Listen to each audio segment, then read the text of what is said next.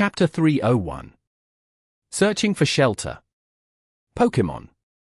Rhyhorn, light green. Gender? Female. Level: 32. Type: Ground plus Rock.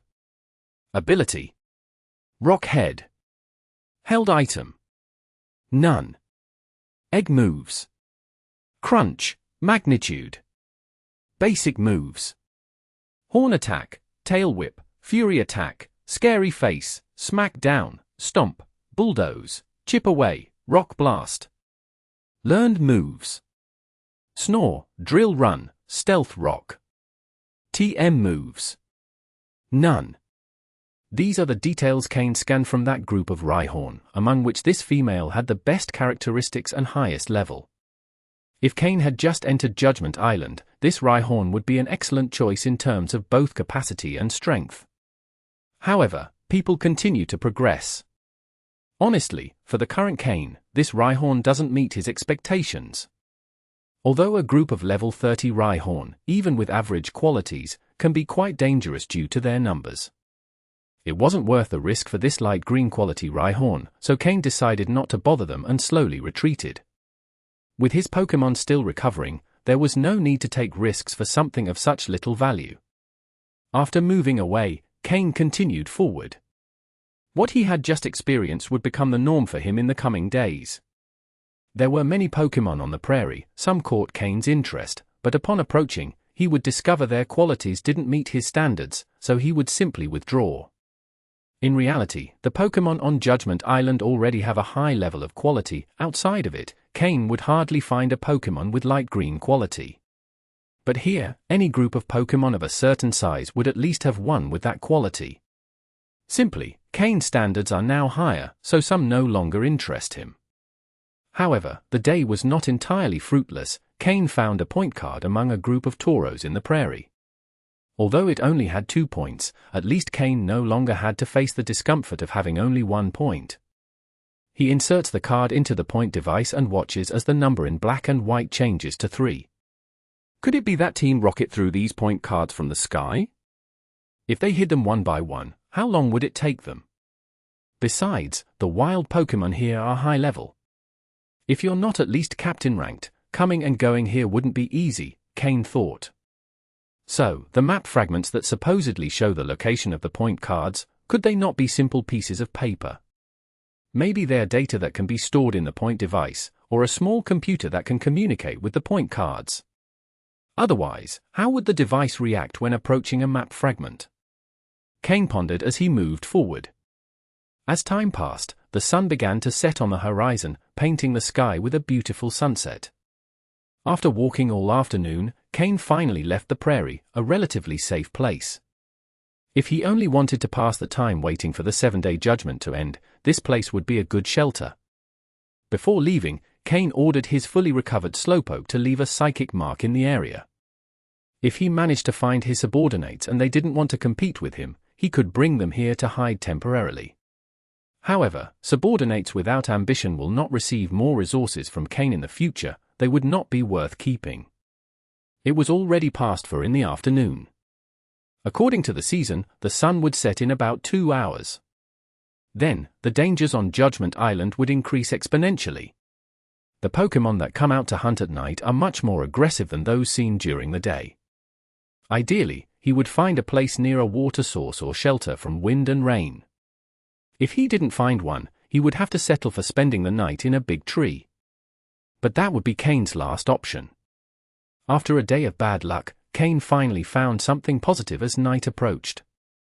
Not long after leaving the prairie, he found a river that seemed endless. He walked about 10 minutes following the stream and discovered a suitable shelter. Near the river was a small hill, and at the base of this hill, a hole about 2 meters wide. Although he didn't know how big it was inside, it seemed deep enough to offer shelter. The advantage of a cave like this is that you only need to worry about protecting the entrance without having to guard against attacks from within. However, upon approaching, Cain noticed a clear track on the ground, indicating that the cave's owner was a reptilian Pokémon. Probably an Arbok. As he got closer, Cain picked up a faint foul smell. A Pokémon that can dominate a cave like this would not be easy to defeat. Cain stopped at a certain distance and released his Slowpoke and Sneasel, ordering his Murkrow to provoke the Pokémon inside the cave. Murkrow boldly flew toward the entrance, flapping its wings forcefully, stirring up dust, and filling the cave with wind. It was like blowing air into a bottle, producing a deep sound. Hiss! Just as Cain suspected, an angry hiss echoed from within the cave. Sensing the commotion, Murkrow grew even more arrogant, flapping its wings vigorously and dispersing much of the foul smell in the air. Finally, an Arbok with bloodshot eyes appeared at the cave entrance. "Murkrow, return," Cain ordered from a distance. Hearing Cain, Murkrow sent a couple of small whirlwinds into the cave before returning to his side. Living in a cave like this has its downsides. If a strong enemy blocks the exit, you have no choice but to endure the attacks, making it difficult to counterattack. Just as was happening with this Arbok, who, as it faced Murkrow's powerful winds, moved forward slowly, unable to defend itself properly. Of course, Cain didn't have to worry about that. If a powerful enemy blocked the entrance, his Slowpoke could use the move Teleport to escape. But for this Arbok, who had just reached the entrance, the situation was complicated. Normally, it would only come out when night had fully settled, but now, suddenly woken and attacked by Murkrow, it was clearly annoyed. Full of anger, Arbok stayed at the cave entrance, staring at Cain and his Pokémon, its eyes glowing with a cold gleam. It was the personification of a venomous snake stalking its prey. End of chapter. Chapter 302. Defeat and Containment. Observing this Arbok, nearly twice the size of its peers, Cain narrowed his eyes slightly. The owner of this cave turned out to be a bit weaker than he had imagined, but considering its size, this Arbok seemed to have an innate gift for physical strength, which probably allowed it to claim this spot. Pokémon. Arbok, green. Gender? Male. Level: 33. Type: Poison. Ability: Intimidate. Held item: None. Egg moves: Poison Fang, Poison Tail. Basic moves: Crunch, Ice Fang, Thunder Fang, Fire Fang, Wrap, Leer, Poison Sting, Bite, Glare, Screech, Acid, Stockpile, Swallow, Spit Up, Acid Spray. Learned moves: Aqua Tail, Bind, Gunk Shot. TM moves: None. These are the details the system scanned from this Arbok. Although its potential was considerable, its level didn't offer a significant advantage over other Pokémon Cain had encountered.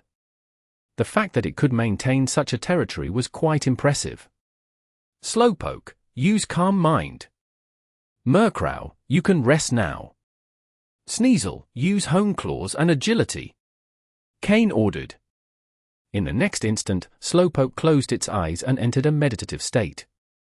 Sneasel, who had been eagerly waiting in its Pokeball, shot out, running at high speed thanks to agility. As it ran, Sneasel sharpened its claws, perfectly combining both moves. Shah! Arbok roared in fury upon seeing the Pokémon that interrupted its rest now attacking it. A flash of anger crossed its eyes, followed by a deep sadness. This was the 5th time it had been attacked recently. If it weren't for its mother, who once ruled this territory but was defeated, it wouldn't be in this situation. With its power level, it shouldn't have been able to claim such a good cave, but since this area belonged to its mother, who didn't care for it but whose reputation was well known, powerful Pokémon who understood the situation left it alone, allowing it to stay here. However, a few days ago, its mother, also an Arbok, was killed by another Pokémon seeking to steal her territory. Although the attacker was left severely injured and couldn't directly attack this Arbok, the Pokémon previously under its mother's command started attacking it to curry favor with the new leader. First, they tested it cautiously, then launched attack after attack. That's why, despite not having slept well, its eyes were bloodshot, a result of repeated ambushes that left it exhausted. And now, Cain was seen as just another attacker. Of course, Cain knew nothing of this. He was simply a bit surprised that this Arbok could maintain such fertile territory at its power level. Arbok roared and spat a dark green liquid with a foul stench, aimed at Sneasel, who was moving at high speed. Sneasel, use Metal Claw. Sneasel, already prepared, used Metal Claw to split the acid move in half, avoiding contact and letting the acid dissolve the vegetation and dry leaves on the ground with a hissing sound. Seeing its attack fail, Arbok glared at Sneasel with furious eyes and launched toward it like an arrow, its mouth full of dark energy. Sneasel, use Ice Punch. Slowpoke, use Psyshock. Sneasel's right claw stopped glowing with a metallic shine and began to glow with icy energy, forming a large ice fist aimed directly at Arbok's head. At that moment, Slowpoke, having just emerged from its meditation, launched a powerful psychic wave at the airborne Arbok. Boom! Sneasel's claws and Arbok's head collided. Sneasel was pushed back 3 meters by the impact. Arbok was thrown backward, hitting the ground hard. Although both attacks clashed, just before Arbok could bite Sneasel, its head was struck by Slowpoke's Psyshock, preventing its bite from being fully effective. Sneasel's ability to withstand the hit was thanks to Arbok's considerable mass, but it couldn't avoid being knocked down. Upon landing, Arbok shook its head, feeling dizzy. Before it had been struck, it felt it could win despite its opponent's strength, but in the final second, its mind was hit with a sharp pain, leaving it completely disoriented. Let's finish this quickly. Slowpoke, continue with Psyshock. Sneasel, get close and attack with Metal Claw and Ice Punch in succession. Cain didn't let his opponent recover. With the additional speed from agility, Sneasel appeared instantly in front of Arbok. Its left hand glowed with a metallic shine, while its right hand was enveloped in ice. With both claws, it mercilessly attacked Arbok's head as it was just trying to stand. The blow snapped Arbok out of its daze, only to find a sharp pain coursing through its body. Arbok desperately tried to wrap Sneasel in its body, using its constriction technique to stop the onslaught of attacks. This was Arbok's specialty. Once it caught its prey with its strong, muscular body, even a higher-level Pokémon would struggle to break free, let alone a smaller one like Sneasel. But Sneasel ignored Arbok's attempts to trap it. Just as Arbok was about to fully wrap around Sneasel and feel victorious, it was struck again in the head by Slowpoke's powerful Psyshock. A thin line of blood began to flow from Arbok's eye. This time, Slowpoke didn't hold back, using Psyshock's full power. Despite its sturdy body, Arbok started bleeding from both eyes and nose. Sneasel continued its relentless assault, while Arbok, now unable to resist, began to slowly collapse. Cain slightly frowned and, after a moment's thought, ordered, "Stop." At Cain's words, Slowpoke ceased the psychic energy flowing within, and Sneasel stopped striking, holding onto Arbok's head while awaiting Cain's next order. End of chapter. Chapter 303. Confusion and Treatment. While observing the weakened Arbok, Cain's frown deepened. Although this Arbok was a poison-type Pokémon, making it vulnerable to Cain's Slowpoke and its psychic moves, and had been aggressively attacked head-on by Sneasel, it shouldn't have been this fragile. Losing the ability to fight was expected, but this Arbok seemed to be on the verge of death, breathing laboriously. Given its robust constitution, it shouldn't have fallen so quickly. After Slowpoke's first psychic attack, Cain had already noticed something strange in Arbok's mental state, and Slowpoke's second psychic attack confirmed his suspicions. This Arbok has something unusual about it, Cain murmured to himself. Cain took a Pokeball from his pocket and threw it toward Arbok. Since Arbok was at death's door, the capture process was simple and without incident.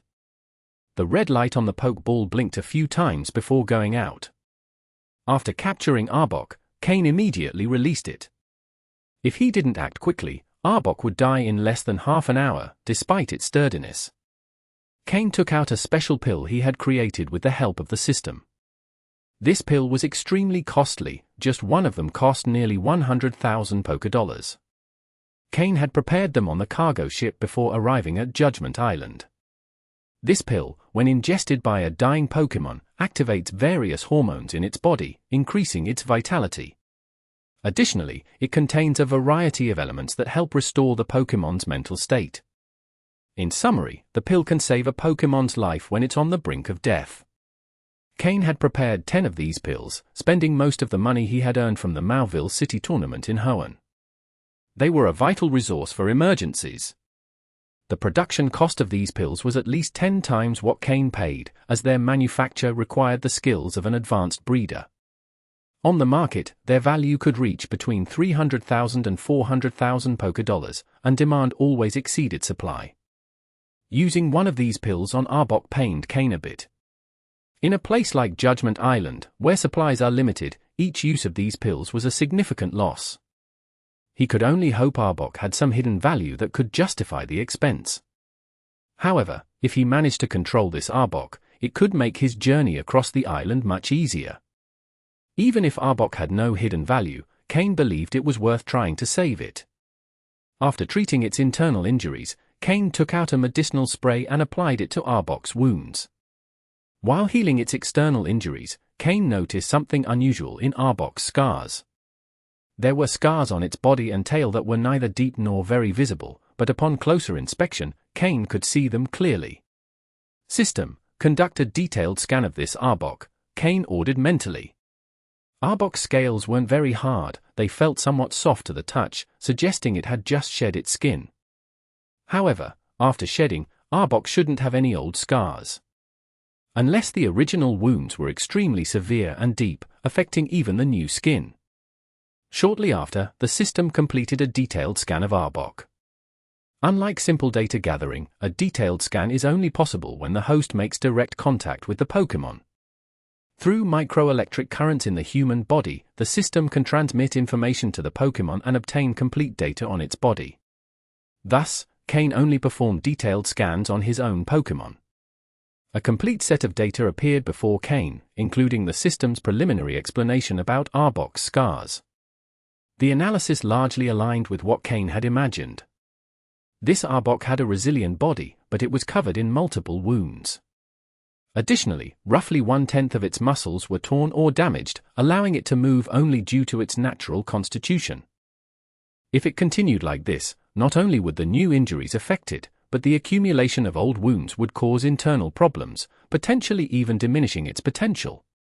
According to the system, Arbok's original potential might have been higher, but the numerous wounds had caused a decrease in its capacity. If not treated in time, its potential would continue to decline. However, if Cain could provide enough energy and the elements necessary for recovery, there was a small chance Arbok could regain some of its former potential. Additionally, the system detected that Arbok not only had physical issues but also mental instability. This was partly due to the 2 powerful psychic attacks from Slowpoke, which had caused shocks to its brain. However, the main reason was that Arbok had gone 4 or 5 days without sleep. Its mind and body were at their limits, and if not for its strong constitution, it wouldn't have survived until Cain's arrival. "It's clear it's been continuously attacked and harassed," Cain said, looking at the now bandaged Arbok. "But something doesn't add up. From what I see in the surroundings, Arbok has lived here a long time. Its traces are clear. Why is it only now that these attacks are starting? Were the other Pokémon ignoring it before?" Cain was puzzled. This Arbok wasn't weak, but considering its environment, the place it occupied was quite desirable, which surprised Cain from the start. Even if it had been injured defending its territory, it shouldn't have only recently been attacked. It should have been fighting since it arrived here. Unless someone had been protecting it. The only way to know the truth would be to wait until Arbok woke up. Cain took a bottle of Moo Moo milk from his storage space and, using Slowpoke's psychic powers, opened Arbok's huge mouth and poured the milk in. The unconscious Arbok woke up, choking on the milk. Its eyes snapped open, filled with fury. With one bite, it crushed the glass bottle, filling its mouth with shards, but its tense muscles prevented it from cutting itself. "If you keep moving, you'll end up completely incapacitated," Cain said coldly, watching from the side. End of chapter. Chapter 304. The Wisdom and Power of a Certain Someone. Arbok heard Cain's voice, and its body froze in place. It turned its head to look at the bandages covering its body, then glared coldly at Cain. "Shah!" Arbok stuck out its tongue and hissed.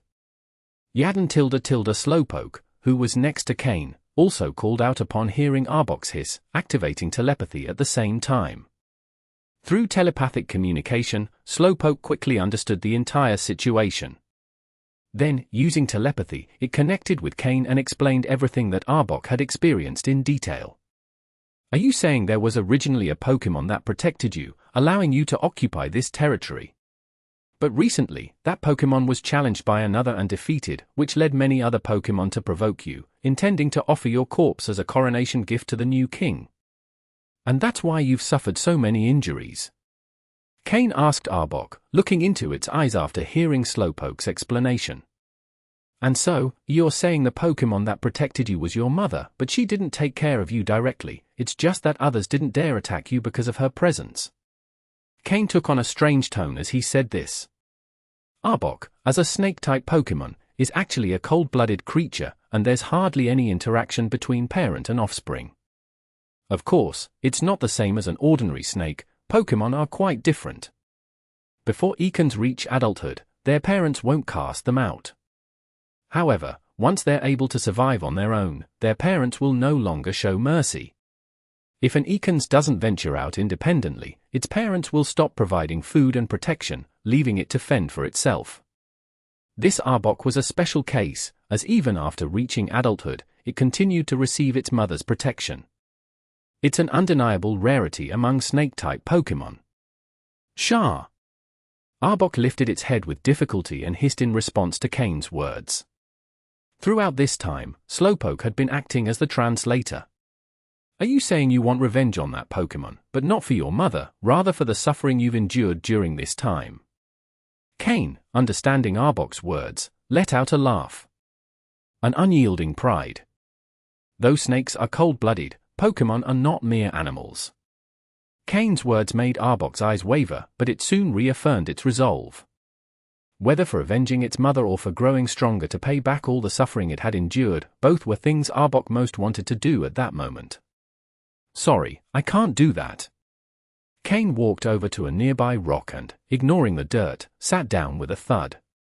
Based on his encounter with the wild Pokémon in the area that day, he understood that the conditions for becoming a territorial leader were extremely strict. One could lead a pack, with the strength of the group claiming a territory. And if it's a solitary Pokémon, holding territory is even harder. In the case of the Venomoth colony Cain encountered earlier, the highest level Venomoth, likely the leader, was around level 40. Having a group to back it and a level close to 40, it could hold a territory. Thus, one could imagine how strong this Arbok's mother must have been. Her level could have reached the 50 range. So, how powerful must the Pokémon who defeated her be? Though it had suffered serious injuries, Cain wasn't in a position to mess with it now. Besides, there was no point in risking it for an Arbok that was already captured. Cain isn't a saint. If he could do it, he would, since it might yield great benefits, but the problem is that at his current level, it's impossible. Arbok felt its heart grow cold upon hearing that Cain couldn't do it. Now that it couldn't achieve this on its own, it had hoped its captor could do it, and it was willing to offer anything in return. But it was told it wasn't possible. However, Arbok soon perked up again. It was still young, and if it couldn't do it now, it would work hard to grow, and sooner or later, it would regain its honor. It was time to go out, see the world, and train, rather than remain trapped here. As if reading Arbok's thoughts, Cain laughed disdainfully. Don't even think about it. Now that I've captured you, you can't go off to train without my permission. Cain shook the Pokeball in his hand, showing it to Arbok, the object he had just used to capture it. Seeing the red and white Pokeball in Cain's hand, Arbok nearly lunged at it to attack and break it with a bite.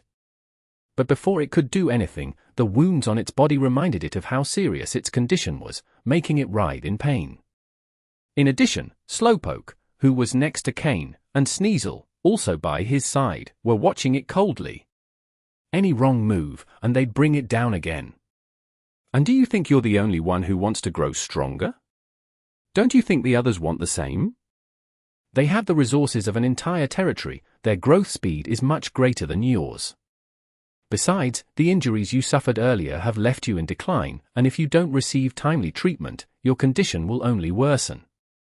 Cain continued speaking, each word like a needle piercing Arbok's heart.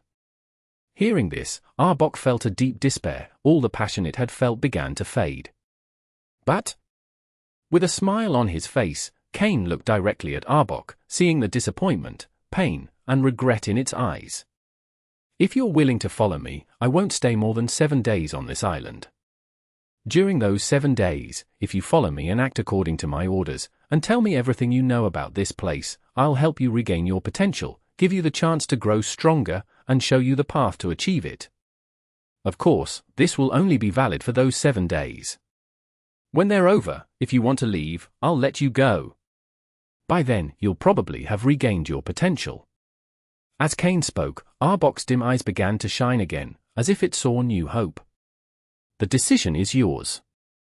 Arbok didn't hesitate for a second and nodded, showing its acceptance as it looked at Slowpoke, waiting for it to relay its decision to Cain. Slowpoke rolled its eyes, annoyed. "Do you really need me to tell that to the master? With that dumb expression of yours, the master already understands." It sighed, thinking that another fool had fallen for the master's tricks. Who knows if it'll last until the end of the 7 days. Suddenly, it remembered that it, too, had fallen into a similar trap and shook its head, quickly clearing those thoughts. Yes, a wise and powerful master. End of chapter. Chapter 305. The Pokémon Cooking Team. Soon, the contract between Cain and Arbok was formalized.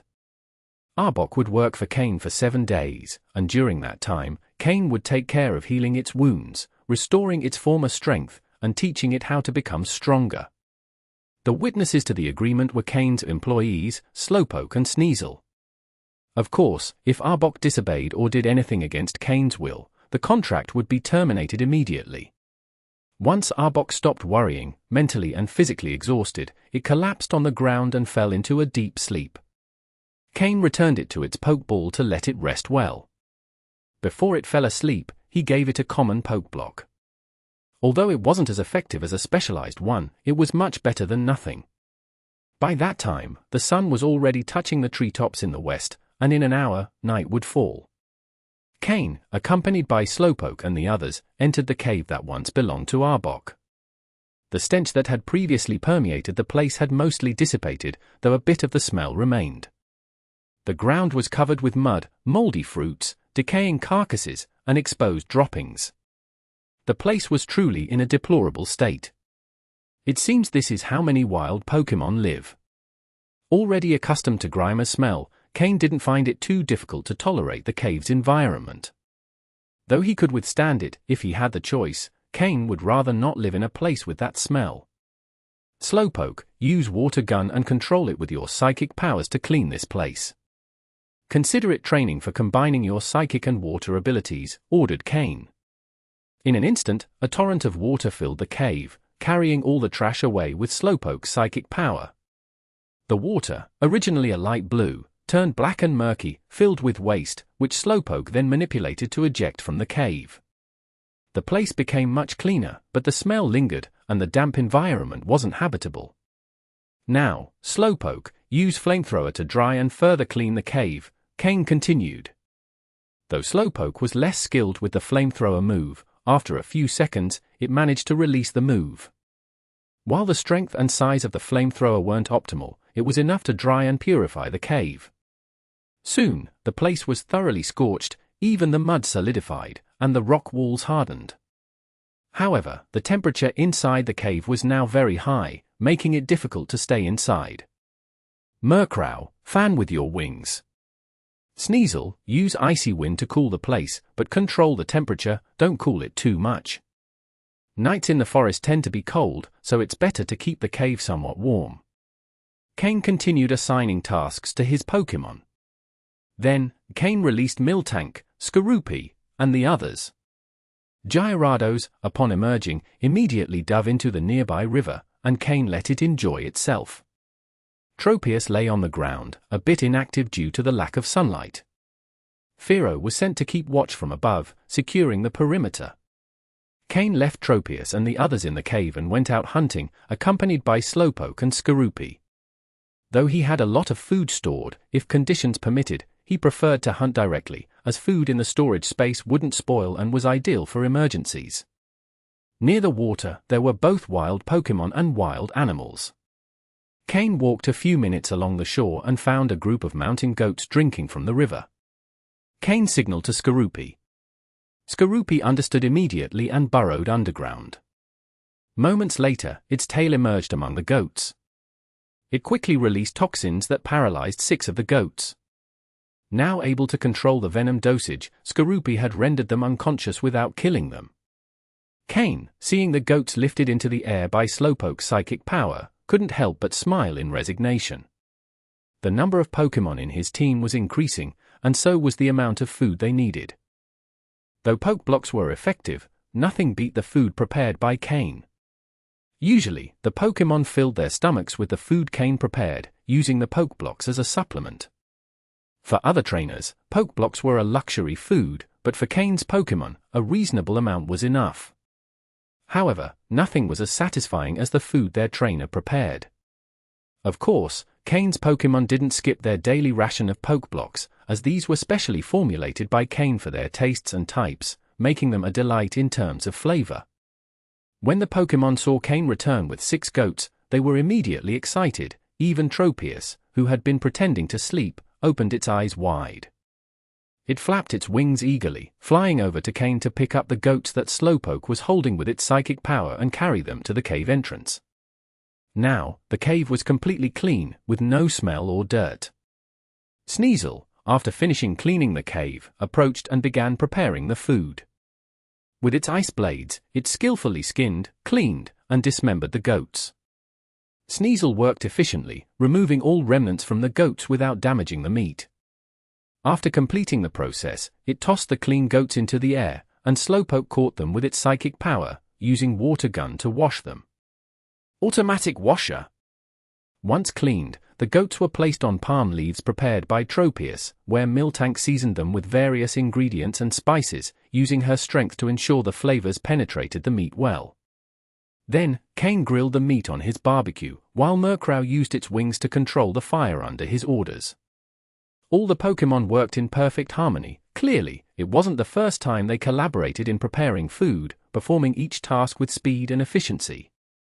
End of chapter. Chapter 306. The time provoked by food. Skorupi used its poison to capture the food, Sneasel handled the ice blades, Slowpoke combined its psychic power with water energy to clean it, Tropius spread its leaves, Miltank struck with its strength, Cain roasted the meat, and Murkrow controlled the fire's temperature. This was practically a feast prepared by Pokémon. Cain thought that if he weren't a trainer, he could probably make a lot of money by opening a Pokémon restaurant. But he set that idea aside as a joke. On a large grill, 4 entire mountain goats were roasting. Under the eager gaze of all the Pokémon, the juicy meat of the goats was slowly turning into a roast. Cain carefully applied salt and a barbecue oil sauce to the meat, which turned a bright golden color as the meat's natural juices dripped down, falling onto the fire and creating a sizzling sound. There wasn't just roasted meat. To the side, Cain had prepared a large pot with the remaining meat from the other 2 goats, cut into chunks. Though the Pokémon would enjoy all 6 roasted goats, a bit of variety in the food was always welcome, right? As the aroma spread through the air, the Pokémon's eyes grew even more expectant. Arbok, who was lying on the ground as if dead, couldn't help but open its eyes at the smell. Seeing Cain's Pokémon, Arbok showed an expression of amazement. It thought that the 2 Pokémon it had seen earlier were this human's entire strength, but it didn't expect him to have so many powerful Pokémon. Even at its peak, Arbok would only have been able to guarantee victory against 2 or 3 of them. This human truly had something special. Moreover, the irresistible aroma stirred hunger and desire in Arbok's eyes. Could something this delicious really exist in this world? When the meat was almost ready, Cain cut off a front leg from one of the goats for himself, then served a bowl of hot lamb soup. The combination with the roast meat was simply perfect. As for the rest, it was all for the Pokémon. Cain asked Sneasel to cut a hind leg and placed it in front of the newly awakened Arbok. Sitting in his chair, watching the Pokémon enjoy their meal, Cain felt completely satisfied. He looked at Arbok, who was sniffing the air, and said, "Eat. Your body needs nutrients right now, but overeating won't help you. One leg of lamb is enough." Upon hearing Cain, Arbok, unable to resist any longer, swallowed the entire lamb leg in one gulp.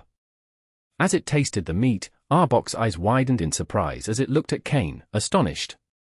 It had lived for so many years and never knew something this delicious existed in the world. Cain patted Arbok's head, feeling the coldness of its scales, and smiled as he said, "All right, now rest. The sooner you recover, the sooner you'll learn how to become stronger. Remember, you only have 7 days." Understanding what Cain meant, Arbok stopped obsessing over the delicious food. Though the flavor was incredible, compared to its goal, it seemed insignificant. However, whenever Cain prepared a barbecue in the wild, the aroma inevitably attracted some wild Pokémon who couldn't resist their instincts and desires. For example, now, in the surrounding forest around Cain and his Pokémon, several red eyes were fixed on them. Arbok had never had complete control over the Pokémon in this area, and with such a tempting aroma, it was impossible not to attract other Pokémon. In fact, some of those approaching were subjects from Arbok's mother's territory. Initially, the wild Pokémon hesitated upon seeing Cain's Pokémon's strength and numbers. However, seeing that the food was being consumed quickly, some couldn't resist any longer. It seemed as though some stronger wild Pokémon presented themselves as representatives. The first to emerge from the forest was an Ursaring. Its chest bore 3 parallel scars, and rather than looking weak, it emanated a commanding and powerful presence. When Ursaring appeared, Arbok, who had been resting, immediately got up. The wounds that had just healed reopened instantly, but Arbok didn't care in the slightest. Its snake-like eyes fixed on Ursaring, its tongue flicking silently, yet the intensity of its anger and bloodlust was palpable. Ursaring also saw Arbok on the ground, noticed the bandages on its body, and gave a mocking smile. This Ursaring was one of the Pokémon that used to provoke Arbok to curry favor with the new ruler and had injured it on several occasions. Of course, Ursaring alone wouldn't have been enough to face Arbok, but it never came alone, it always brought along 3 or 5 other Pokémon. For this reason, Arbok's resentment toward him was immense, even ignoring the pain of its wounds. If it lost in a one-on-one battle, it would accept it, but being outnumbered every time. Suddenly, a figure appeared next to Arbok, and a small but powerful hand pressed down on its head, forcing it slowly to the ground. Arbok tried to use its strength to break free, but the words it heard next stopped it completely. "Do you want your natural talent to weaken again? If so, I won't stop you," said Cain, firmly pressing down on Arbok's head, word by word. Cain's hand, in comparison to Arbok's large body, created a striking contrast, making it seem as though Cain was dominating Arbok with authority. "Stay still and watch. Though you can't go after the Pokémon who killed your mother, this big guy in front of you isn't a problem," said Cain, rising and removing his hand from Arbok's head. Of course, Ursaring wasn't foolish enough to come alone. Shortly after it appeared, a rustling sound came from the underbrush, and another Ursaring emerged. This one had a scar on its face, specifically on its eye. 2 Ursaring. Along with them, a Pinsir stepped out of the forest, its gaze fixed on the roasted food. These 3 Pokémon were the representatives of the wild Pokémon. Both Ursaring were well built, and due to their constant battles in the wild, were incredibly strong. According to Cain's system, both Ursaring had a light green talent level, and their level was identical, 30. Pinsir, compared to the Ursaring, had an even more dominant presence. Cain's system revealed that this Pinsir was level 31 and also had a light green talent level. 3 wild Pokémon with light green talent, all level 30 or above. "All right, hold on. We'll fight, and then you can keep eating," Cain said with a smile. End of chapter. Chapter 307. One-on-one battles. The 2 Ursaring looked at each other. They clearly knew each other. As for Pinsir, being a Pokémon from the same forest, they had seen it several times, so there was a certain familiarity among them. The 3 Pokémon moved almost simultaneously, with a very simple goal: the delicious food on the grill. As for defeating or taking down a Pokémon, the Ursaring probably only intended to finish off the semi-conscious Arbok lying on the ground. For Cain's Pokémon, being interrupted while eating was something they weren't going to tolerate easily. Even Tropius, who usually didn't enjoy battles, showed a glimmer of fighting spirit in its eyes as it looked at them. However, seeing Murkrow and the others eager to fight, Tropius decided that it was best to leave the troublesome matters to them. With the weight of the two Yosuring, they left deep footprints in the ground as they furiously advanced. Roaring, they charged directly toward them. White lines began to glow on their bodies, increasing their momentum even further. Take down! It seemed that these two Yosuring had inherited good moves. They looked like two small tanks charging directly toward them. As the Yosuring advanced, Pinsir, on the side, moved its large horns forward and also charged directly at them, attempting to intimidate the group with its imposing horns. With the charging power of these three Pokémon, if they were facing normal Pokémon, there really wouldn't be much to do, as it would be difficult to stop their advance. Cain smiled coldly and commanded, "Murkrow, Tailwind for the whole team, then go after Pinsir. Slowpoke, combine your psychic powers with Water Pulse to cool down those Yosuring a bit. Sneasel, use Icicle Crash and chill their heads." Murkrow quickly used the Tailwind move, increasing the team's speed. Then, with its wings charged with flying-type energy, it fearlessly flew directly to clash with Pinsir, who was charging forward. Boom! Pinsir, seeing its opponent was just a small crow, tried to increase its power, but in the face of Murkrow's prankster ability, all its attempts were in vain, and instead, Murkrow took advantage of Pinsir's power boost. By the time Pinsir realized it, Murkrow already had a significant advantage. Though Pinsir was much larger than Murkrow, Murkrow's strength and body training allowed it not to fall behind in hand-to-hand combat. Additionally, having absorbed the benefits of Pinsir's power boost and with its flying-type advantage, Murkrow soon gained the upper hand. Cain stopped paying attention to Murkrow, trusting its combat abilities and techniques after so much time together. While Murkrow and Pinsir began their battle, Slowpoke and Sneasel also started working on cooling down the Yosuring.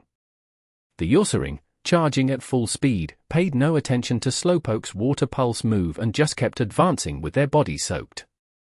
But when they thought they had overcome the obstacle, Slowpoke showed them what it meant to combine water energy with psychic powers. The water seemed to come alive, pursuing them as if trying to swallow them up. When they realized they couldn't shake off the water, their eyes turned red, and they accelerated even more. Bang! But the faster they went, the harder the impact. Sneasel, who was already waiting, launched the Icicle Crash move, creating a large block of ice right in front of them. To keep it from breaking, Sneasel made the ice harder and thicker. The result was that both Yosuring collided with the ice, as if crashing into a cold steel wall. Although the ice showed 2 impact marks, its thickness was enough to withstand the blow. As the Yosuring tried to shake their heads and recover from the crash, the water controlled by Slowpoke engulfed them completely. They finally experienced what it meant to feel like they were drowning. Sneasel, use Ice Beam to freeze and calm them down. Slowpoke, add more water, ordered Cain. Slowpoke and Sneasel responded to the orders, coordinating again. Slowpoke used Water Gun to add more water to the whirlpool, while using its psychic powers to keep the Yosuring trapped within it. Sneasel, in turn, began to freeze the water surrounding them. While Cain's Pokémon were busy in their battles, a dark shadow quickly descended from the hill behind them, launching itself directly at Cain. Feeling the gust of wind behind his head, Cain's hair stood on end instantly, and a sense of danger washed over him. However, Cain didn't react at all.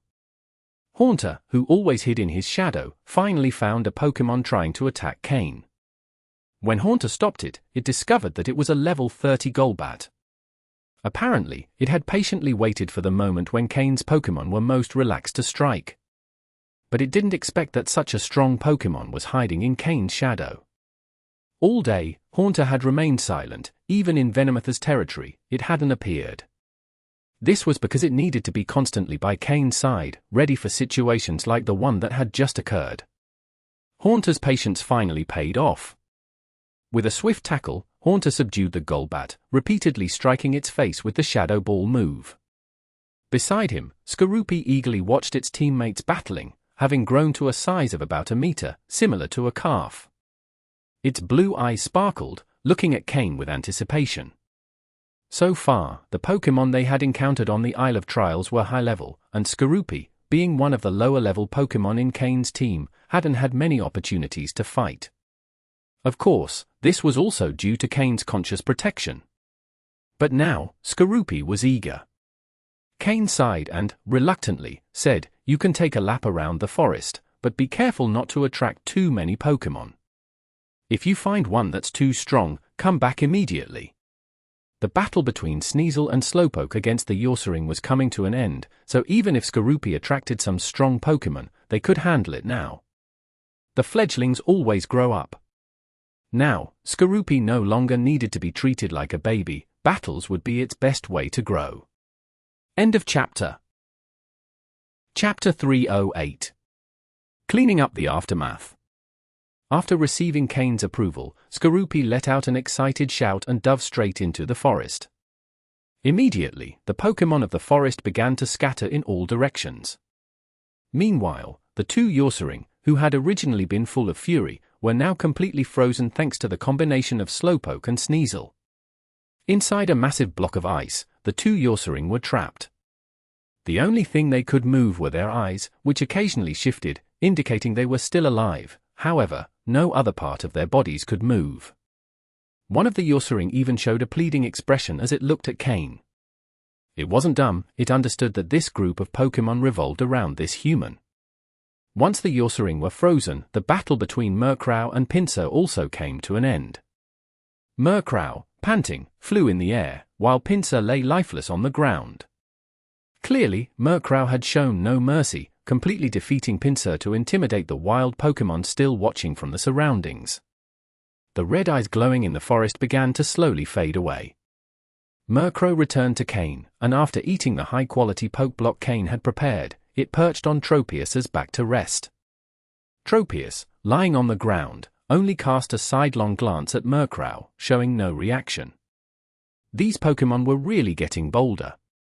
Thinking this, Tropius turned its attention to the battle between Golbat and Haunter behind Cain. This Golbat was not weak, but against Haunter, who now had enhanced poison abilities thanks to its potential increase to a light blue level, it didn't have much chance of resisting. It could only keep taking hit after hit. Originally, it was thought that tonight's battle had come to an end, as the intimidation toward the surrounding wild Pokémon was already sufficient. After all, they were on the edge of the territory of a very powerful Pokémon, and since it was severely injured, it didn't have time to concern itself with what was happening here. But Skorupi surprised Cain by returning from the forest after a brief skirmish. Behind him followed a group of wild Pokémon. Each of them bore injuries on their bodies, clearly inflicted by Skorupi. But upon reaching the blocks of ice containing the Yorcering, all the Pokémon stopped immediately. They looked fearfully at Slowpoke and Sneasel, who were standing beside Skorupi, and began to retreat slowly, forgetting even their own injuries. Once they were far enough away, the Pokémon scattered in a rush. Skorupi also bore several wounds of different sizes on his body, but he was incredibly happy. He had just fought against several Pokémon at once in the forest, which had thrilled him immensely. As for the wounds, to him, what battle didn't bring some damage? Every time he saw Murkrow or Slowpoke injured, Skorupi felt envious. After all, scars are the best symbol of strength. Cain patted Skorupi on the head, saying with a wry smile, "You really know how to get into trouble, don't you?" Skorupi could only respond with a goofy laugh. Bam! Suddenly, Golbat's body fell from the sky in front of Skorupi, freezing his smile instantly. Haunter had finally finished its battle with Golbat and successfully defeated it. Seeing Skorupi's dumbfounded face, Haunter, who had perfectly inherited Gastly's mischievous nature, couldn't resist the temptation to drop Golbat's body right in front of Skorupi. Skorupi had learned from Haunter how to control poison-type energy, so the two Pokémon had a close relationship. As soon as Skorupi realized what had happened, he jumped at Haunter, baring his fangs. Haunter, who had perfectly inherited Gastly's playful nature, enjoyed having fun as long as he wasn't busy protecting Cain. He was the perfect companion for Skorupi, who was still young and full of energy. When Golbat's body hit the ground, the forest Pokémon finally dispersed. For powerful Pokémon had fallen before them, which was enough to intimidate the others. Although there might be more Pokémon as strong as the Ursaring, none dared to confront them. It wasn't that they didn't notice the presence of the strongest Pokémon, Tropius, lying on the ground. Although Tropius wasn't a fan of battles, the aura it exuded was enough to scare the wild Pokémon. After all, they didn't know that Tropius avoided fighting. Finally, this intimidation battle came to an end. According to the survival rules of wild Pokémon, this territory could now be considered part of Cain's domain. At the very least, the Pokémon in the vicinity recognized it as such. The two bodies on the ground and the Ursaring still frozen in ice were the best evidence of this. Without bothering to clean up the blood or repair the damage caused by the battle, the Pokémon soon gathered once more and began enjoying the meal they hadn't finished earlier. Every time Cain prepared delicious grilled meat in the wild, there were always many Pokémon who came to challenge him. For Murkrow and the others, this had already become part of their nightly routine, like a pre-sleep training session. Arbok had observed the entire battle from start to finish, and as it looked at Cain, its eyes shone with admiration. This human hadn't lied to it, he truly had the ability to make it stronger. Even Skorupi, the youngest of Cain's Pokémon, was quite strong. If Arbok had been in its prime, it would have had a hard time defeating Cain's Pokémon. Finally, Arbok felt at ease and could sleep peacefully, no longer worrying about other Pokémon trying to attack or challenge it again. After finishing dinner, Cain took out more Pokeblocks and distributed them to each Pokémon in fixed amounts. These Pokeblocks contained energy crystals added by Cain, which could improve the Pokémon's potential. As delicious as the dinner was, a set amount of Pokeblocks had to be consumed each day. While the Pokémon ate their Pokeblocks, Cain took out his tools from his ring and began preparing materials, setting them neatly next to his tools. Since he had promised to help Arbok recover its potential and enhance its strength, Cain was determined to fulfill his responsibility as a trainer, even if he only had 7 days to do so. Unlike the intermediate Pokeblocks he had made before with basic tools, this time Cain planned to create advanced Pokeblocks that could restore Arbok's potential. These would be much more effective and require less time for continuous use. Just 3 days of use would be enough to restore the Pokémon's potential. After dinner, the Pokémon took it upon themselves to clean up the mess they'd left while eating and to store away the tools. End of chapter. Chapter 309. Truly Foolish. When Cain finished making the Pokeblocks, the Pokémon had already cleaned up all the debris from the ground, leaving only 2 still warm Pokémon corpses outside as a warning and a threat. Cain looked at the 2 Ursaring frozen in blocks of ice. Now that they were prisoners, Cain had the final say on what to do with them. In fact, these 2 Ursaring, who looked large and clumsy, could be useful as heavy labor Pokémon. If Cain managed to control them, he could avoid a lot of trouble on the island. At the very least, they could handle the tougher tasks, and as they walked through the forest, other Pokémon would likely avoid attacking them upon seeing the Ursaring. Even stronger Pokémon might prefer not to cause trouble. These big, clumsy Pokémon, though they seemed foolish, if given the option to avoid conflict, would likely take it. Though it's hard to say they're brainless since they devised a plan to harass Arbok to gain favor with the new leader. When they get caught up in the heat of the moment, their reasoning skills diminish considerably. However, if Cain managed to capture them, they could be useful for strengthening his other Pokémon.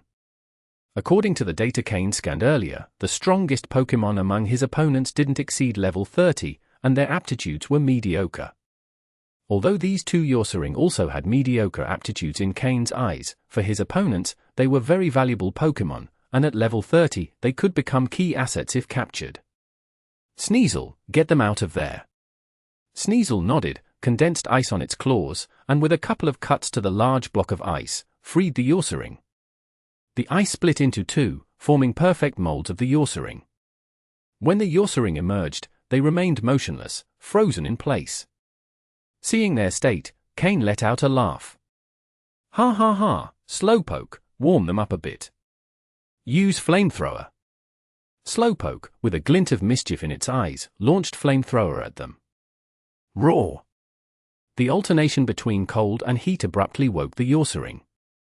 As bears, if they were wild animals, they would need to hibernate. Although Pokémon don't need to hibernate, cold is still one of their biggest fears.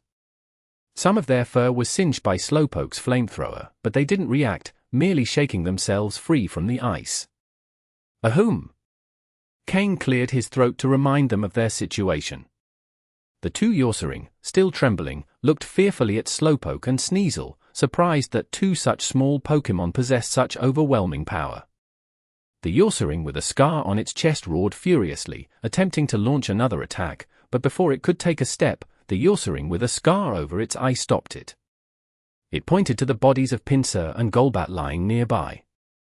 They recognized these two Pokémon in the same forest area. All Pokémon with similar abilities knew each other.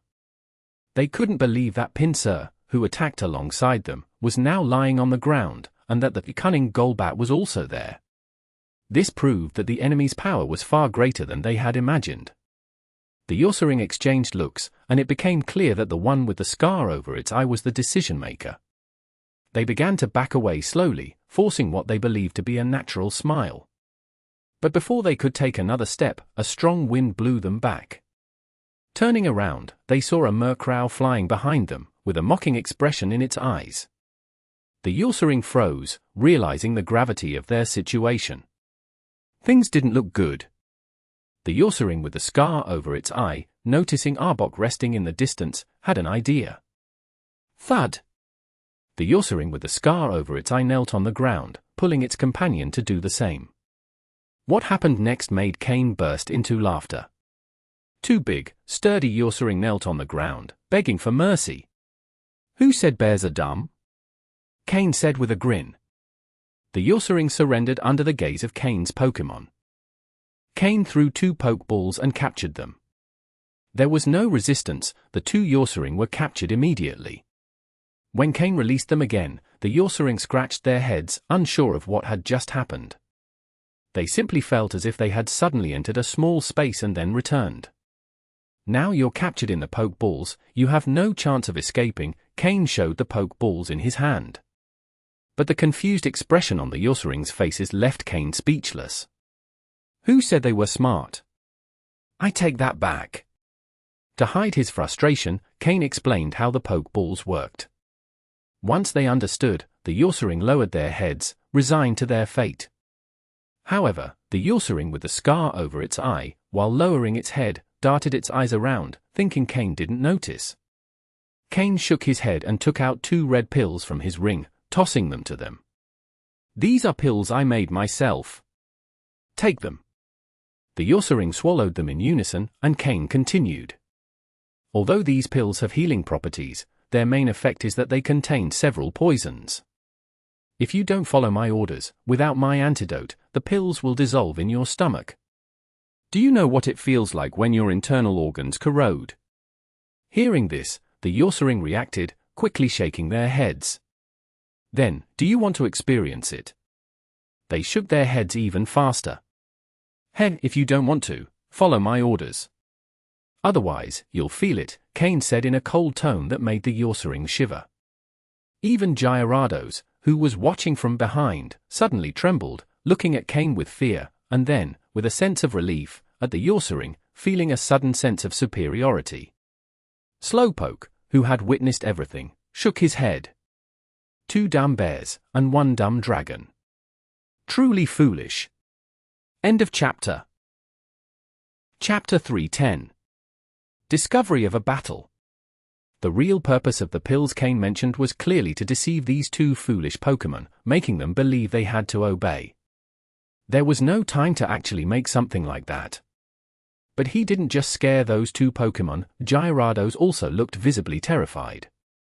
Where intelligence is lacking, muscles compensate, thought the psychic Pokémon with a hint of amusement. In this way, the two Yorcering were completely under Cain's control.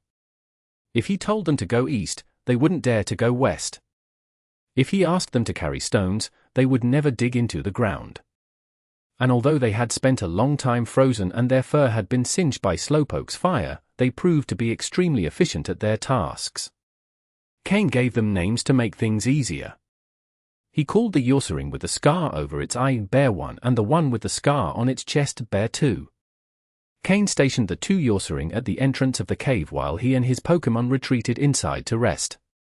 The next day, on the trial island. Cain and his Pokémon woke up promptly, as always. Cain woke the Ursaring, who were still asleep at the cave entrance, and proceeded to prepare breakfast. It was the second day of the final trial. Cain, already familiar with the surroundings, decided to continue exploring. As for collecting points, Cain planned that before the trial ended, he might intercept some participant with a good number of points on their way back to Team Rocket's base. After freshening up by the lake, Cain noticed a confrontation between Arbok and the two Ursaring at the cave entrance. Murkrow and Slowpoke were trying to calm them down, though with little success. Still, they managed to prevent them from attacking each other. Arbok stared intently at the Ursaring. They had been his main aggressors and had constantly harassed him, depriving him of the rest he needed during the day. The Ursaring looked at Arbok with equal intensity, and if it weren't for Slowpoke and Murkrow's presence, they probably would have attacked. Cain sighed. Although he had captured these two as labor Pokémon, he hadn't expected this kind of conflict. "What do you plan to do?" "Fight!" Cain exclaimed. Hearing his voice, the two Ursaring jumped, immediately dropping their fierce expressions and looking at him pleadingly. Arbok was also surprised to see the submission on the faces of these two bullies.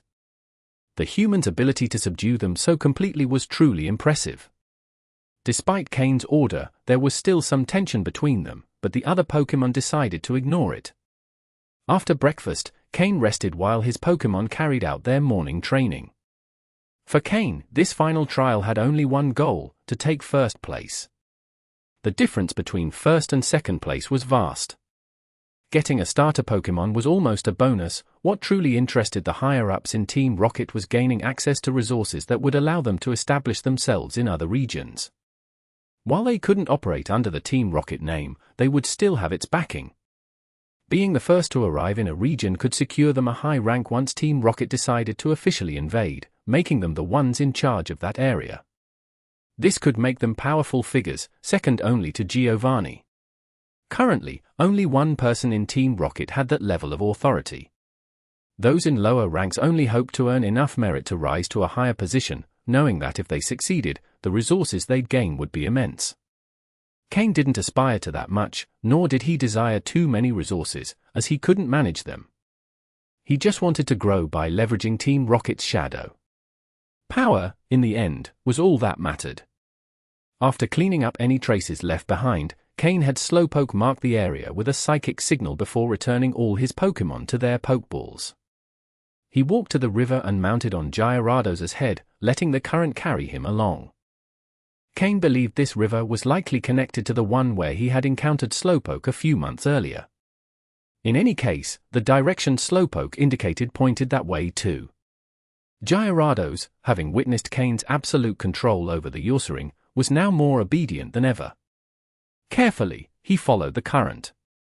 Although Gyarados' level wasn't as high compared to the Pokémon on the island, his reputation preceded him, and wild Pokémon preferred not to provoke him. If any wild Pokémon dared to confront him, Slowpoke and Murkrow would quickly handle it. Not long after, a light drizzle began to fall over the mountains. Slowpoke created a psychic barrier, covering both Cain and Murkrow. Gyarados, on the other hand, enjoyed the rain and showed no signs of discomfort. Cain frowned. He knew being close to the river in the rain could be dangerous if the wild Pokémon in the water became agitated. He clearly remembered the chaos he had witnessed last time, when a Gyarados and a Milotic had fought fiercely in the river, a scene he hadn't forgotten. Cain patted Gyarados' head and said, "Let's move to the shore."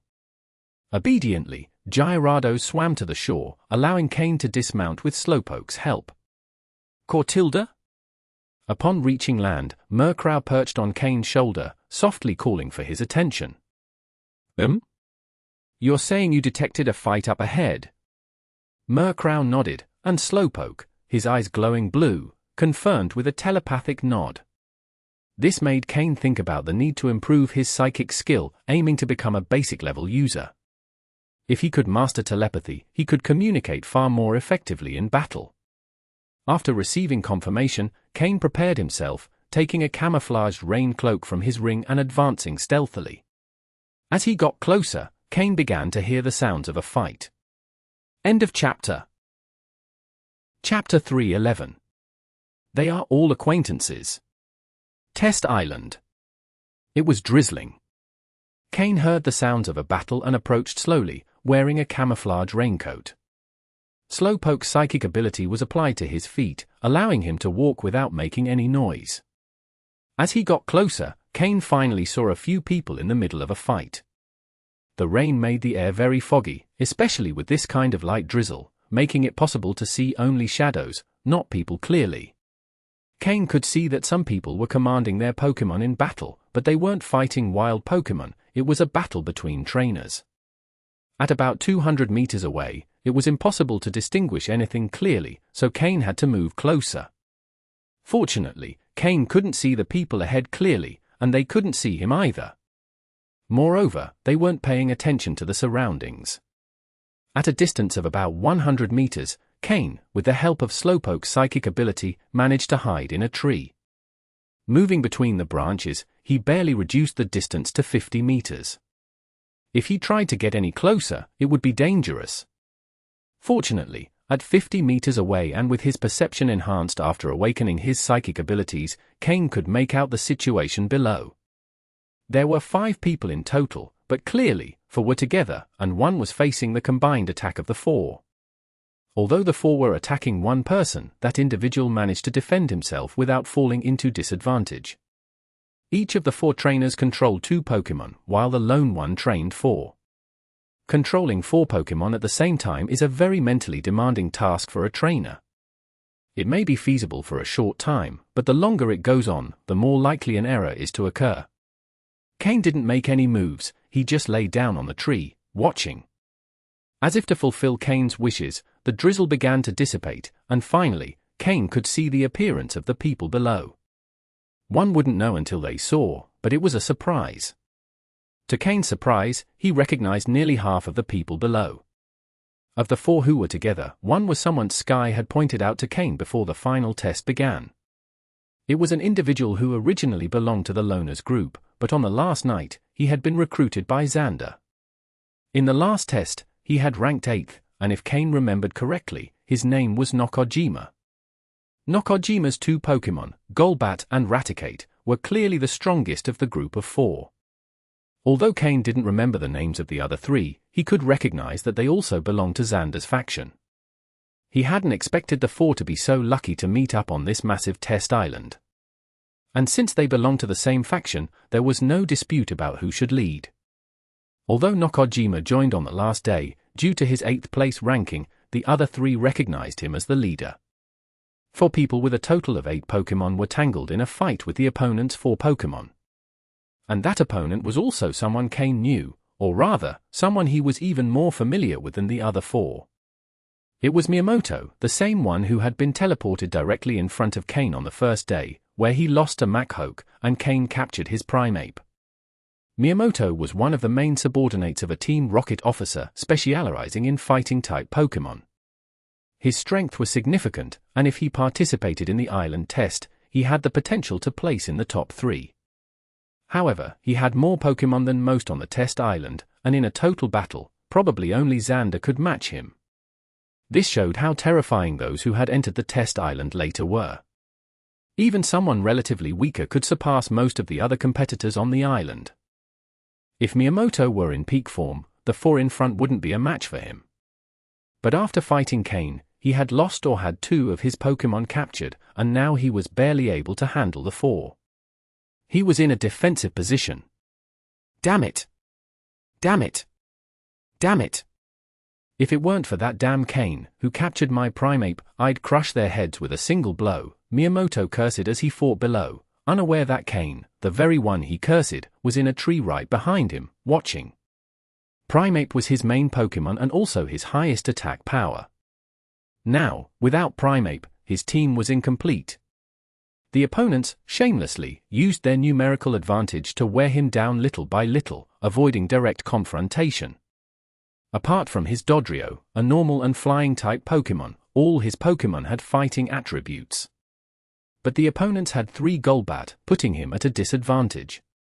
One of those Golbat was particularly strong, and it had trapped his best Hitmonchan, significantly reducing his fighting capability. Moreover, Half of the opponent's Pokémon had Poison-type attributes and usually attacked by throwing poison before retreating, trying to wear his down slowly. Are you one of those who, according to the rules, should participate at the end? If so, your strength isn't that impressive after all. The guy the boss Xander was so worried about only has this skill, Nakajima said with a cold smile as he saw the situation stabilize. He paid no attention to Miyamoto's dark expression, which seemed about to explode. In reality, Nakajima had noticed Miyamoto a long time ago. After surviving for 3 months on the test island and being evaluated every week, he had seen most of the competitors at least once. As soon as he saw him for the first time, Nakajima guessed who he was. However, he didn't attack immediately. Instead, he patiently waited for his opportunity. Perhaps by luck, not long after entering the test island, Nakajima met 3 other members of Xander's faction. Thanks to his advantage in power and status, he soon got those 3 to recognize his position and align with him. After gathering the 3, he waited until Miyamoto lowered his guard to attack him. Originally, he thought that if he couldn't win, he could at least use the other 3 as cannon fodder to escape. But to his surprise, the person Xander spoke of with such fear turned out to be easily defeated by his group of 4. Although Nakajima admitted that in a one-on-one fight, he probably couldn't beat him, the numerical advantage was also a form of strength. That's how the scene Cain was watching happened. Of the 4, Nakajima was the only one with notable skills, while the other 3 were mediocre. Still, they managed to keep Miyamoto under control. It's all thanks to Master Nakajima's wise leadership. He is one of the top 10 in the previous test. If it weren't for wanting to save time, Master Nakajima would have finished him off alone, one of the 3 praised. With his words, the other 2 quickly joined in and praised as well. End of chapter. Chapter 312. Desperate Counterattack. Upon hearing their words, Miyamoto nearly spat blood in their faces. If my strength hadn't diminished so much, would I need to be held back by this bunch of incompetents? The situation was becoming more and more unfavorable. The long period of concentration needed to direct his 4 Pokémon in battle was starting to take a toll, and he felt he could no longer keep up with the fight. The enemies weren't even trying for a direct attack. They preferred to avoid frontal combat and wear down his Pokémon slowly. In particular, the group's leader had the ability to restrain 2 of his Pokémon but chose to send only one into battle, keeping the other by his side for protection, while also watching over his 3 companions. The 3 who followed Nakajima's orders understood this as well. After surviving 3 months on the trial island, none of them fully trusted each other. He who hoards too much, loses in the end. Suddenly, Miyamoto made a mistake in directing his Pokémon, and Nakajima, who had been patiently waiting, seized the opportunity to launch a fierce attack. He sacrificed one of his companion's Pokémon to defeat Miyamoto's Murkrow. The situation changed drastically. Although both sides had lost a Pokémon, Miyamoto had lost his main one, while Nakajima and his team had only lost an insignificant one. However, the trainer whose Pokémon had fallen still wore a dark expression. On such a dangerous island as Trial Island, losing a Pokémon halved his chances of survival. Would he dare to risk his only remaining Pokémon in an all-out attack? If he lost another, he would likely die here. Was it worth risking his life for someone else? Nakajima noticed his hesitation and shouted, "Full attack! If we defeat this man, I guarantee you'll leave the island safely." If they managed to defeat this strong opponent and gain some of his Pokémon, their power would increase exponentially. Nakajima might even have a chance to enter the top 3 in the trial. Upon hearing his words, the man hesitated a bit more. However, when he saw Nakajima's Raticate eyeing him with those small, sharp eyes, he had no choice but to attack with all he had. He could only hope Nakajima would keep his promise. Miyamoto was being cornered by the 4. Having lost a Pokémon, he finally couldn't withstand their attacks. Following Nakajima's orders, the 4 stopped wasting time and launched a full attack. Miyamoto's face grew darker and darker as he cast a grim look at Nakajima, who was standing off to the side, arms crossed, confident in his victory.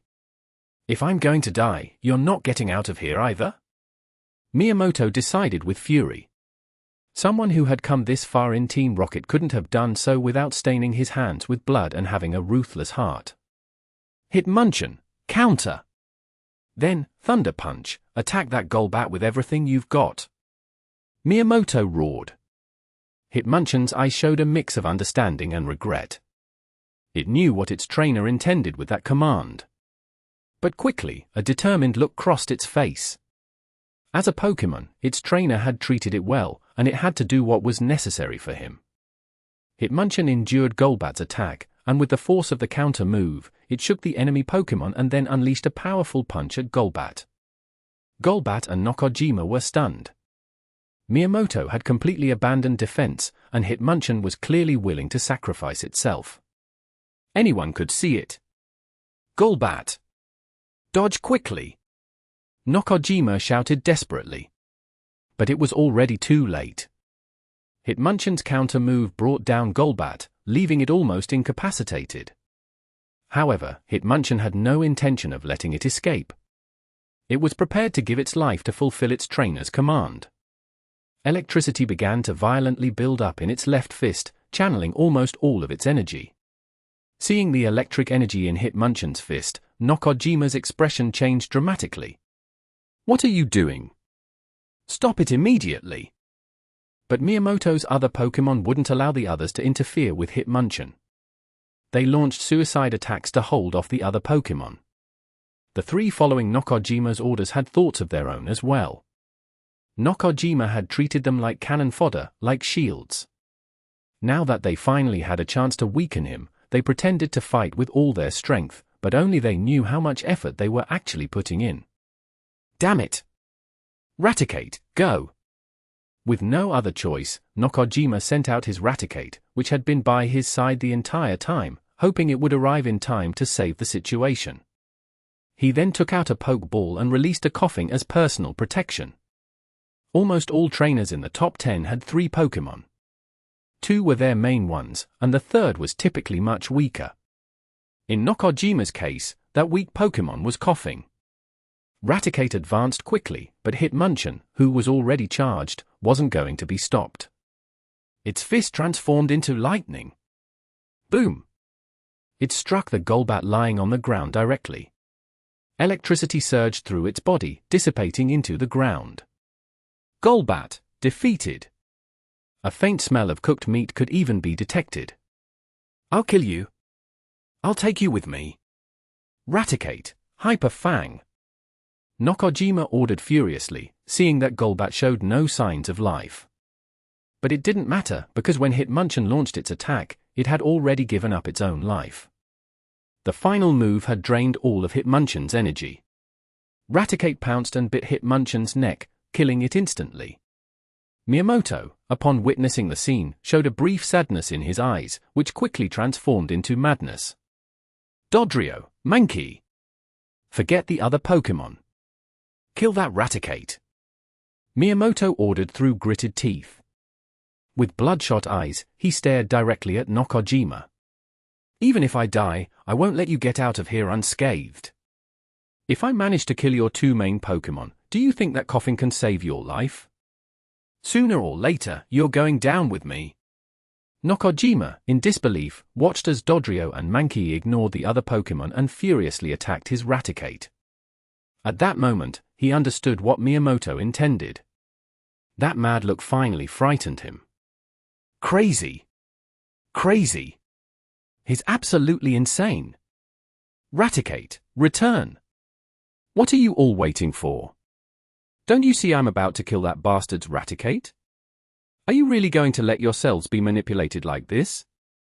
Don't you have the will to fight? If he dies, and then I do, imagine all that you could gain. If he doesn't die, how much do you think will be left for you? End of chapter. Chapter 313. Cain intervenes. Upon hearing Miyamoto's words, the other 3 remained silent, especially the one who had lost a Pokémon from the beginning. Although Miyamoto's words clearly aimed to sow discord, they couldn't deny he was speaking the truth. If Nakajima remained alive, how many benefits could they truly gain after killing Miyamoto? Or worse, wouldn't Nakajima also kill them to keep all the resources and points for himself? Gradually, the three began to hesitate.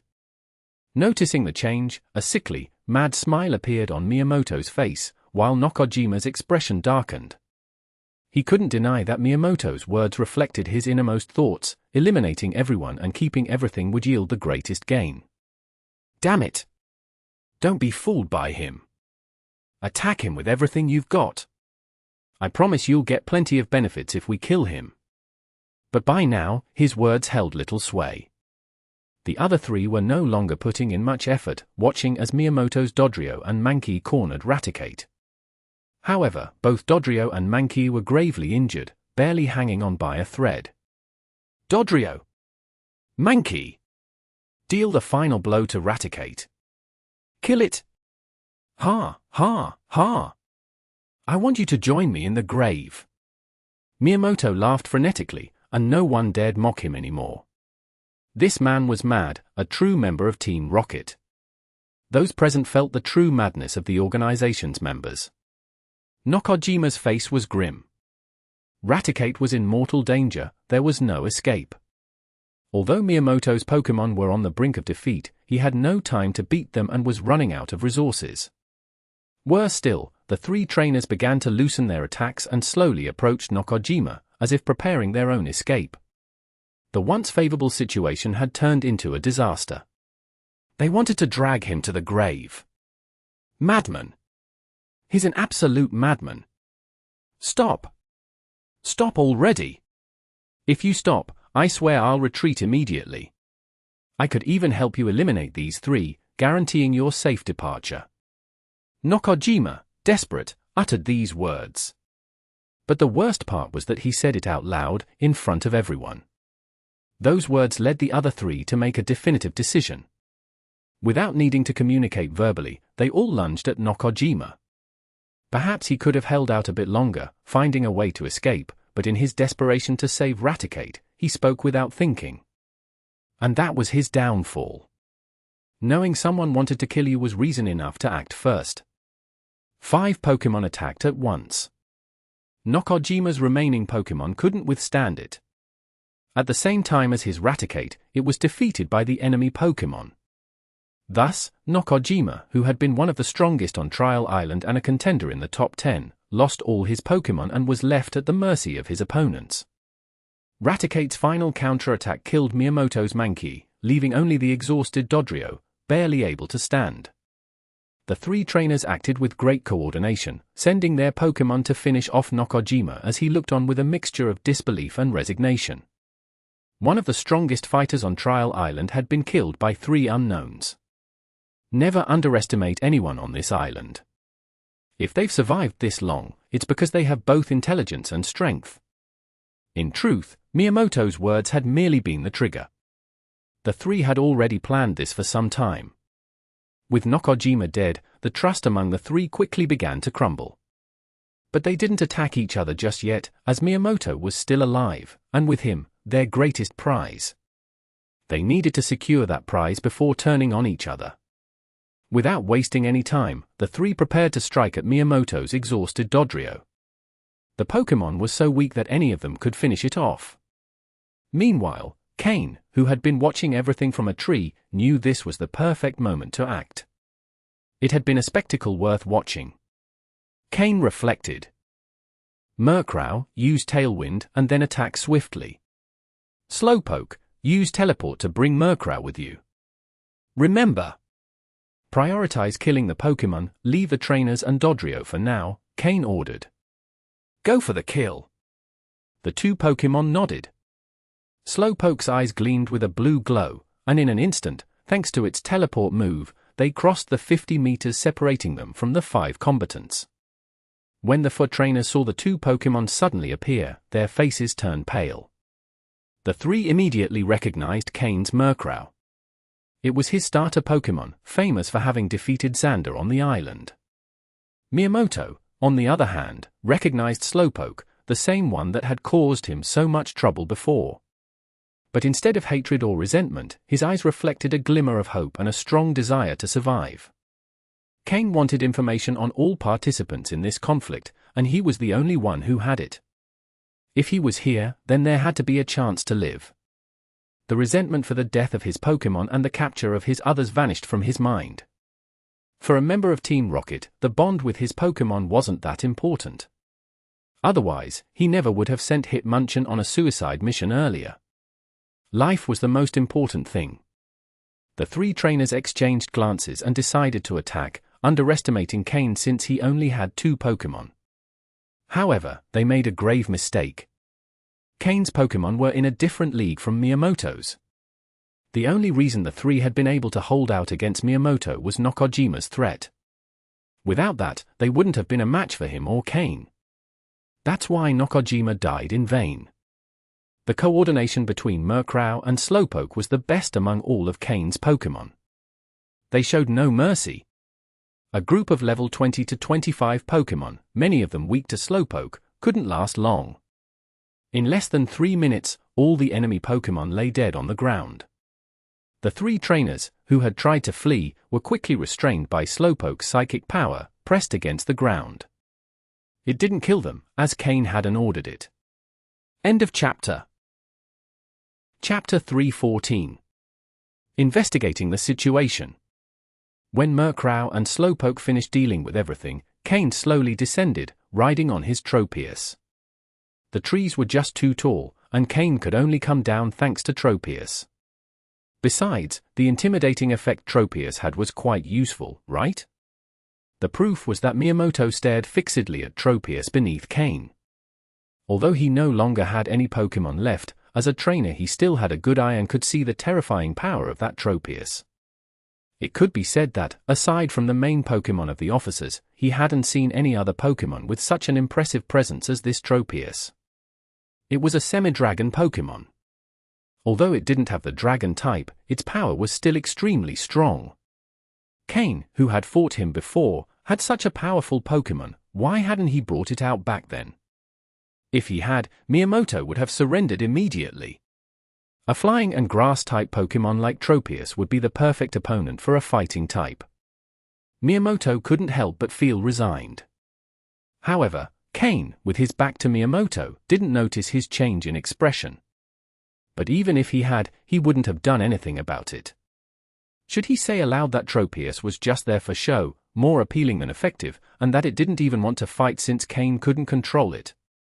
Murkrow and Slowpoke, seeing Cain arrive, looked at him, waiting for instructions on what to do with the 3 remaining men. The 3, upon confirming Cain's identity, immediately knelt, begging for their lives.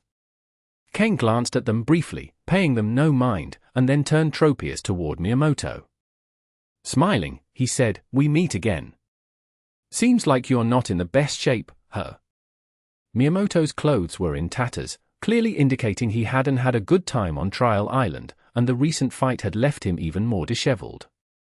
Now, his ragged appearance contrasted with his first encounter with Cain, when he was full of confidence and arrogance. Upon hearing Cain's words, Miyamoto managed a bitter smile. Although he had saved his life, it was clear he had merely escaped from a wolf only to fall into a tiger's jaws. This time he was truly ruined.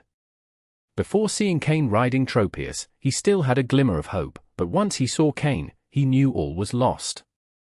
"Come on, I'll take you somewhere, and we can talk calmly," Cain said. At the same time, he signaled Tropius to pick up Miyamoto. Miyamoto quickly returned Dodrio to its Pokeball, as it was his only remaining Pokémon, his only hope of survival. Tropius roughly grabbed him with its front legs, not caring whether he was comfortable or not. Then Cain said, "Hand over your score devices and spatial equipment, and I'll spare your lives." Hearing this, the 3 men stiffened. Give up their score devices and spatial equipment? Without Pokémon, how could they survive on this dangerous trial island? With only their bodies, it was practically impossible to progress in this place. Or maybe, would you rather I kill you and take them myself? Cain said with a mocking smile. The 3 men, who had attacked Nokojima without hesitation, were clearly not good people. And now, without their Pokémon, they held no value for Cain. With no other choice, they surrendered their spatial belts and score devices to save their lives.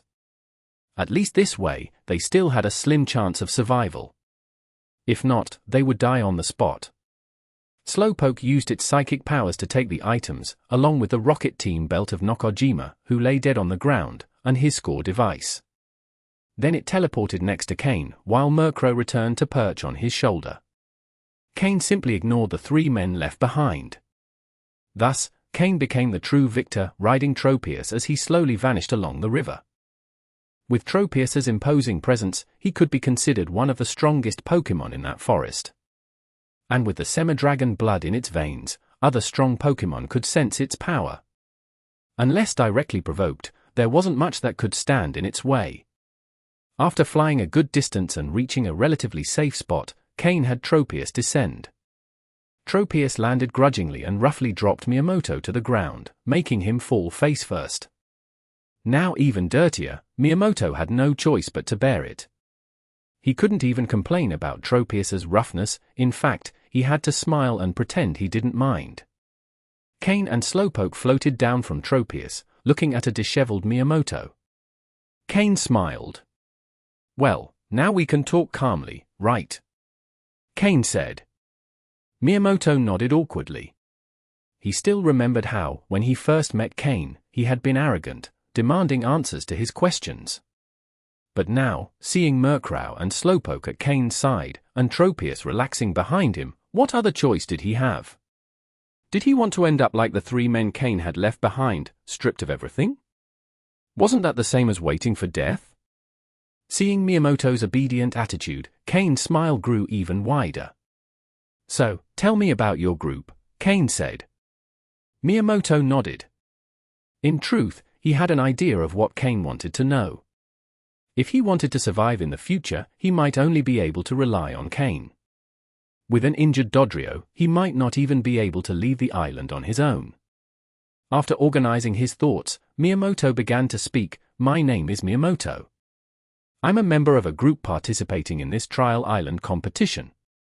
In our group, there are a total of 24 people, led by 4 of the strongest and most well-connected individuals. These 4 people are Reggie, a subordinate of Team Rocket Executive Lieutenant Surge, and the strongest in our group. He specializes in electric-type Pokémon. Aurelia, a woman subordinate to Executive Ariana of Team Rocket, who specializes in grass-type Pokémon. Vexor, a man subordinate to Executive Lucius of Team Rocket, who specializes in bug-type Pokémon. Glacius, a man subordinate to Executive Darius of Team Rocket, who specializes in ice-type Pokémon. These 4 are the strongest in this competition. Although Reggie is slightly stronger, the other 3 are fairly equal in power." End of chapter. Chapter 315. Setting the target. Upon hearing Miyamoto's words, Cain's eyes flashed with an unknown light. "What is the approximate strength level of these 4? If you fought them, what could you do?" Cain asked. Miyamoto thought for a moment before replying, "I'm not exactly sure how strong they are since I've never fought them. However, any Pokémon they send out is stronger than my most powerful Primeape. But knowing their character, they wouldn't show their strongest Pokémon out in the open. Conservatively, I'd say that a direct subordinate of one of the executives could take on 2 of me. Of course, that's a cautious estimate. If I had to guess, their strongest Pokémon is probably similar in strength to your Tropius." Cain displayed a serious expression. "A Pokémon with strength comparable to Tropius? Capable of facing 2 like Miyamoto?" It seemed unlikely he could be their match. Tropius still wasn't a Pokémon Cain could control in battle. After all, its main role remained as an aerial mount. There was no coordination between them, and Tropius hadn't participated in Cain's specific training. Generally speaking, Tropius could only be considered half a Pokémon of Cain's. Even so, though he couldn't win, Cain was confident in his ability to escape, so there was no need to be afraid. Besides, there might be an opportunity to take down a few. Cain quickly thought it over. What else? Apart from the subordinates of the 4 executives, there are 5 more individuals whose strength is also quite remarkable. Although their bosses hold elite officer ranks, their true strength is at the peak of the elite trainer rank, so in Team Rocket they are called pseudo-executives. They're not weak either, though compared to the executive subordinates, they are somewhat inferior. If I make a basic estimate, if I face one without a type advantage, the match would likely be 70 to 30 in their favor. Of course, most likely, all of my Pokémon would fall, while they might retain 2 to 3 Pokémon, one of which could be in full form, while the others would be injured and unable to fight. Though they're called pseudo-executives, they're still at the top level of an elite trainer. Most of their resources are used to strengthen themselves, they don't always train their subordinates to the fullest. However, if they thoroughly train their subordinates, their strength might not be inferior to that of the executive subordinates. Some of these 5 may be hiding their true strength. As for the other 15, their levels are more or less the same.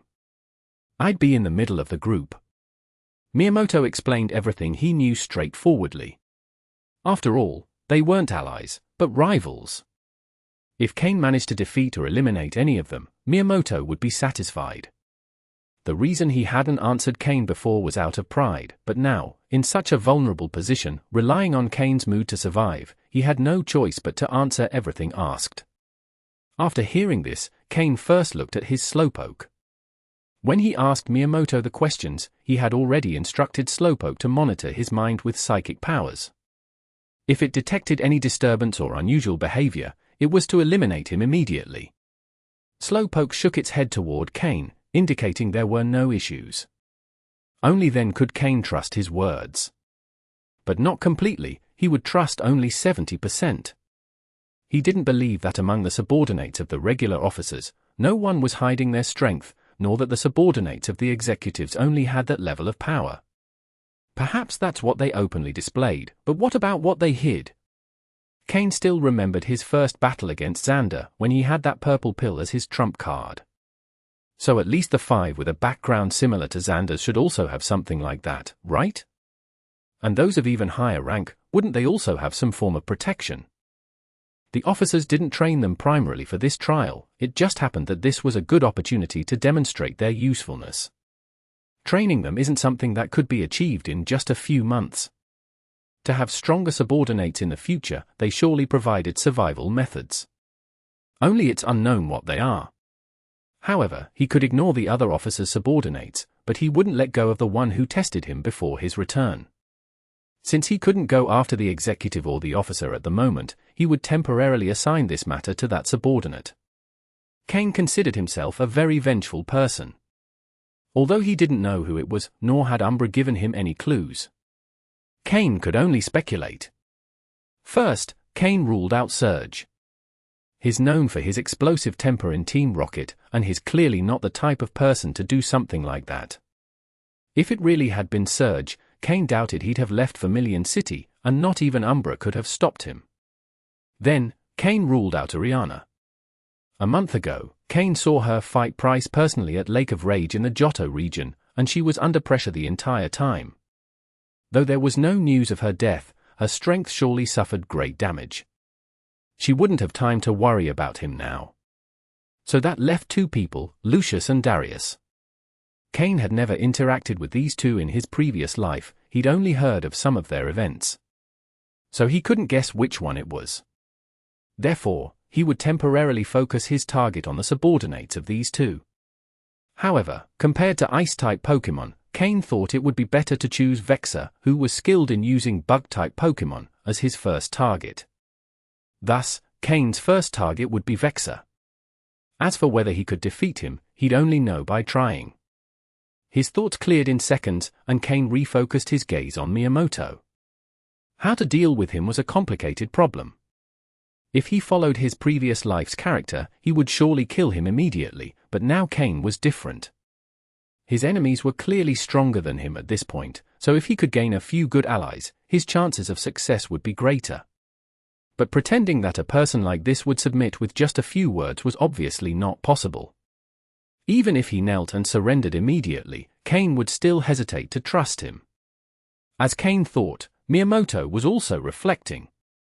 Now his life was in Cain's hands, and if he wanted to live, staying still and waiting wasn't his style. At that moment, directly submitting to Cain wasn't something he could easily accept. The officer behind him wasn't someone easy to deal with. End of chapter. Chapter 316. Taming Miyamoto. How do you plan to handle me? Miyamoto, tired of waiting, decided to ask his question directly, hoping Cain would give him a clear answer. Hearing Miyamoto's question, Cain smiled but didn't respond immediately. Instead, he found a relatively clean stone and sat down. Then, he motioned for Miyamoto to sit as well because standing was tiring. Although Cain didn't say much, Miyamoto got the message. It didn't seem that Cain intended to kill him, otherwise, he wouldn't have let him sit to talk. Miyamoto showed no concern for the dirty ground and sat cross-legged on a pile of dry leaves. Seeing Miyamoto's expression, Cain spoke directly, "So, should I kill you now or later?" Suddenly, Miyamoto's expression, which had just relaxed, froze. He didn't know what to say. Wasn't he playing by the rules? If Cain was going to kill him, why let him sit? Looking at the enigmatic smile on Cain's face, Miyamoto was no longer sure what to think. "Even if I say I submit to you now, you probably wouldn't believe me, would you?" Miyamoto broke the silence, setting his terms, though his face showed an unmistakable bitter smile. In negotiations, the first to speak usually loses the advantage. But now that his life was in Cain's hands, losing the advantage was normal. Thinking of this, Miyamoto accepted it. "No, I believe you," Cain replied. When Miyamoto raised his head to look at him, Cain continued, "But I don't need you." Each sentence was a riddle upon another. However, Cain was right. Miyamoto was practically finished, his team had been reduced to a single Dodrio, and it wasn't even his preferred type, fighting. As if accepting his fate, Miyamoto stopped talking. But Cain smiled even more. Without a bit of provocation, how could Miyamoto understand who was in charge? However, it's not that you have no use. At the very least, your experience as a trainer is still intact, right? Seeing Cain's expression, halfway between laughter and seriousness, Miyamoto decided not to say more. He imagined Cain had already decided his fate. "But if you say you submit now, I can't trust you, since you still have a powerful superior backing you. I am no match for him at the moment. So, how will you prove your worth?" Silence. Calm. Only when he confirmed he needed to speak did Miyamoto begin to respond slowly. "After this contest, I'm not even sure my superior will survive." "Hey, you have quite a clear view," Cain mocked. Cain continued, "When lions and tigers fight, foolish cats and dogs think that, since they're animals too, they can join in. In the end, the lion and tiger remain unharmed, but those bold cats and dogs end up as the example. I'm not sure of the difference between the executives and the pseudo-executives, but if they're mere officers or senior officers, they're done for if they get too deeply involved. Don't you think?" Hearing Cain's analogy, Miyamoto smiled bitterly. Wasn't that the truth, after all? He was only a low-level Team Rocket member. Though he had almost the strength of an officer, his real rank was merely captain, and he was a direct subordinate of an officer. He had no option but to follow orders. Now that he was tangled up in this matter, he didn't even know if he could keep his life. Originally, his main goal was to find one of the closest subordinates of an executive and align himself with them. Though his position wouldn't improve, at least he could secure his life. However, in this 7-day trial, and only on the second day, he was already nearly finished, his life in another's hands. Miyamoto understood his position well and knew his limit. If he allied with the right person, he might become an officer. If not, the rank of captain would be his peak, especially since his protector was on the verge of falling. So, when I say I submit, it's not just words. My original goal was to find someone suitable among the executive subordinates. I'm sure I'm not the only one with this idea, others probably think the same. In the end, we're all a bunch of apparent winners, but with one foot in the abyss, Miyamoto said. If you align with me, I'm not a direct subordinate of any executive, and I may not be able to protect you, Cain replied. Miyamoto sighed. What position was he in to refuse when his life was at stake? At least Cain was stronger than he thought, so it wasn't such a bad deal. All right, let's stop wasting time with pointless words. I'll get straight to the point. I must win first place in this trial, and I have support. If you truly submit, I might protect your safety. But what I need is genuine loyalty, not someone who'll stab me in the back. I want someone willing to defend me with everything when necessary. Cain stopped playing around and laid out his terms directly. Miyamoto's eyes sparkled. He'd assumed Cain had support, but he didn't expect him to be so sure that his ally could handle the situation. He also didn't expect Cain to aim for first place. Not even Reggie, the strongest, would dare claim he would take first place. You'd better think this through. If you've already decided, take this pill. It's a medicine I've created. It improves overall health, but if you don't receive the antidote regularly, you'll die with your internal organs decomposed. Don't think others can give you the cure. Even a high-level breeder would need a full month to investigate and create an antidote. Can you afford a high-level breeder? Would you dare to? Cain tossed a light purple pill. This wasn't the fake pill he used before to fool the Ursaring, it was real medicine created using the system's database.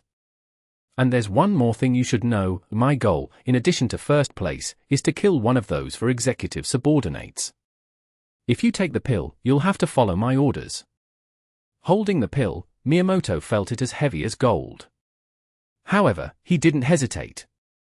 He swallowed it in one gulp. What other choice did he have? It was clear that if he didn't take it, he would die. So why not take his chances with Cain? After all, he'd die either way. What if Cain's crazy plans worked? End of chapter. Chapter 317.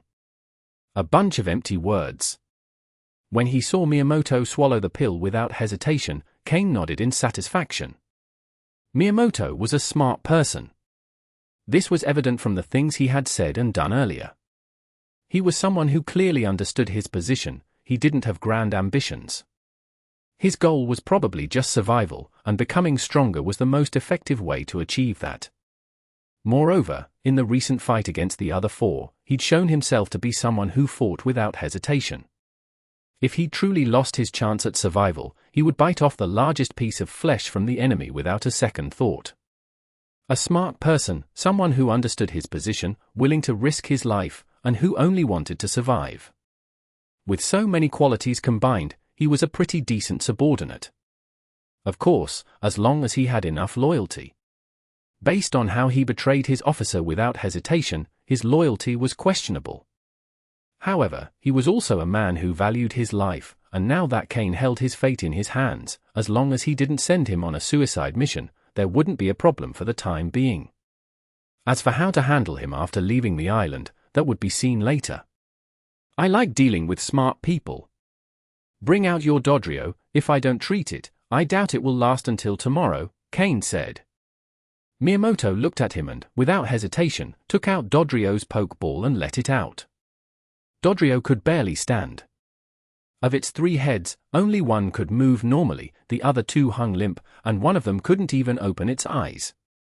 Cain shook his head. Dodrio's injuries were worse than he'd thought. It wouldn't last until the next day. In fact, it probably wouldn't survive more than 3 hours. Pokémon. Dodrio, green grade, severely injured. Gender? Male. Level 31. Types: normal plus flying. Ability: run away. Equipped items: none. Egg moves: supersonic, mirror move. Basic moves: try attack, peck, growl, quick attack, rage, fury attack, pursuit, pluck, double hit, agility, uproar. Learned moves: snore, stomping tantrum, knock off. TM moves: protect, taunt, aerial ace. Cain's system scanned Dodrio and showed 2 words in red next to its potential, severely injured. Its runaway ability didn't surprise Cain. This explained why Miyamoto chose it as his transport Pokémon. It's a good ability for escape. This also reflected Miyamoto's cautious nature. Despite being better with fighting-type Pokémon, the only one left was this Dodrio. Though it wasn't clear if this was deliberate, it seemed obvious that this Dodrio was his last card to save his life. Someone who fears death is easier to control. Keep your Dodrio calm, I'm going to treat it. Cain didn't approach immediately. Although Dodrio looked weakened, it still had the capacity to attack, and Cain didn't want to take unnecessary risks. Cain took a Pokeball from his pocket and released the Arbok he'd captured the day before. Thanks to an expensive pill and the use of a healing spray, its body had recovered quite a bit. After a night of rest, its mental state was also better. Although its fighting capacity wasn't at 100%, it wasn't far from its peak. Its potential hadn't fully returned yet, but with the Pokeblocks Cain had given it that morning, it should be fully recovered in 3 days. It might even become stronger. Miyamoto was surprised to see the Arbok Cain summoned. The size of the Arbok was massive, roughly double that of a regular Arbok. He also sensed that this Pokémon had considerable power. Perhaps only his Primeape could match it in battle.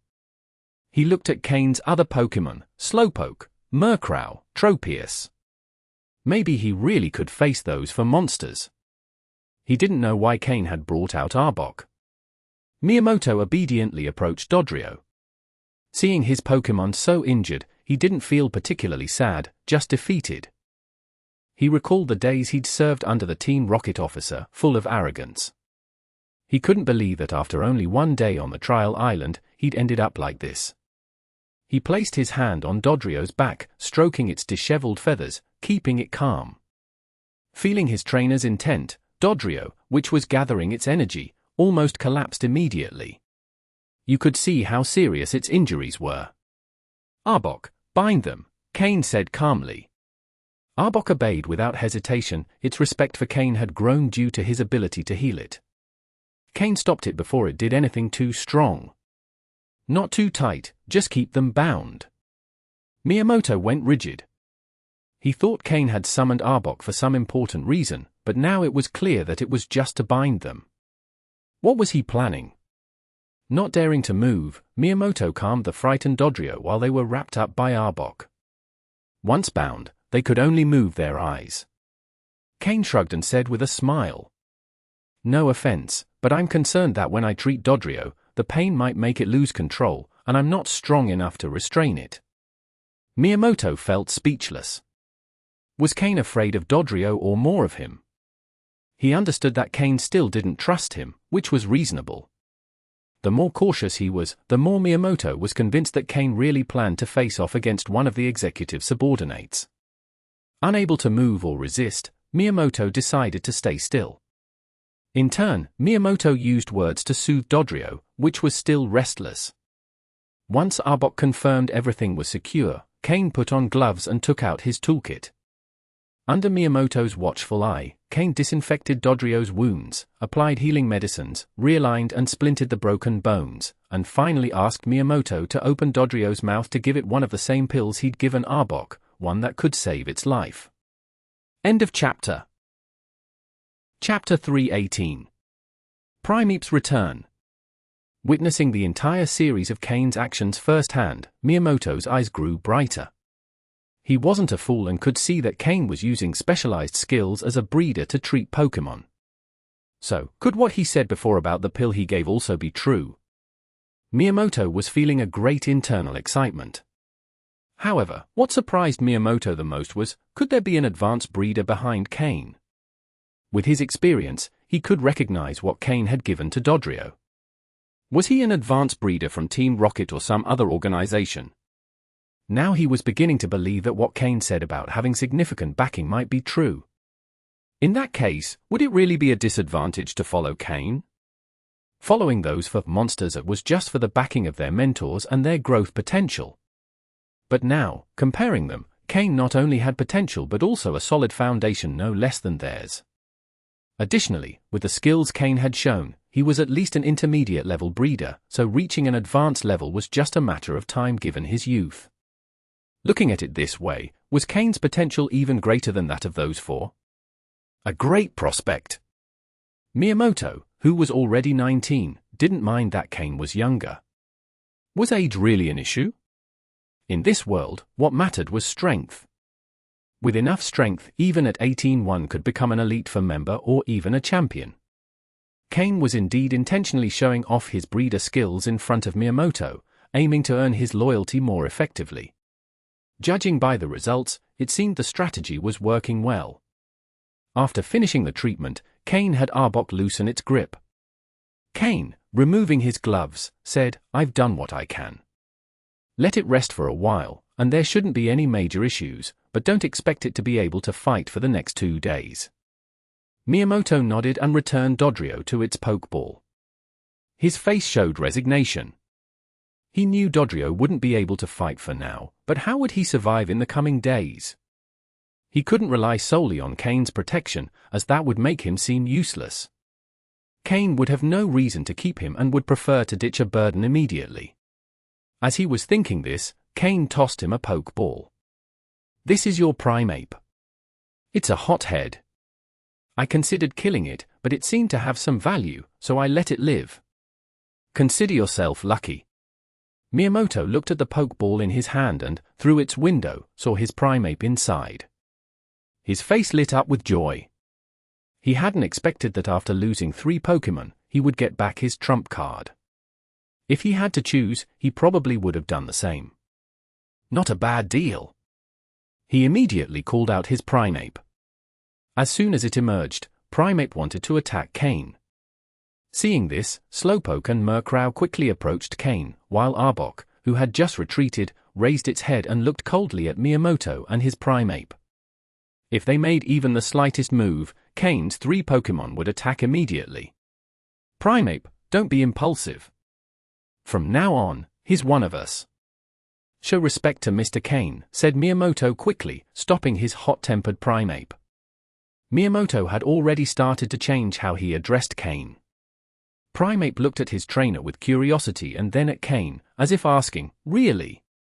Miyamoto had no choice but to nod to confirm again. Reluctantly, Primeape scratched its head and sheepishly bowed to Cain, forgetting entirely about the previous fight with Cain's Pokémon. Cain, watching the scene, couldn't help but laugh. Particularly, Slowpoke, at his side, rolled its eyes. Another big fool, just like those 2 Yorsering from before. However, now that Miyamoto had his Primeape back, he felt more confident. His trump card was back. Although he had invested a lot of time and resources into training his other Pokémon, none compared to this Primeape.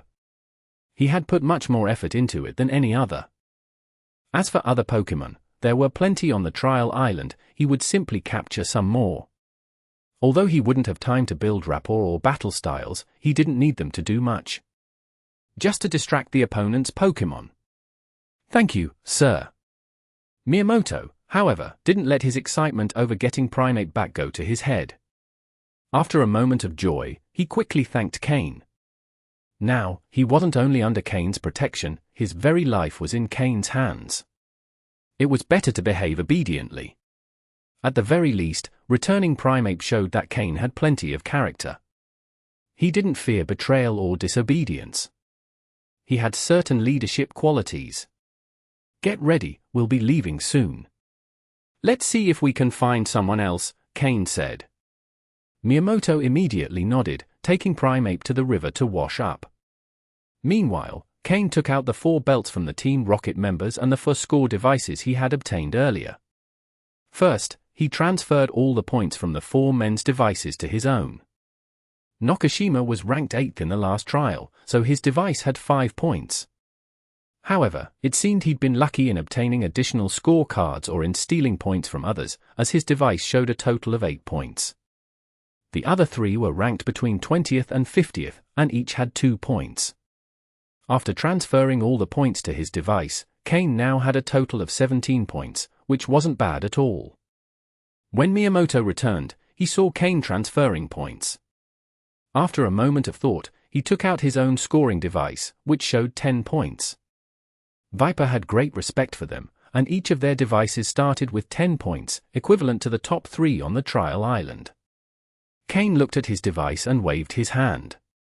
"Keep them. In the future, from any points we obtain, I'll take 80% and you 20%. Now that you're under my orders, I can't let your ranking be too low at the end of the trial." "Understood." Miyamoto hesitated for a moment before responding. Then, Cain took everything out of the 4 storage belts. After all, these were people who had survived on the trial island for 3 months, but they didn't have many useful items.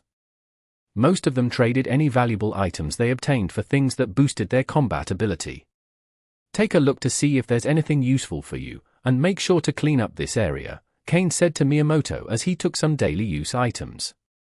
End of chapter. Chapter 319. The Strange Woman. When they appeared again, Cain and Miyamoto were already walking through the forest. 2 large Yosuring were clearing the way, with Cain and Miyamoto following behind, making it much easier to navigate through the dense woods. When Miyamoto first saw Cain's 2 Yosuring, he was stunned. 2 powerful Yosuring just for clearing the path? If Miyamoto knew that the real purpose of Cain's Tropius was to use it as an airborne mount, he wouldn't know how to react. Of course, clearing the path this way was much more convenient, but it also provoked many wild Pokémon. Upon seeing the 2 Yosuring, most Pokémon were annoyed for a moment, but in the end, they didn't dare attack and let them pass. If the Pokémon were a bit stronger and had a territory to protect, the Yosuring only caused minor damage, so they usually preferred to ignore the intruders. However, if they faced truly aggressive and powerful Pokémon, these would not hesitate to attack. But the Yosuring were also violent by nature, so as long as the power gap wasn't too large, the 2 brothers would immediately jump into the fight. If things got too difficult, Slowpoke, Murkrow, and Sneasel would also join the battle. Likewise, Miyamoto's Primeape was one of the Pokémon participating in the fights. In just half a day, Miyamoto had come to understand Cain's strength quite clearly. If only Slowpoke and Murkrow were considered, they were powerful but not at the level of the 4 big monsters. However, if you counted Tropius, Cain also had a fighting chance. During this time, Miyamoto had been providing Cain with information on the other trainers. If he'd previously only given a superficial description, he was now revealing crucial details that Cain might need to know when facing them in the future. This showed that Miyamoto had held back some secrets before. At the same time, Cain was also teaching Miyamoto how to control Bear 2. Though it wasn't a fighting-type Pokémon, which was the type Miyamoto excelled at, having Bear 2 under his command added a lot of combat power, especially now that he only had 2 Pokémon in his team. Furthermore, the 2 Yosuring still believed that the remedy Cain had given them was actual poison, so they didn't dare disobey him. Even if Miyamoto managed to control them, they wouldn't dare attack Cain. Suddenly, the scoring devices in Cain and Miyamoto's pocket started vibrating simultaneously. They exchanged glances. According to the final trial rules, the only thing that could make the scoring devices vibrate like that were map fragments containing score cards. They took out their scoring devices and adjusted their direction. They discovered that when pointing in a specific direction, the vibration became slightly stronger. After confirming the direction, they decided to temporarily withdraw the Yosuring. They still didn't know whether the map fragment was guarded by any Pokémon or if someone had already obtained it. Following the direction indicated by the device, they both advanced with caution. The scoring device could only detect map fragments within a 1 kilometer radius, so the fragment wasn't far from them. When the device's vibration became more intense, the 2 stopped at the same time and looked toward the forest's interior. There was a person there, a woman. She was a woman dressed very provocatively. Cain had seen her before on the trial island. She was probably one of Jasmine's group. Seeing her appearance, Cain frowned. He knew Jasmine's group members. They had joined forces to protect themselves from the men on the island. But this woman wore overly provocative attire. As if she were waiting for someone, and her appearance was too clean, not at all like someone who had been surviving on the trial island. The source of the vibration is on her, the map fragment is in her possession, but this woman. Miyamoto also frowned, feeling something was off. A woman in the middle of a deserted forest, dressed provocatively, with no Pokémon to protect her and no wild Pokémon attacking her. She's a participant, but why is she sitting here like this? And her expression seems empty, Cain said in a low voice. The woman was quite attractive, and her clothing was scant, which would be a huge temptation for any inexperienced man.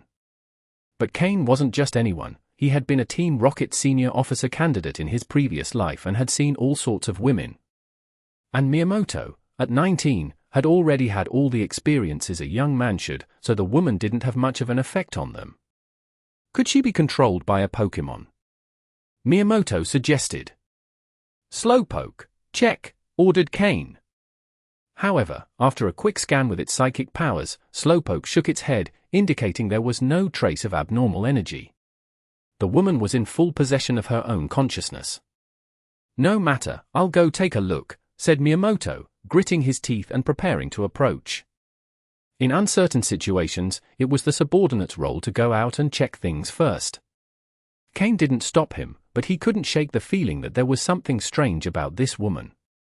Miyamoto stepped out of the forest, with Primeape right beside him. The woman saw Miyamoto approaching from the forest, but her eyes showed no emotion, as if she were looking at an inanimate object. Miyamoto approached slowly, noticing nothing unusual, while the scoring device in his hand vibrated more intensely.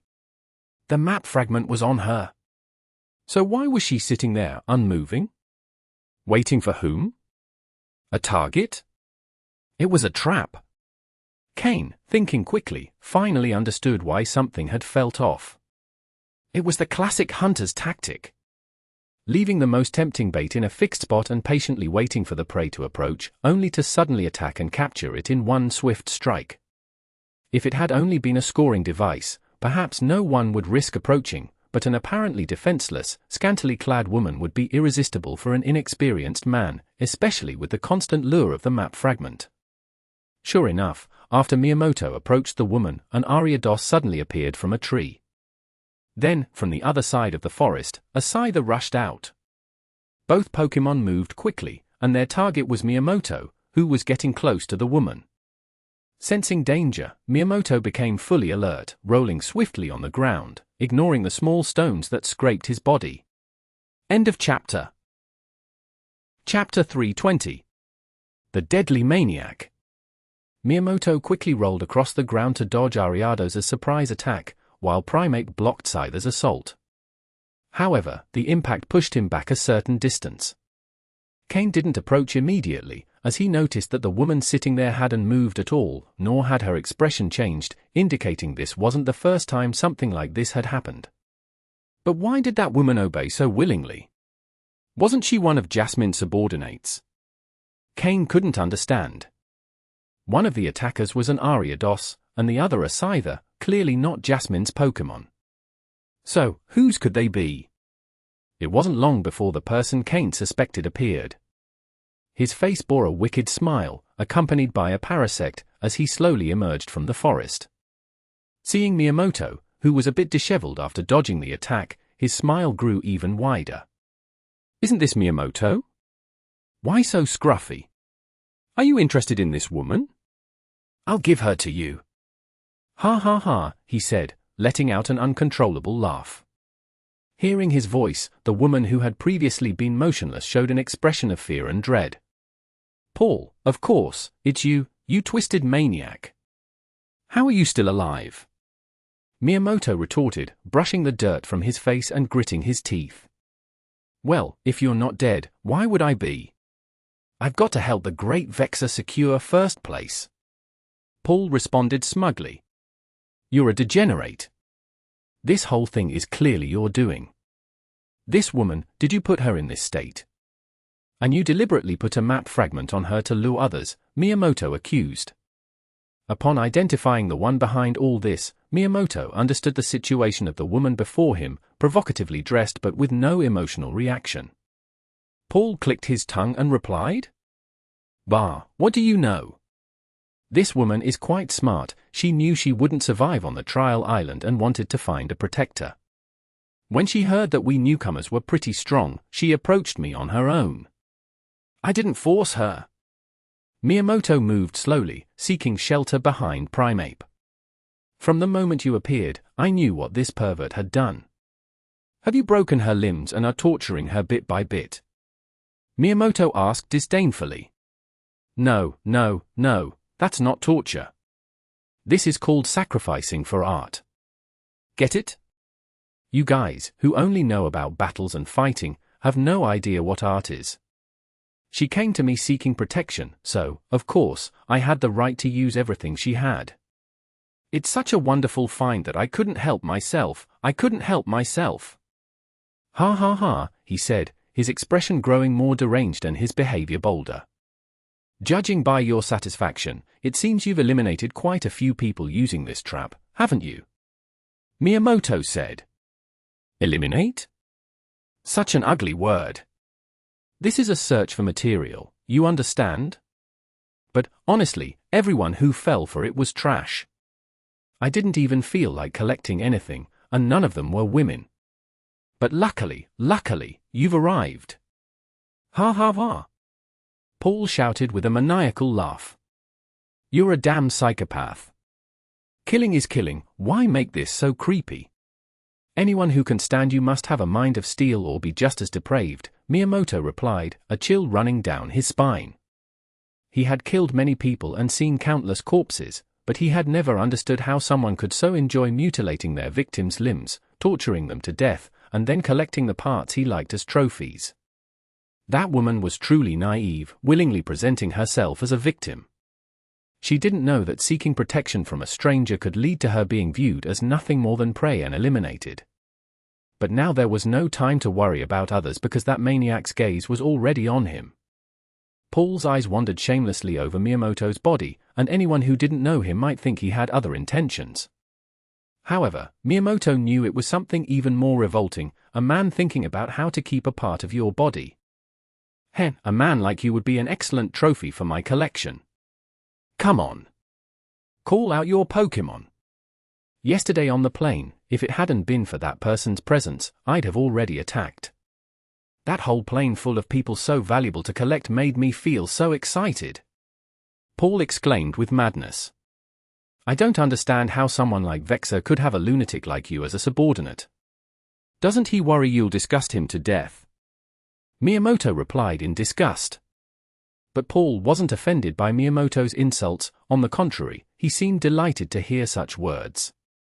Little Miyamoto, the more you resist, the happier you make me. Come on, bring out your Pokémon so I can see them.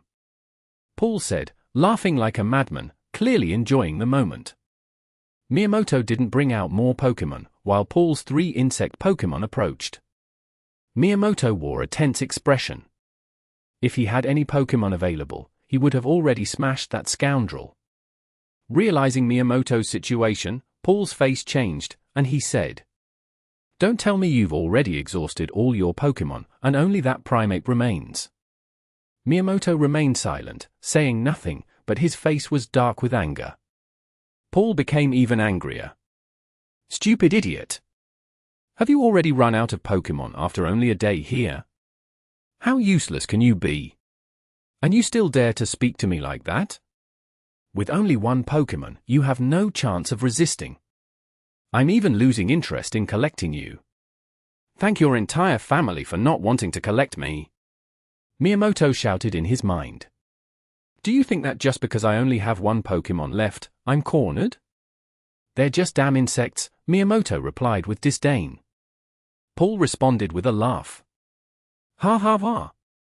You, an idiot who only knows how to use fighting-type Pokémon, with muscles and a rock for a brain. Bug Pokémon may be bug and poison types, but many of them know flying-type moves. Your Primeape doesn't stand a chance. I'll decide whether to collect you after I defeat you.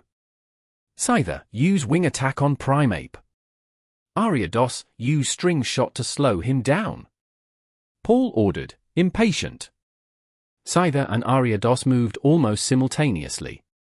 Cain, show up already. I can't withstand this madman's attacks for long.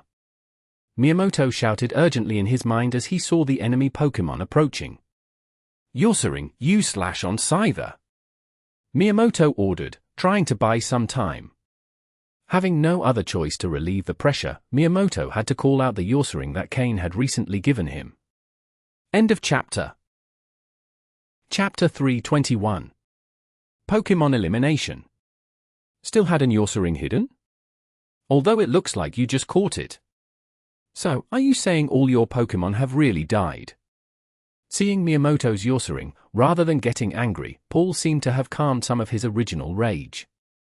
Now that Miyamoto was in this state, he had something more valuable to become his next collectible piece. Parasect, enter the fight. Use poison powder, stun spore, and then spore, Paul ordered. A Pokémon like Parasect doesn't have much direct combat power, but as a support and control Pokémon, it's certainly very effective.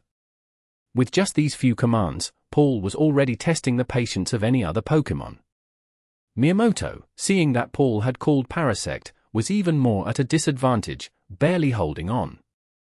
But he didn't ask Cain for help, knowing that Cain had his own plans. As a subordinate, he only needed to do what he could. If he really couldn't hold on any longer, he still had Dodrio, now recovered, to help him escape. But none of this escaped Cain's keen gaze, watching from the side. The interactions between them were also clear, so Cain already understood why the woman was in this state and knew exactly what kind of maniac was behind all this.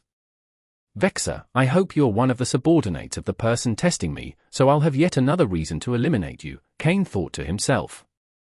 Cain had originally been undecided between Vexor and Glacius, but now, with the appearance of this maniac, he'd set his sights on Vexor. However, the first thing he had to do now was get rid of this lunatic. His behavior really made Cain nauseous. If it were only about killing, Cain wouldn't be too bothered, even with a ruthless demon who kills without a second thought. But someone who destroys others' limbs, tortures them to death or drives them insane, and then collects parts of their bodies was simply too disgusting. So disgusting that Cain didn't even want to look at him. Meanwhile, Paul was overpowering Miyamoto. If he didn't intervene soon, it would only be a matter of time before he fell. Arbok, go and bind that man. My other Pokémon will create an opening for you. Slowpoke, Murkrow, attack with everything. Focus on Scyther first, Cain ordered. Then, he pulled out 2 more Pokeballs, releasing Sneasel and Miltank. Sneasel, use Icy Wind on the group. Slow them down. Although Sneasel had been in its Pokeball, it was quite aware of the outside situation. As for Miltank, it stayed by Cain's side for the time being, serving as support, ensuring that as long as he was safe, his team members could receive continuous healing. Go! Cain gave clear instructions on what they should do. Then, with his command, the Pokémon leaped into action. Slowpoke and Murkrow teleported instantly to the center of the battlefield. At that moment, Primeape and Yossering were covered in wounds, but what troubled them the most were Parasect's annoying moves, various powders and spores making them suffer. When Slowpoke and Murkrow appeared, Miyamoto let out a sigh of relief. Mr. Cain had finally intervened. Is someone else here? Paul also saw Slowpoke and Murkrow, his face shifting slightly, clearly surprised. Allies of Miyamoto? Or just passers-by? But Slowpoke and Murkrow's actions clarified it. Slowpoke's psychic energy suddenly surged, and it unleashed the Psyshock move directly at Scyther, who was flying in the air. With Slowpoke's impact momentarily disorienting Scyther, Murkrow's wings charged with flying energy, and it hurled itself at Scyther, striking it mid-air. Scyther, having been knocked back, tried to right itself, but Murkrow, moving at full speed, swooped down again, striking it with another wing attack, sending it crashing to the ground. Slowpoke then teleported close to Scyther, quickly gathering Fire-type energy in its mouth. Scyther opened its eyes wide, trying to counterattack, but its body seemed to be breaking down, having taken massive damage from Murkrow's 2 blows and being weak against flying moves. Ariados, Parasect, quickly, help Scyther! Paul shouted urgently. In the blink of an eye, Scyther had been taken down and was about to be killed.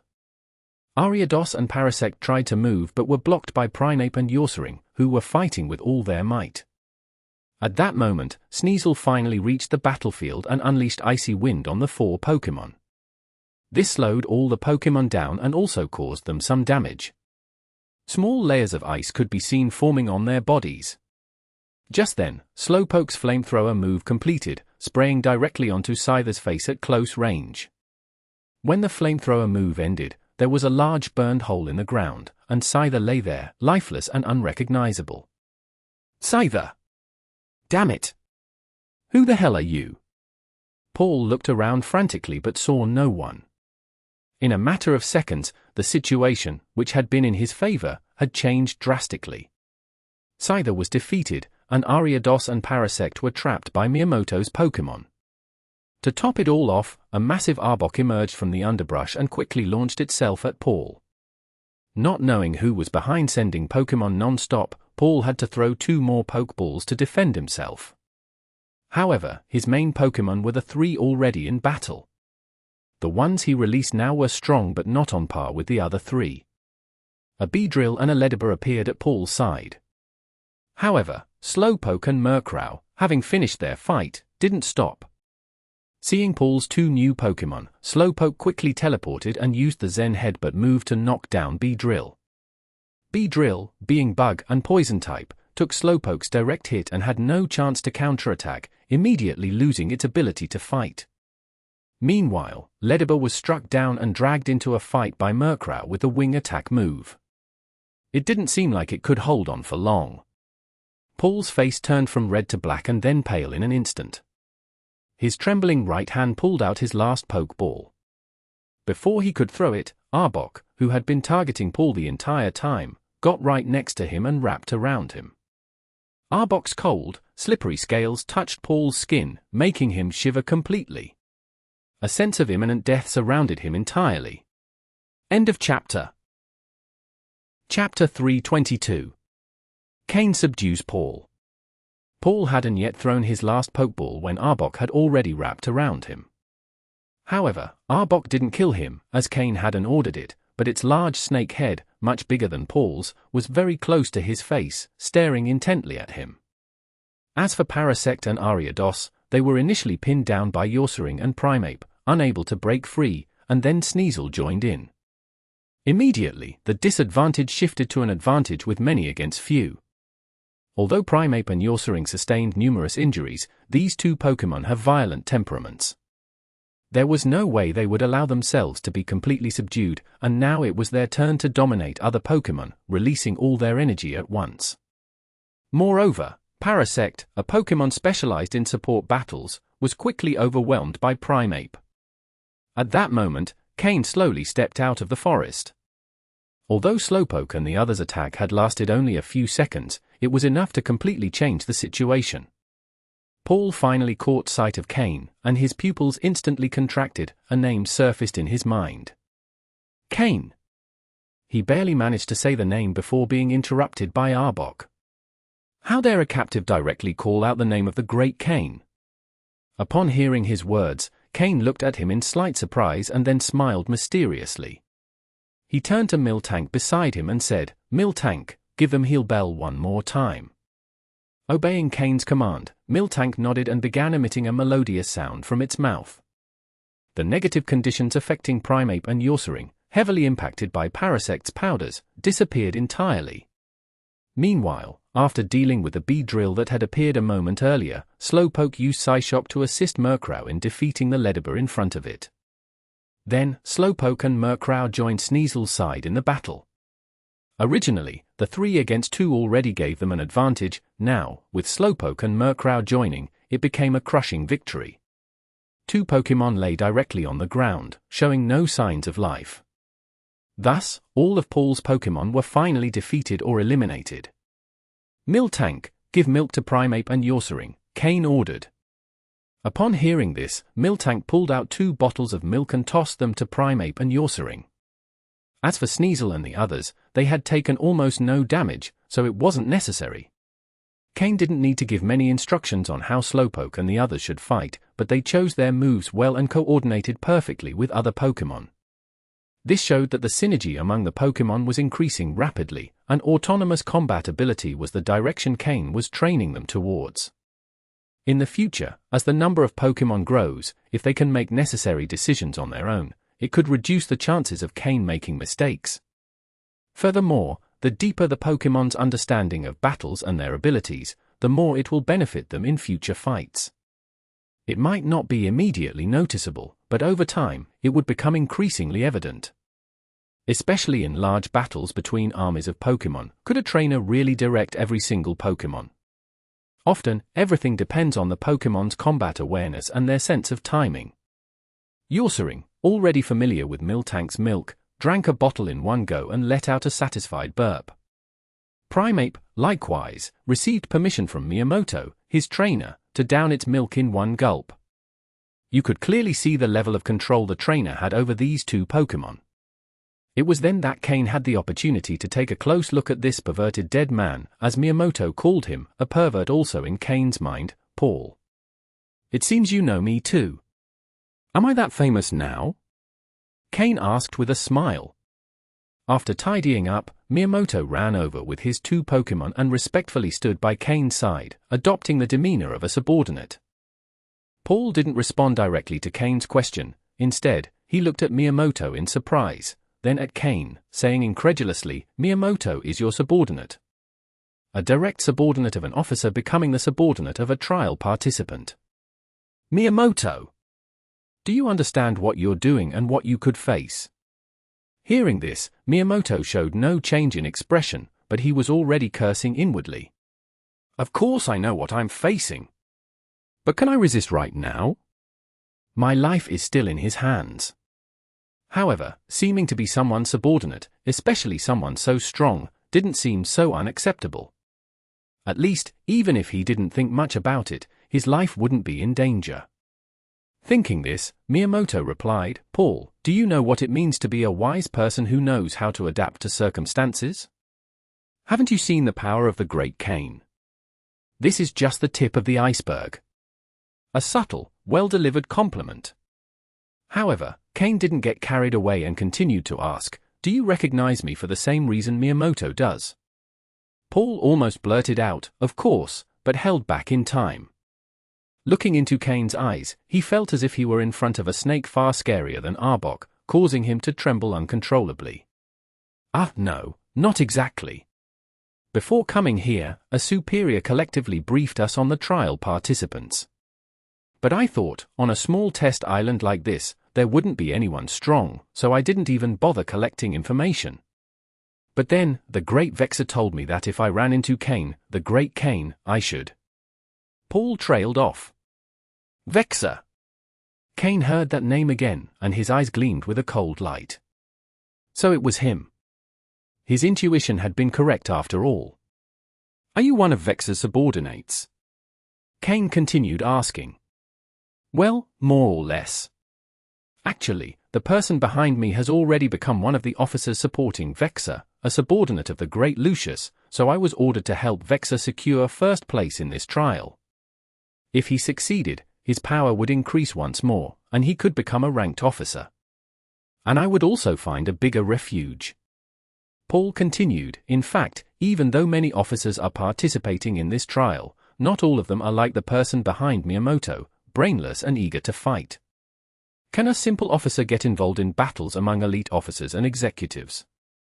Miyamoto probably already planned to join someone before coming here. This wasn't much different from what Miyamoto had said earlier. Cain sighed. Are all users of fighting-type Pokemon not very smart? But judging by Miyamoto's actions earlier, he seemed to have some intelligence. End of chapter. Chapter 323. Initial understanding of Vexor's power. So, is this Vexor really my target? I've already joined Lord Cain, as you've seen, Miyamoto declared, making his stance clear. As for what Paul had said about the potential consequences of joining a trial participant, what did that matter to him? The officer behind him was already in a desperate situation. Now, seeing that Cain had good potential and backing, and that others hadn't joined him yet, he thought that being the first to do so could bring him more benefits. The fact that Cain hadn't taken his points device and had even promised to share 20% of the points earned in the future showed his rare determination. Of the 4 advanced level contenders, probably only Reggie, the strongest, would have such resolve. Vexor, someone who preferred tricks, didn't seem fit to be a reliable leader. Moreover, Vexor trusted no one but himself. To him, Paul was just a dispensable pawn. Didn't Paul know this? Yes, he did, but he had no other choice. Well, Lord Cain, you already know that I've joined Lord Vexor. But if you let me go, I promise that when I return, I'll talk to him to stop holding any prejudice against you, Paul said, trying to defend himself. Cain listened with a smile and said, "Do you believe that yourself?" Paul's smile froze instantly. Believe it? Not at all. If he could go back, he would just make sure to stoke the fire so Vexor would come to kill him. Without paying attention to his expression, Cain continued. Is this woman you're doing? In the previous battle, intentionally or not, no one had touched the woman sitting on the rock in the middle. She showed no expression, but her eyes were fixed on Cain. In her once empty gaze, now one could see pleas, regret, despair, and a wish. A wish for Cain to free her. She regretted not listening to Sister Mary and ending up trapped with a lunatic like him. She had completely resigned herself, her Pokémon had been taken, her limbs damaged, and she couldn't even make an expression. Paul had used her to deceive countless people. Paul was a complete psychopath. He had treated her like a tool or, worse, a piece of his collection. He had even told her that once she served her purpose, he would keep her as a trophy. This had pushed her to the brink of madness. When Miyamoto appeared, she thought he was just another victim of Paul's trap, showing no change in expression. However, when Miyamoto managed to resist Paul's attack, a glimmer of hope crossed her eyes. Maybe this was a chance for the nightmare to end. But soon, Paul subdued Miyamoto again. Just when she was about to lose all hope, Cain appeared. She knew who Cain was. Although they'd never spoken, and he probably didn't know who she was, she believed her chance to die had finally arrived. She watched as Cain swiftly defeated the strong man, capturing him and questioning him directly. She wanted to ask Cain to free her, but she couldn't move a muscle, only her eyes. Now! Cain had finally noticed her. Her only wish was to die, just to die. Of course, if it could happen after Paul's death, it would be even better. Cain could see in her eyes that her will to live was completely shattered. He sighed softly. Sometimes, perhaps, a quick death is a stroke of luck. In the Pokémon world, people as twisted as Paul aren't rare. Cain had encountered many in his previous life, and luckily hadn't died at one of their hands. Yes, Lord Cain. What do you think? Isn't she a perfect piece of art? Paul exclaimed, looking at the woman with a sick expression, unaware that Cain's face was growing darker. Lord Cain, I've decided. Why don't you accept me into your team, like Miyamoto? I can provide detailed information about Vexor. I know his Pokémon, his battle tactics, and even some of his hidden moves, Paul added. However, Paul's words caused Miyamoto beside him to look concerned. What did this mean? Another one trying to compete for favor? Oh? Tell me more, Cain said, expressionless. Paul looked at Cain, trying to read his face, but saw nothing. Sir, look, Paul began. Paul was so tightly bound by Arbok that he could barely breathe, his face flushed. Cain gave Arbok a signal. Understanding Cain's order, Arbok loosened its grip slightly, allowing Paul to breathe more freely. However, when it released halfway, Arbok stopped. Arbok understood Cain's intent perfectly. Feeling Arbok loosen its grip, Paul exhaled slightly in relief, but when it only let him breathe without letting him move, his body remained immobilized. Fine, you may speak now, Cain said coldly. Paul swallowed, refraining from asking for more, and organized his thoughts. As Miyamoto has likely already told you, Vexor is one of Lord Lucius's subordinates, an executive of Team Rocket. Vexor specializes in bug-type Pokémon, which also influenced my officer's decision to join Lord Lucius, and my choice to ally with Vexor. Cain understood this logic. Many specialize in a single type, and the stronger they are, the more common it is to find trainers like that. Specializing in one type not only reduces resource consumption but also provides a deeper understanding of that type of Pokémon, increasing combat effectiveness. However, this also has obvious disadvantages. Those who specialize in one type can easily be countered by certain types. If Vexor, who specializes in bug-type Pokémon, were to face someone with flying, fire, or rock-type Pokémon, his combat ability would significantly decrease. For this reason, Cain had yet to decide if he would specialize in just one type. While there are many advantages, there are also clear weaknesses. Paul continued. Vexor uses Bug-type Pokémon.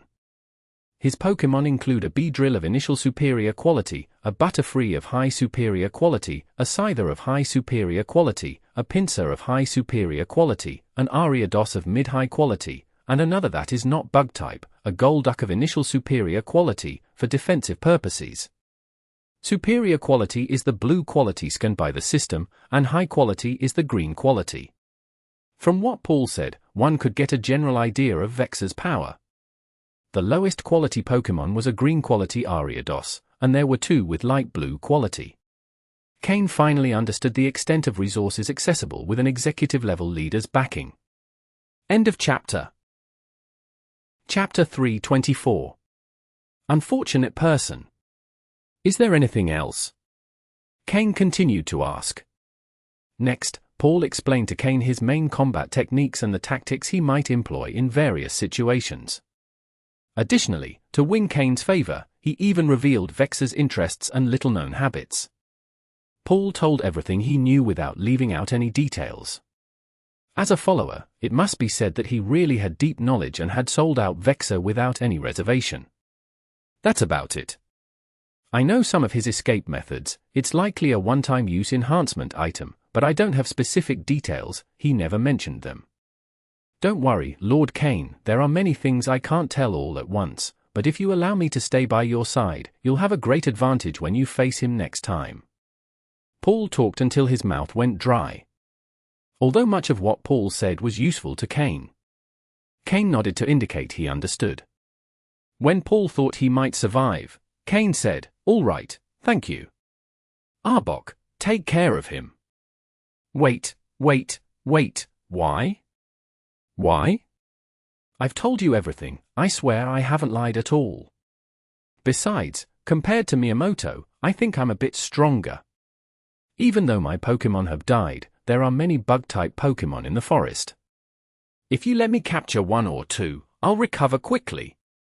I'm more useful than Miyamoto. Miyamoto's face darkened. However, Paul was telling the truth. If both were at their peak, he, with a certain advantage in flying types, would be slightly superior to Miyamoto. Moreover, Miyamoto specialized in fighting-type Pokémon, which were hard to find on this island, while bug types, which he excelled in, were abundant on the island. This way, his strength would recover quickly. And since he knew Vexor so well, Paul would be the best ally for Cain to face Vexor, wouldn't he? But Cain showed no interest whatsoever. What you say is true, and it's true you would recover faster than Miyamoto, Cain said. Yes, so if the Lord accepts my submission, no matter how you wish to control me, I can definitely do better than Miyamoto, Paul continued. Cain nodded, acknowledging his point. But there's something I can't accept. Without waiting for Paul to ask, Cain continued, "You're truly repulsive, being so close to you makes me feel very uncomfortable." Repulsive? But didn't you say you'd let me go if I gave you information about Vexor? Did I say that? I don't remember saying it. I'm sorry, you really give me the creeps. Arbok, take care of him. Cain gestured as if he were looking at something disgusting. Shah. Arbok nodded and, without giving Paul a chance to speak, tensed all its muscles and quickly immobilized him. The air in Paul's chest was immediately forced out, unable to breathe, his face turned red, and his eyes opened wide. He stared at Cain and Miyamoto, as if wanting to remember them both. But he no longer had the ability to speak. With Arbok's strength, it took no more than a second to end him. With the sound of bones cracking, when Arbok relaxed its muscles, Paul's body, lying on the ground, was completely twisted. Cain, with a look of disgust, told Miyamoto, "Take everything he has. His storage space might contain some valuable items, although there will probably be many repulsive things. Don't show them to me, just take what has value." Seeing Cain's look of disgust, Miyamoto breathed a sigh of relief. He was genuinely afraid Cain might want to keep Paul to face Vexor. After all, someone so disturbing both psychologically and physically was really infectious to be around. Who knows how Vexor put up with him? Cain approached the woman sitting on the rock, with a somewhat complicated expression. Jasmine, one of the strong people among the participants on Trial Island, hadn't had much interaction with Cain, and they had avoided interfering with each other's affairs. But Cain genuinely admired Jasmine for gathering the women on Trial Island and protecting their interests and physical and mental safety.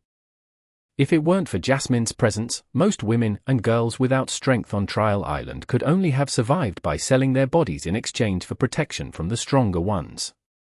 But were the truly strong so easily enticed by women's bodies? In the end, they would only become unfortunate people. Jasmine had prevented this for 3 months, but in the final trial, someone had done it anyway, and the result was disastrous. "I helped you kill him, so I don't think you'll object to giving me that map fragment," Cain said, looking her in the eyes. In the woman's eyes, Cain saw gratitude, regret, hatred, and a desire for death. Without her Pokémon and her body useless, she no longer had any desire to live. "I understand, I won't say anything about it." "You can go in peace," Cain said after a brief silence. Hearing his words, a trace of relief appeared in the woman's eyes, after which her expression showed no emotion, as if she were a plant. "Haunter, hypnotize her," Cain said to the air. Haunter, who had been hiding in his shadow, slowly emerged and used the move hypnosis on the woman, who immediately fell asleep. "Retrieve the map from her body and then inject the poison." "Yorsering, dig a grave and bury her," Cain ordered. Although Yorsering was now Miyamoto's Pokémon, it didn't dare disobey Cain's orders. It quickly ran over and began digging a hole in the ground, one of its specialties. Quickly, Haunter, after finishing its task, approached Cain with a map fragment in hand, while the woman's body, after being injected with poison, began to show a purple hue and stopped breathing. "She's an unfortunate person. In your next life, make sure to have your own strength," Cain murmured as he watched Yorsering bury her in the ground. Cain took the map fragment Haunter handed him. His points device vibrated briefly before stopping completely. End of chapter. Chapter 325. Rewards and Fishing Plans. Soon after dealing with Paul, Cain saw Miyamoto approaching quickly. Miyamoto had a somewhat pale face and a very serious expression. Evidently, the contents of Paul's storage system had left a strong impression on him. He originally thought what he had imagined was quite disgusting, but what he found in Paul's storage system nearly made him vomit. Better not to talk about it. Miyamoto handed Cain Paul's points device and several points cards, then passed him a bank card and a pill. Without waiting for Cain to ask, Miyamoto explained, this pill was Paul's trump card. It should be able to instantly boost his Pokémon's combat ability, but after using it, the Pokémon would enter a weakened state for a week. It normally wouldn't be used unless it was a situation of absolute danger. Paul never imagined that this time, he wouldn't even get to use his trump card before you eliminated him, Lord Cain. He must be deeply regretting it. After thinking for a moment, he continued, although it might not have had much effect.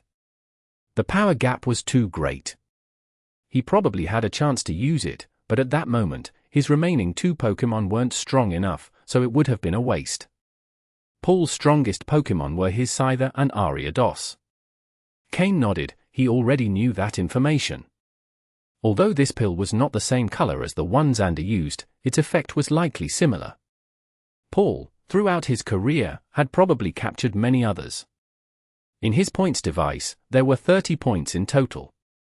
10 of them were originally his, and the other 20 he had obtained later. It was unclear whether he got them from other people or from points cards he found. However, considering there were several unused points cards, he likely got them from other people. And how many people did he have to deceive to achieve that? It should be noted that the points of trainers on the trial island were not plentiful. Those ranked below 50th place only had 1 point each, and those between the 20th and 50th places had 2 points each. So, 20 points mean he probably killed about 10 people. If not 10 people, at least 5 or 6. These points cards were probably found in the locations marked on that map fragment, Cain said, looking at the map fragment in his hand. Cain originally thought the map fragment would be some kind of small computer or data that could be used in the points device, but it turned out to be a simple map with some flashing red points and other points that had already dimmed, indicating that the points cards in those locations had already been collected. Adding up the different points from the cards, there were 6 in total, making 20 points in total. Along with Paul's original points, Cain had obtained a total of 50 points. Following the previous agreement with Miyamoto, the division would be 80% for Cain and 20% for Miyamoto. Cain transferred 40 points to his own device and left the remaining 10 to Miyamoto.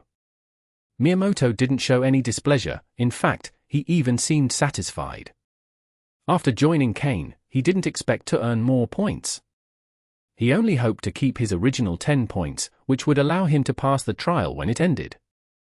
But he hadn't expected Cain to keep his word and give him 10 points directly. After entering the points into his device, a pleased Miyamoto cautiously asked, "Lord Cain, what will we do next? Would they continue searching for points, or would they go directly to seek out Vexor?" But the trial island was so large that finding one person would be tricky. Cain pondered Miyamoto's question and, finally, raised the map fragment he was holding and said, "First, let's search for the points cards. The trial island is vast, and searching for someone randomly could mean not finding them at all, and if we don't have enough points in the end, not reaching first place would be a waste. The main goal of this trial is still to obtain first place.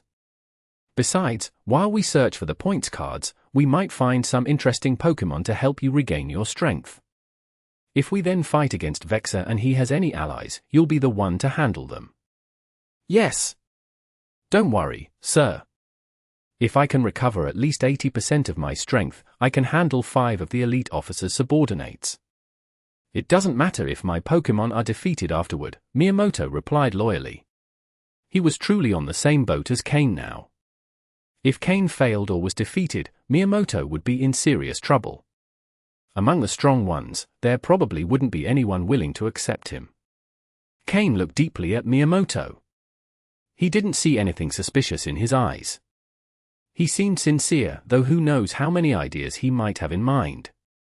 "This map can't be stored in the spatial equipment, so on our way, we might encounter people coming to steal it. To attract those people, let's hide our identities," Cain said, pulling a black cloak from his storage and tossing it to Miyamoto. Then he put on a cloak himself. Viper had cleverly designed this. The map fragment couldn't be stored in the spatial equipment, so whoever carried it would be like a visible beacon, always attracting people around them. Paul had used this feature to lure many. One of Paul's Pokémon that hadn't yet been summoned was quickly taken by Miyamoto. Although he couldn't tame it immediately, he could try later, and if he failed, he wouldn't lose anything, but if he succeeded, he'd have another Pokémon to use as cannon fodder. Cain and Miyamoto headed towards the nearest point marked on the map. Cain's Murkrow was sent to patrol around them, focused on their vicinity. Murkrow was an identifying mark for Cain on the trial island. If the participants saw it was Cain with the map fragment, they'd likely stay away, but now that he and Miyamoto were cloaked in black and Murkrow was patrolling, it was uncertain. Slowpoke, meanwhile, hid under Cain's cloak. Thanks to its psychic abilities, Slowpoke could sense the surroundings even without seeing. Cain and Miyamoto released 2 Yorsering who went ahead, clearing the way and deterring nearby wild Pokémon. Although they were together, even if others knew they had the map fragment, who would dare to attack them? The best strategy would be to have Miyamoto openly carry the map fragment while walking in front, with Cain following behind at a distance. With Slowpoke marking a psychic signal on Miyamoto, Cain could come to his aid immediately. That would be the ultimate fishing tactic. However, Miyamoto was still lacking in Pokémon and wasn't yet confident enough to ensure his safety. But maybe after capturing 1 or 2 more Pokémon and regaining some strength, Cain and Miyamoto could proceed with that plan. End of chapter. Chapter 326. Slowpoke's Evolution Path. However, the Challenge Island is vast, so the people you encounter are actually few. Most of the time, it's about fighting wild Pokémon while searching for point cards. Before nightfall, Cain had found 5 point cards, totaling 20 points. Cain earned 16 points and Miyamoto received 4. But for Cain, these points aren't the most important thing. What really matters is that his Pokémon's strength has improved again. After learning Vexor's strength, Cain knew there was still a slight gap between them, so he spent the remaining time deliberately training his Pokémon. Of course, he also helped Miyamoto capture two pretty good Pokémon.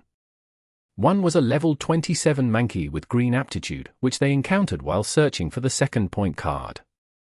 Miyamoto requested a battle, letting Primeape defeat this Mankey, then capturing it. In terms of this type of Pokémon, Miyamoto is likely the one who knows it best.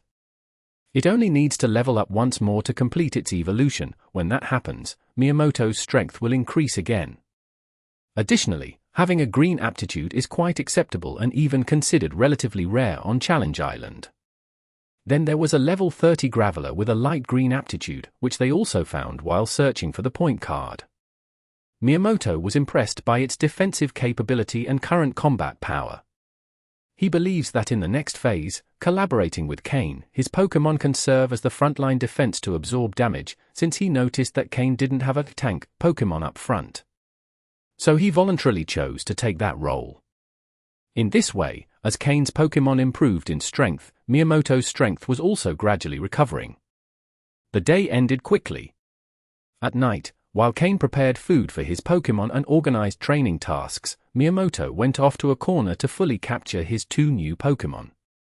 Then, surprised by the fact that Cain used high-level Pokeblocks for each Pokémon, he also managed to establish preliminary control over the two new Pokémon he had captured.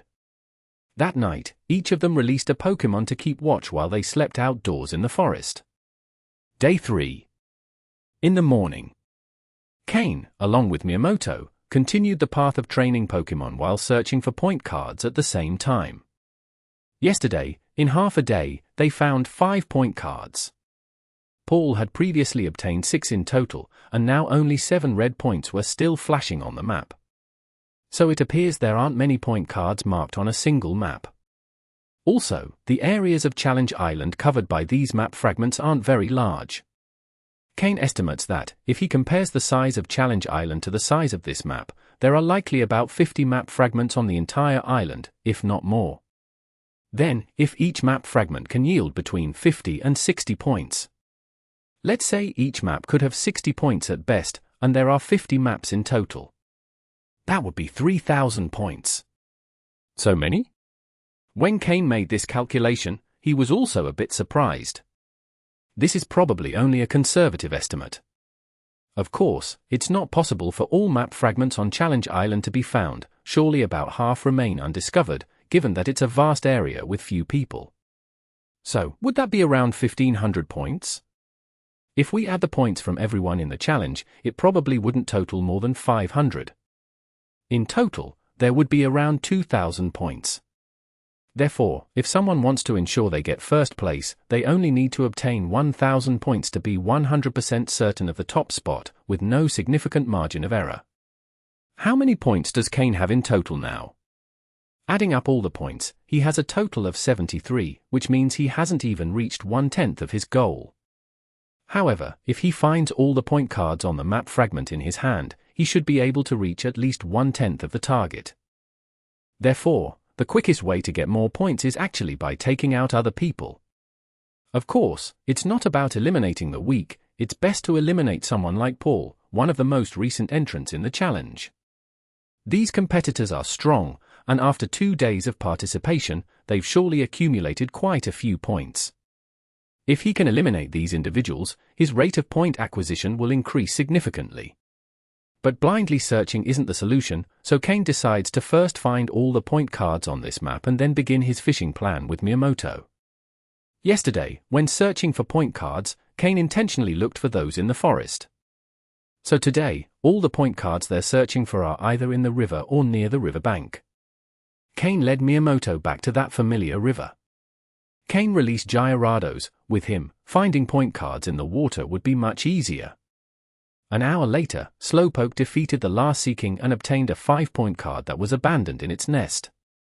At the same time, due to this battle, Slowpoke leveled up again, reaching level 34. Since entering Challenge Island, Slowpoke has fought the most, so even though it has the highest level, it's also the one leveling up the fastest.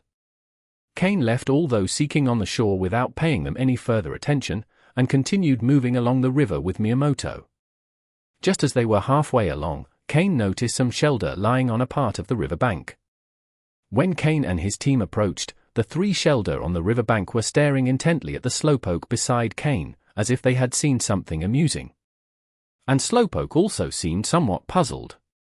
"Master, I feel like these Shellder seem to have a special attraction to me, as if they could help me in some way." Slowpoke conveyed his sensation to Cain via telepathy. That special perception from his 6th sense was very peculiar, as if it were predestined. Hearing Slowpoke, Cain also understood. Now that Slowpoke had reached level 34, he was likely beginning to feel a special attraction toward Pokémon like Shellder. As long as Slowpoke is strong enough and allows a Shellder to bite his tail willingly, he will evolve. It's one of the strangest evolution types in the Pokémon world, a fusion evolution. From what Cain knows, Slowpoke and Shellder are among the few species in the Pokémon world that can complete a fusion evolution between 2 different species. Another example is an evolution completed between 2 Pokémon of the same species, like Steven's Metang, which can only evolve after 2 Beldum fuse. After fusing, Slowpoke and Shellder can evolve in 2 directions. One is to evolve into Slowbro after Shellder bites the tail, and the other, rarer one, is to evolve into Slowking when holding the King's Rock and Shellder bites his head. Although not many in this world know how Slowking evolves, Cain is quite clear on the process. Therefore, Cain believes it is time for Slowpoke to make a choice. Slowbro? Or Slowking? End of chapter. Chapter 327. Pokémon awaiting evolution. Slowbro and Slowking have the same base stat values. The difference lies in that, after evolving, each one specializes in different aspects. When evolving into Slowbro, it excels in physical defense, being more suited for physical defense, and its attribute development will focus on the water type. Meanwhile, evolving into Slowking makes it excel in special defense, being better suited for special defense, and its attribute development will lean more toward the psychic type. However, Slowbro has an advantage that Slowking doesn't possess, the ability to Mega Evolve. Although Mega Evolution has yet to be discovered or announced, given his knowledge of future evolutions, Cain believes it's better to be prepared in advance. Cain explained to Slowpoke through telepathic communication the details about its future evolutions, along with the pros and cons of each, hoping it would make an informed decision on its own. In fact, Cain's Slowpoke has always been different from the others. Normal Slowpoke are usually somewhat slow or clumsy, but Cain's Slowpoke has fully demonstrated its potential as a psychic Pokémon, especially in the development of its intelligence. Cain still remembers that this dark green quality Slowpoke was once coveted by Sabrina, the Psychic Queen. For an elite level trainer to be interested in a dark green quality Pokémon, it's clear that this Slowpoke has outstanding talent in the psychic type. Therefore, Slowking seems to be the most suitable evolutionary path for it, but the fact that Slowbro can Mega Evolve is something to consider. After hearing Cain's opinion, Slowpoke didn't make an immediate decision but remained silent. However, it wanted to confirm one thing with Cain: who would have control after the joint evolution? Or would the consciousnesses of both Pokémon merge? Finally, Cain told Slowpoke that there was a 90% chance it would have control, while Shellder, after evolving, would serve more as a type of defense equipment. All right, you still have time to think, but regardless of the direction of evolution, you will need a Shellder. Based on my knowledge, the quality of the joint evolution depends on the quality of both Pokémon. Unlike the joint evolution of 2 Pokémon of the same type, if we find a high-quality Shellder, it will benefit you greatly in the future, Cain communicated to Slowpoke telepathically. If 2 Beldum evolve together, their qualities balance out, but in Slowpoke's case, joint evolution will also be influenced by the quality of both. Cain suspects it will most likely be based on Slowpoke's quality, with Shellder's quality used to enhance it. The final result will depend on the specific situation. Yadin. Slowpoke nodded in agreement. In any case, regardless of the evolutionary direction, Shellder is essential, so Slowpoke decided to capture one first and think afterward. From the side, Miyamoto watched Cain and Slowpoke communicating through telepathy, not understanding anything. However, upon noticing Shellder on the shore, he showed an expression of realization. Though he was unaware that Slowpoke had another possible evolution, he knew it needed a Shellder to evolve. So, was the plan to capture a Shellder? Cain indeed planned to capture a Shellder, but his requirements were very high. Currently, Slowpoke has a dark green quality, which is enough for its current power level. But when Cain advances to Officer or even Senior Officer, that quality will no longer be enough. While he could use energy crystals to improve its quality, Slowpoke would need a level upgrade, something that can't be achieved with 1 or 2 medium energy crystals. Cain was also considering that Slowpoke is a shiny Pokémon. If it fuses with a non-shiny Shellder, what would be the likelihood that the evolved Pokémon remains shiny? He has yet to see any specific advantage to being a shiny Pokémon, but these Pokémon are extremely rare. Cain hopes that Slowbro or Slowking will retain its shininess after evolution. Therefore, Cain has very strict requirements for Shellder. It must be of high quality and, preferably, also shiny. This would be extremely rare. Cain has been in this world for a long time and has only seen one shiny Slowpoke in the wild. Not everyone has the luck. Cough. The power of money of Stephen, who found for shiny Pokémon. Cain could lower his requirements a bit. If the Shellder found has blue or dark blue quality, it doesn't matter if it isn't shiny. But if it has dark green or light blue quality, it must be a shiny Shellder. That's Cain's limit. He has a feeling that, after evolution, Slowpoke will fully manifest its shiny state. Miyamoto, you can act freely for now. I'm going to look for a high-quality Shellder so Slowpoke can prepare in advance, Cain told Miyamoto. Understood. Miyamoto nodded respectfully and headed into the forest with Primeape and Mankey. Cain, watching as Miyamoto disappeared among the trees, delved back into his thoughts. In his current state, he's still slightly inferior to Vexor, who likely has a trump card. If his Pokémon levels can increase or if one of them evolves, his confidence will increase considerably. Shellder is just one part of Cain's plans. Gyarados, go down and see how many Shellder and Cloyster are here, Cain ordered Gyarados. Gyarados obeyed the order, nodded, and dived into the water. Cain is 80% certain that this river is the same one where he captured Slowpoke before. While waiting by the shore with Slowpoke and Murkrow, Cain knows that Slowpoke isn't the only one ready to evolve. Murkrow could also evolve if he gets a superior quality Dusk Stone. If he had a superior quality Dusk Stone and Murkrow evolved into Honchkrow, Cain would feel much more confident about defeating Vexor. He uses Bug-type Pokémon, and Honchkrow is a Dark and Flying-type Pokémon, which gives it a great advantage in terms of type. Additionally, Murkrow with the ability Prankster would change its ability to Moxie after evolving, a completely different but also very powerful ability. If used correctly, it could even defeat 6 opponents in a row. End of chapter. Chapter 328. Close the gate. Strike the enemy. Honestly speaking, the Pokémon Cain can truly count on for a direct battle right now are just Murkrow, Slowpoke, Haunter, and Sneasel, whom he has personally trained.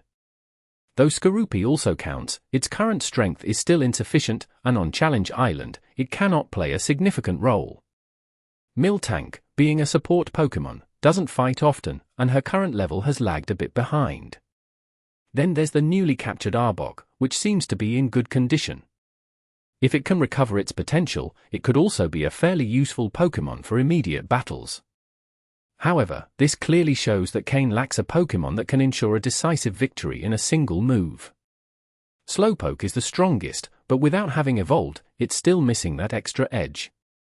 Suddenly, Cain recalled the place where he captured Haunter, that cave full of Gastly, where he found the intermediate quality Dusk Stone he now possesses. Could he find a better quality Dusk Stone there? If Murkrow could evolve, what would he have to fear from Vexor? As Cain considered this possibility, Gyarados emerged from the water.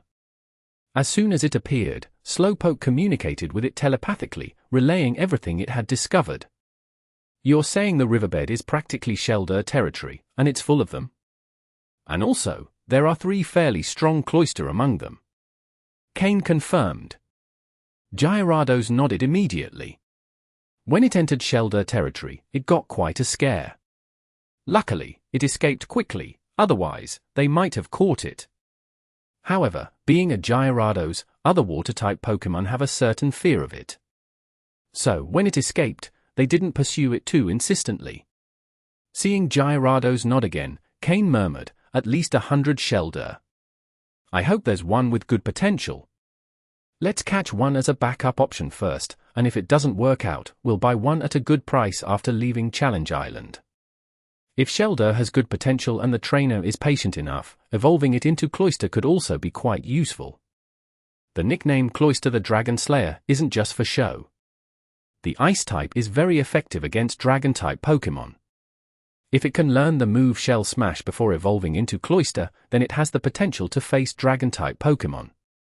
The move Shell Smash allows Shellder or Cloyster to break free of its shell, sacrificing physical and special defense to significantly boost attack, special attack, and speed. It's an all-around strengthening move, as long as defense isn't considered. Cain remembers how Lance, the Dragon-type Elite Four of Kanto, couldn't become champion because Lorelei, the Ice-type Elite Four, used her Cloyster with Shell Smash to humiliate him. It's precisely thanks to this Cloyster that Lorelei secured her position as the Ice-type Elite Four of Kanto. However, the problem of how to teach Shellder the move Shell Smash has been a dilemma for many. Everyone knows that Shellder needs a Water Stone to evolve into Cloyster, but also that only at level 56 does it have a chance to learn Shell Smash. And it's only a chance, not guaranteed. So, how many people would train a Pokémon with just 305 base stats, of which 100 are allocated to physical defense, all the way to level 56? One can only say that Lorelei has great perseverance and wisdom. Since all the Shellder are at the bottom of the river, the task now is to lure them out of the water. Shellder, as a water-type Pokémon, is only weak to grass and electric types, and when it evolves into Cloyster, it adds weaknesses to fighting and rock types. But as for those types, Cain doesn't have any right now. So, with no type advantages, the only option left is to fight head-on. Cain took out 4 Pokeballs, summoning Sneasel, Skorupi, Miltank, and Arbok. As a snake, though Arbok isn't great at fighting in water, swimming isn't an issue. After some thought, Cain also summoned Yossering. If there are over 100 Shellder, all available strength will be needed. Cain slowly moved back with his Pokémon, retreating to the edge of the forest. When fighting, it's likely the river's surface will experience strong currents, so it's better to move back a bit to avoid being swept away by the waves. Yossering, dig a few large holes in the ground here. Skorupi, you're good at this too, help out, Cain ordered. Following orders, Yossering and Skorupi began digging holes by the shore. Since the battle will be against Shellder, it would be best to lure them out of the water. This way, Cain's Pokémon would have a greater advantage. Otherwise, only 2 or 3 of his Pokémon could fight in the water, and they could be surrounded.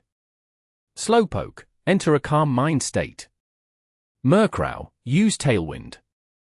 Sneasel, use Hone Claws and Agility. Arbok, use Stockpile. Cain gave commands to each Pokémon that would participate in the battle. This isn't a battle against another trainer, so there's enough time for the Pokémon to prepare and use buffing moves. The Pokémon began entering their power-up states.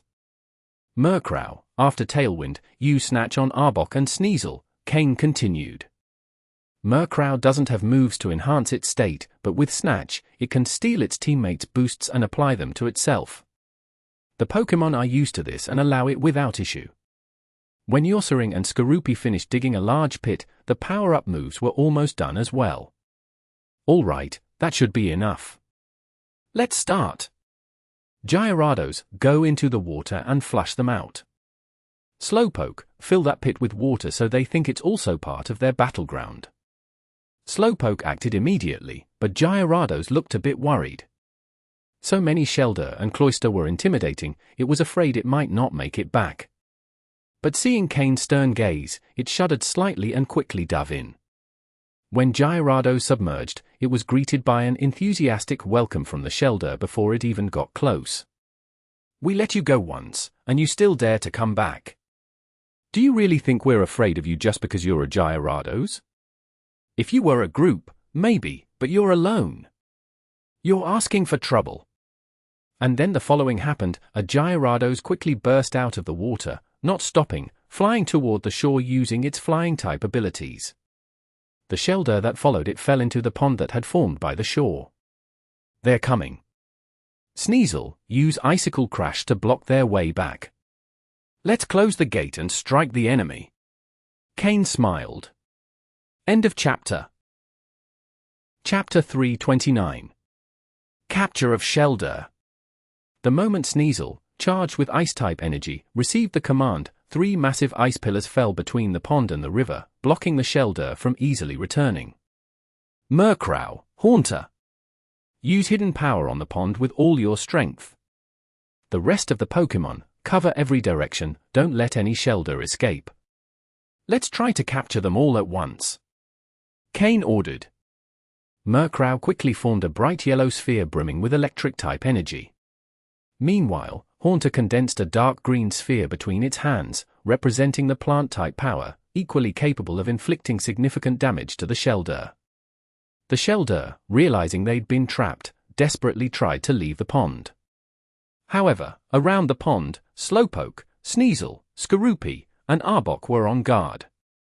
Each time a Shellder attempted to jump, it was knocked back into the water. The levels of the Shellder varied. Some were stronger, around level 30, while others were only in their teens. But without exception, they were all trapped in the small pond, unable to escape. The hidden power energy soon materialized, and Murkrow and Haunter unleashed their attacks into the water. In an instant, the yellow sphere exploded as it hit the water, and streams of blue and yellow electricity spread everywhere. Since the Shellder were vulnerable to electric-type attacks, and with the conductivity of the water, the impact they suffered was doubled. Soon, some of the weaker Shellder floated to the surface, clearly unable to continue fighting. Cain instructed Slowpoke to use its psychic powers to pull all the Shellder ashore, then used his system to scan them one by one. He only wanted to capture a high-quality Shellder, not destroy the entire colony, so once Slowpoke had brought them out of the water, he allowed Haunter to use its plant-type power. Unlike Murkrow's electric-type hidden power, the plant-type one burst on contact with the water like a dragon entering the sea. Instead of dispersing, all the plant-type energy submerged into the water, causing great damage to the Shellder at the bottom.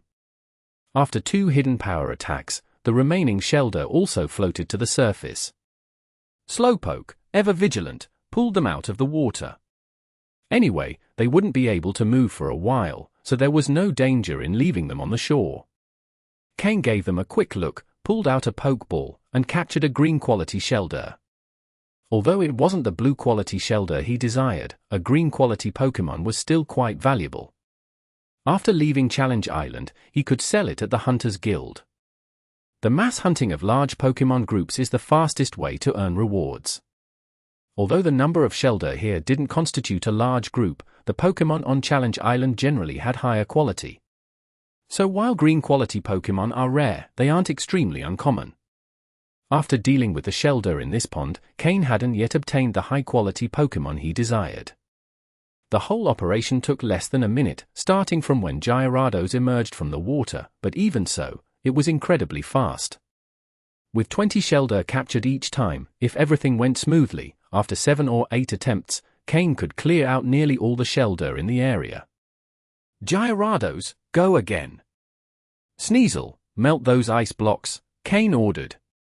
Gyarados, with a look of resignation, dared not show any resistance and dove back into the water.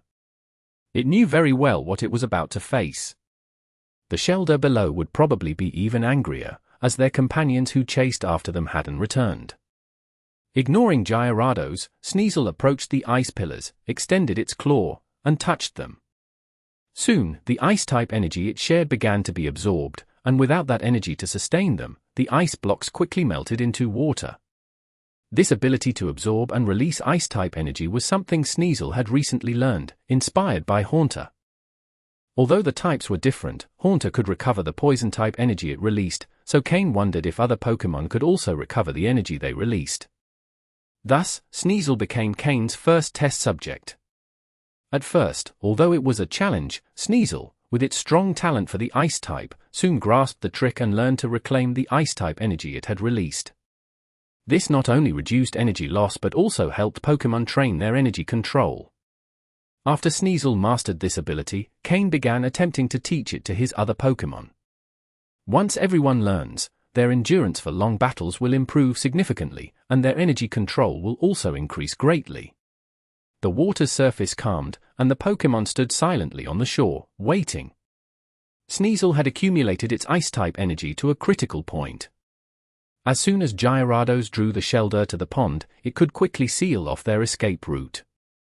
Murkrow and Haunter had also accumulated hidden power, ready to release it at any moment. This weight allowed them to compress the energy further, improving their control and mastery over it. A little while later, Gyarados emerged from the water even faster than before, not even having time to activate its flying-type ability before it fell onto the shore, ice chunks clinging to its body, clearly having been attacked and wounded. However, the effect was clear. This time, almost 30 Shellder emerged from the water to chase it and fell into the pond by the shore. Cain even noticed a cloister among them. Perhaps as an instinctive reaction, upon seeing water below, they all jumped into the pond. And so, they were trapped. As soon as the last Shellder fell into the water, Sneasel launched its ice pillars. This time, it formed 4 pillars, lined up to seal the pond. Having worked together before, the Pokémon executed their roles precisely. Murkrow dropped its electric energy ball, which it had been condensing for a long time. After an explosion louder than before, several Shellder floated to the surface. After Slowpoke pulled out those Shellder, Haunter also launched its plant-type energy ball. However, this time, the Shellder were stronger and of a higher level, so Haunter's hidden power couldn't defeat them all. But Murkrow, who was already prepared, threw another electric energy ball into the water. Finally, all the Shellder, except for the cloister, were defeated. End of chapter. Chapter 330. Don't punish me. Currently, only a wounded cloister remained in the pond. Hidden Power is a special attack move, and both Murkrow and Haunter have strong special attacks, especially Haunter. Furthermore, the type advantage of electric and grass moves allowed this cloister to withstand 3 rounds of attacks without losing the ability to fight, indicating that its level wasn't low and its combat power was considerable. However, by not surfacing, it remained like a Pokémon trapped in a snare. After 2 rounds of attacks from Haunter and Murkrow, they defeated this cloister. Cain scanned its data. Pokémon. Cloister, light green. Gender. Male. Level. Level 31. Type. Water plus ice. Ability. Skill link. Held item. Big Pearl. Egg moves. Bubble Beam, Rapid Spin. Basic moves. Tackle, Water Gun, Withdraw, Supersonic, Icicle Spear, Protect, Leer, Clamp, Spike Cannon, Spikes. Learned moves. Iron Defense, Icy Wind, Water Pulse. TM moves. None. A level 31 cloister with light green quality is a good Pokémon, mainly because its skill link ability is quite unique, and if used well, it can have unexpected effects. The most important thing is that Cain found something interesting. Cloister was holding a big pearl. Could the Shellder they encountered earlier have also had something like this? Previously, he'd been too focused on quality and levels, almost missing the chance to make money by ignoring this. Cain had his Pokémon collect all the pearls from the Shellder, including the one from this cloister. He found that, in total, among almost 50 Pokémon, he had obtained 8 big pearls and 34 regular pearls. This was quite a haul. The ecological environment here was excellent, and since no one had cleared out the Shellder, many of them carried pearls or even big pearls. He captured this cloister and stored all the pearls in his ring. Although he didn't find any high-quality Shellder, his interest in them had grown. However, looking at Gyarados, who looked like a dead dog lying motionless beside him, Cain thought he was exhausted too. After reflecting for a moment, Cain said, "Slowpoke, use your psychic powers to control those 2 Shellder over there and throw them into the water. I think their companions, seeing this, won't be able to resist coming up. Then we'll continue with our original plan." Sneasel, gather the ice. Murkrow and Haunter, keep gathering power. After releasing the energy balls this time, don't stop, keep gathering. I believe the Shellder and Cloyster that come out later will be stronger. Both Shellder and Cloyster have very high physical defense, but their special defense leaves much to be desired, which gives Murkrow and Haunter an excellent opportunity to shine. They were about to level up, and Cain believed that after clearing out everyone here, they would succeed. The two Shellder, who had lost the ability to fight and were completely devoid of pearls, were thrown into the water by Slowpoke. The impact on the group of Shellder underwater was much greater than Cain had imagined. Seeing their companions disappear without a trace after emerging from the water, and then seeing two Shellder returned, the Cloyster and Shellder could no longer hold back. They opened their shells and showed their anger. Led by the remaining two Cloyster, all the Shellder surfaced. Cain, waiting on the shore, was astonished to see about 50 or 60 Shellder emerge at once. Had they all come out? But after observing them a bit, Cain was disappointed to see there wasn't a single shiny Shellder among them. He could only hope to find a good quality Shellder. The Cloyster that surfaced were filled with rage upon seeing their unmoving companions on the shore. But with no Shellder to warn them, they only saw the water's surface near the other Pokémon and didn't realize it was a trap. More than 60 Shellder fell into the pond like rain. "It's now!" Cain shouted. This time, there were many more Shellder, and if they didn't control the situation properly, they could end up eliminating some of them. Cain's Pokémon responded quickly and unleashed their moves. The plan remained the same, but this time the counterattack was more intense, especially with the combined assault of the two Cloyster, which had a significant impact on Cain's Pokémon. Fortunately, Murkrow and Haunter, with the others' protection, managed to release their moves without issue. As the main attackers in this operation, after using hidden power several times, they finally leveled up. Murkrow rose to level 32, and Haunter to level 31. With their new level, both Pokémon fought with more vigor, as if they had an endless source of power, releasing hidden power into the water relentlessly. Not only did their offensive power increase, but they also improved their energy control. Sneasel and Slowpoke managed to prevent the Shellder from escaping, but both Arbok and Yorsering suffered frost damage, and even Skorupi, who was barely involved, was affected by the Ice-type moves. This showed how powerful the counterattack had been. The process was exhausting, but the result was perfect. The more than 60 Shellder lost the ability to fight and were pulled from the water by Slowpoke. Even the two powerful Cloyster couldn't escape the fate Cain had in store for them. All the pearls were collected, and together with those obtained earlier, Cain had acquired 20 big pearls and 65 regular pearls. The value of these pearls alone had earned him a profit of over $1 million. And since these pearls came from Pokémon, their value was much higher than that of regular pearls. Cain captured one of the two remaining Cloyster, which had light green qualities. The other, with dark yellow quality, he left to lead the colony. However, among the more than 60 Shellder, he didn't find a single one with light blue or higher quality, which left him somewhat dissatisfied. But after thinking it over, it was normal. Did he expect that out of 100 Shellder, one would appear with blue quality? Since when had blue quality become so common? Just as Cain was about to return all the Shellder to the water to come back another time to collect more pearls, Slowpoke contacted him telepathically. Cain listened in surprise and asked, "You're saying there are still some Shellder in the water and that you feel a much stronger attraction to them than to the ones we've already seen?"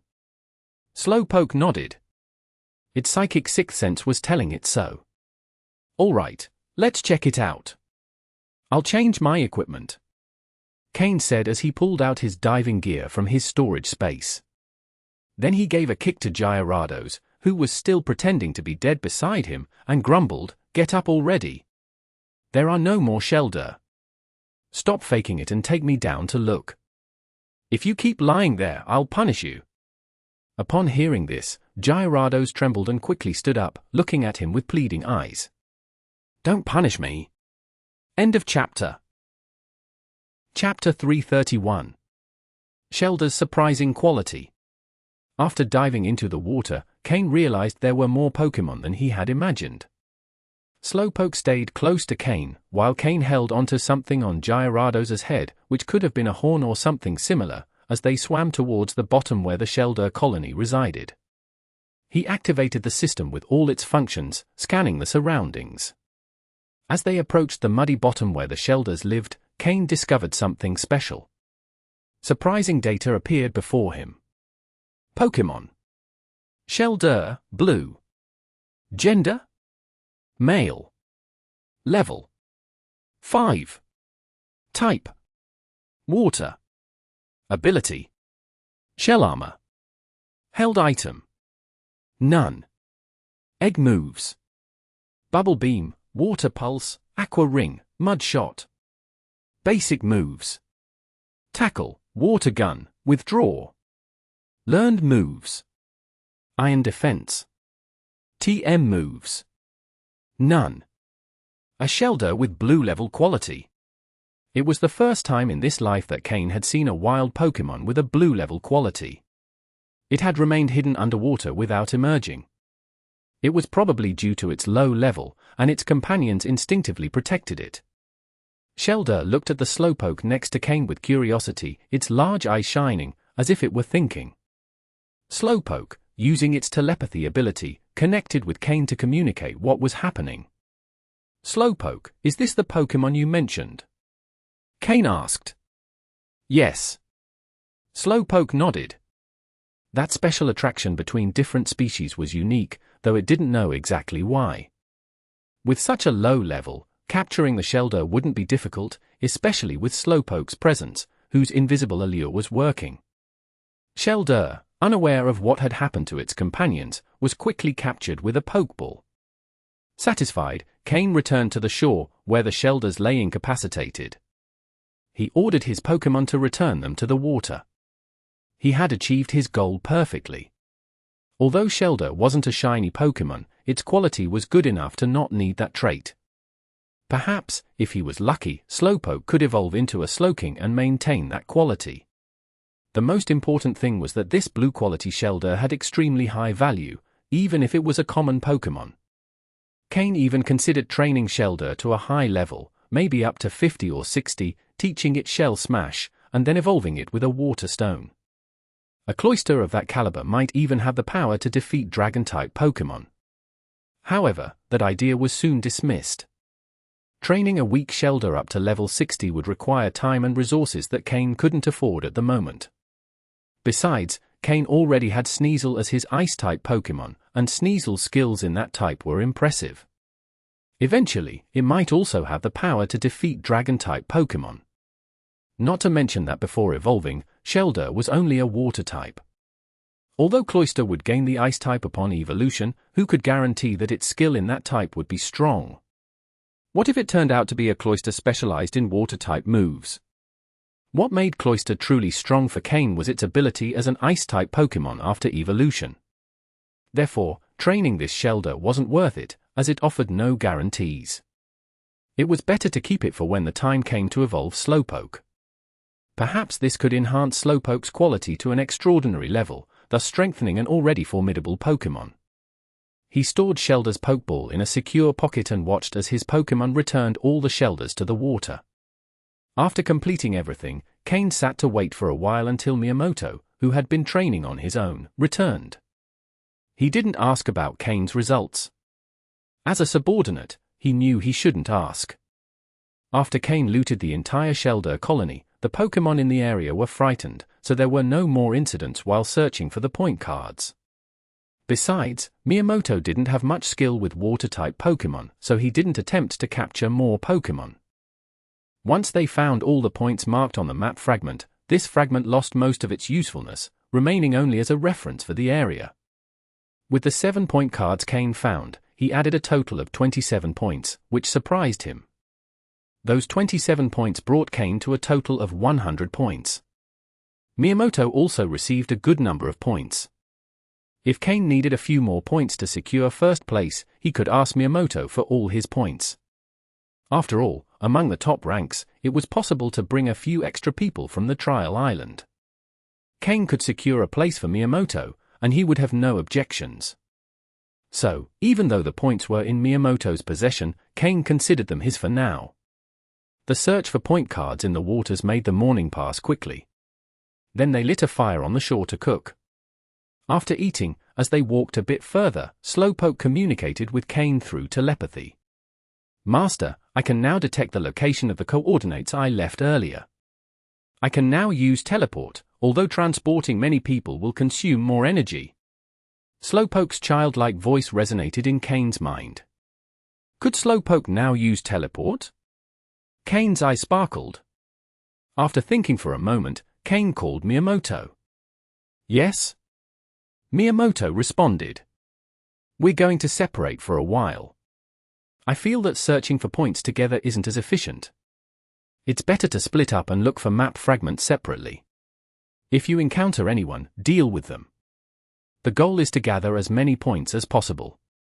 Since you've regained some of your strength, you can choose to capture Pokémon on your own." Miyamoto was surprised.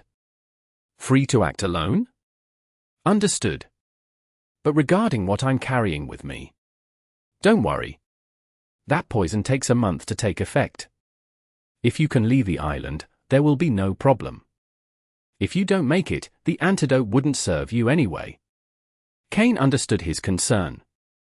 With that clarified, there were no more issues. Separating to gather points? Would it be unnecessary to face Vexor?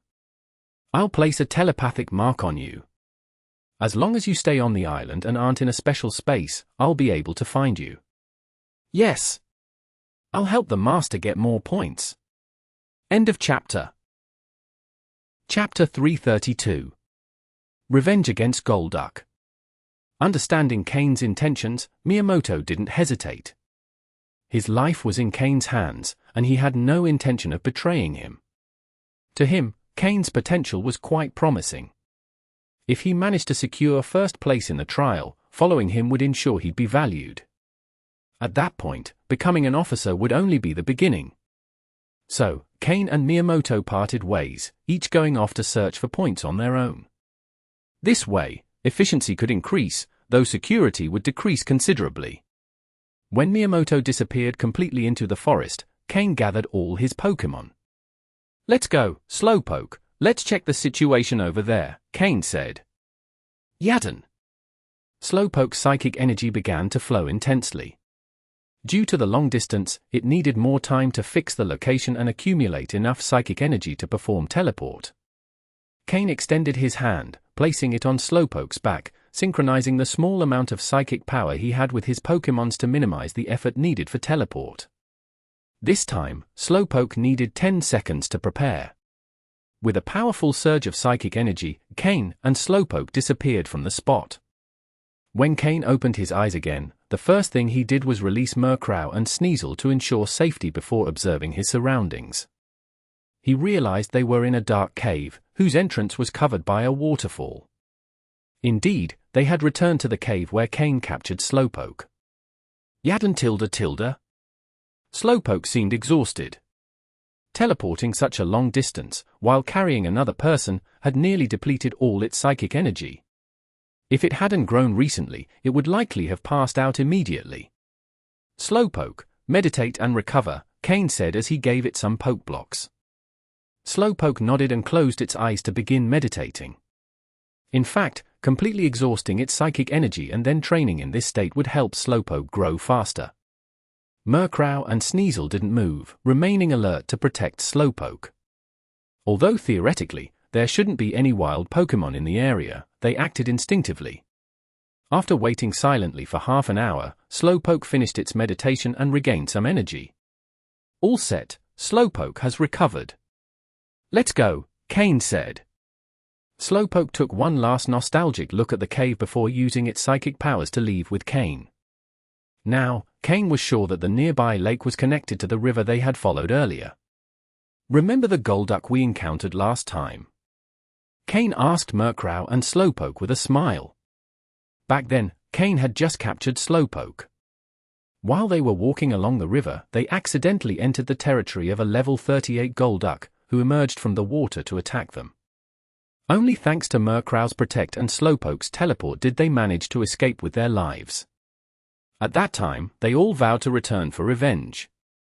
Now that they were back, it was time to fulfill that promise. Murkrow and Slowpoke also remembered that incident, their eyes gleaming with a fierce aura. Back then, they were humiliated when they were weak. Now, stronger, they had returned for revenge. Although Sneasel wasn't present back then, seeing the determination of his trainer and teammates, he, too, was excited. Slowpoke, go into the water and find that Golduck. If it's still here, bring it to the shore, Cain said, a smile on his face but a cold look in his eyes. Hearing Cain's words, Slowpoke entered the water to search for Golduck. With its current level, it would have no problem handling him alone, but Cain wanted Murkrow to have its revenge as well. It didn't take long before a blue figure flew out of the water, crashing onto the shore. Immediately after, Slowpoke emerged from the water, floating above the surface with its psychic energy. With a cold expression, Slowpoke looked at Golduck, who lay on the shore with a panicked expression. Murkrow flew over and looked at him with disdain, while Sneasel approached, eager to join the action. Cain noticed that Golduck had barely changed in the 3 months that had passed, while Slowpoke and the others had grown tremendously, becoming far superior opponents. Although Golduck likely didn't recognize Slowpoke and Murkrow, they remembered him very well. Finish him. Back then he was your goal, now that you've surpassed him, end it quickly, Cain ordered. That Golduck had caused them so much stress in the past that, if it hadn't been for Slowpoke's teleport, they would have been defeated. In just 3 months, they had completely reversed the situation. Did that mean Golduck hadn't improved? No, he had grown, but at a much slower rate. The difference between his progress and that of Slowpoke and Murkrow was vast. What made the difference? Having a trainer. Wild Pokémon have to rely on their time and innate abilities to get stronger unless they have a special opportunity. But with a trainer who understands their strengths, a Pokémon can improve at an incredible rate. Golduck didn't even have time to react before Murkrow and Slowpoke took him down. Sneasel wanted to join, but Cain stopped him. This Golduck represented an important moment for Murkrow and Slowpoke, so it was better for them to finish it themselves. This victory would reinforce their confidence and determination. After defeating Golduck, the confidence and power emanating from Murkrow and Slowpoke were even more noticeable. Cain smiled and released Grimer, letting it absorb the remains of Golduck. While Miyamoto was present, Cain hadn't wanted to reveal Grimer's special nature and had missed many opportunities. But now, acting separately, there was no reason to hide it. The 2 Grimer he bought in Vermilion City, one of light green quality and the other of green quality, now the light green one had reached green quality, and the green quality Grimer was on the verge of evolving to an even higher quality, which Cain hoped to see in the coming days. When that happened, he would need to assess how much time and resources would be required for Grimer to reach a superior quality. End of chapter. Chapter 333. Return to the Gastly Cave. On the Trial Island. The place where Slowpoke was captured. The levels of the wild Pokémon here aren't very high, as Team Rocket has been systematically clearing the area. If the Pokémon around Team Rocket's bases were high level, how could participants carry out their trials? After allowing Murkrow and Slowpoke to blow off some steam, Cain asked, Slowpoke, have you recovered enough? Can you use teleport again? Slowpoke nodded. For short distances, teleport would no longer be a problem, but to use teleport for a long distance like before, it would need to rest all night. Then let's go take a look at the Gastly Cave. I think Haunter would also like to go back home, Cain said, smiling. Haunter, who was hiding in Cain's shadow as a guard, heard Cain's words and slowly began to appear, showing a nostalgic expression. Soon, under Slowpoke's teleport power, Cain and his Pokémon vanished from the spot. With a Slowpoke capable of using teleport, moving around areas where it had left its mark felt like being at home. They could go anywhere with ease. In the blink of an eye, when Cain opened his eyes again, they were already at the entrance of the Gastly Cave. This time, however, Cain was surprised, as he wasn't the first to arrive. In the distance, at the cave entrance, 3 people were directing their Pokémon in an attack on the cave. A seemingly endless stream of Gastly flowed out from within, blocking the entrance and preventing the three intruders from entering. But despite their efforts, the Gastly were no match for the three trainers due to their low level. Cain didn't act immediately. Haunter seemed somewhat restless, but Cain calmed him. From Cain's perspective, it was clear these three were trial participants, but entering right away wouldn't be wise, as it seemed the three were testing the waters, not yet going all out. Cain paused because he felt the points device in his pocket start vibrating, pointing directly toward the interior of the Gastly cave. It was no wonder those three hadn't retreated, even after being held at the entrance for so long. Cain didn't recognize any of the three, which increased the likelihood they were part of Xander's team or independent participants. Having assessed the situation, Cain decided to act. Haunter, it's time for you to return home with honor. Take care of those three's Pokémon, they are nothing but trash, no match for you. Slowpoke, control those three with your psychic powers, Cain ordered. Murkrow, go with Haunter and make sure they don't escape. The three Pokémon didn't hesitate for a second. With the help of Slowpoke's teleport, they appeared in the middle of the battle between the Gastly and the intruder's Pokémon. Sneasel remained by Cain's side, temporarily taking on the role of guard in place of Haunter. In the wild, it's always safer to have a Pokémon watching closely. In a flash, the intruder's Pokémon were completely defeated. They were no match for Haunter and Murkrow, who were on a totally different level. Although the Gastly recognized Haunter as their evolved form, they didn't recognize him immediately and maintained their defensive stance. But noticing that Haunter and Murkrow weren't attacking them, they remained in their positions, watching cautiously. Slowpoke, on the other hand, was more direct. It used its psychic powers to control the three intruders, leaving them unable to move or make a sound, allowing Haunter and Murkrow to quickly defeat their Pokémon. Without their trainer's guidance, Pokémon lose at least half of their combat capacity. Elder Gastly, Cain has brought Haunter back. Could you come out to see him? Cain said as he calmly walked toward the entrance of the Gastly cave. The three intruders, seeing Cain, tried to shout, but Slowpoke's control kept them completely immobilized, except for blinking. Cain ignored them and approached the crowd of Gastly. Cake. Haunter also called out toward the cave. Gradually, the Gastly opened a path. An elder Gastly slowly floated out. Although all Gastly looked the same, Cain couldn't help but feel this one had an aura of old age. Cain smiled and said, Elder Gastly, it's been almost 3 months. I've brought Haunter back to see you. Now he's evolved from Gastly to Haunter. The elder Gastly instantly recognized Cain. For him, 3 months was an extremely short time. Had Haunter evolved in just 3 months? When Haunter left, he could barely be considered a useful Pokémon in battle. But now, the elder Gastly could feel the powerful energy within Haunter. He himself was no longer a match for Haunter. Although the elder Gastly recognized Haunter, he couldn't help but be surprised by the great changes in appearance, level, power, and even capacity. Could a Pokémon truly grow so much under a trainer's guidance? The elder Gastly felt a slight doubt in his heart. In just 3 months, in such a short period, he has reached this level. Cain, you are impressive, said the elder Gastly through telepathy, unable to find the words to describe such progress and opting simply to say impressive. Haunter has worked hard. I've only given him a bit of direction and some help. All his progress is due to his own efforts, Cain replied. The elder Gastly nodded, clearly pleased with Haunter's progress under Cain's care. I wonder, Cain, what brings you here this time? There have been many humans in the area lately, and today, those three have been attacking our cave entrance all day, the elder Gastly said in his aged voice. Don't worry, I'll deal with those three. However, there's something in the cave that may be causing these disturbances. It would be best to remove it, or more humans will keep coming. These three aren't very strong, but if someone more powerful shows up, your home could be in danger, Cain explained. Haunter also confirmed that he knew what Cain was talking about. Oh? In that case, come with me, Cain. "We've been friends for some time, and we trust you," replied the elder Gastly without showing suspicion, especially with Haunter backing Cain. "All right, let me deal with those three, and then I'll follow you," Cain said.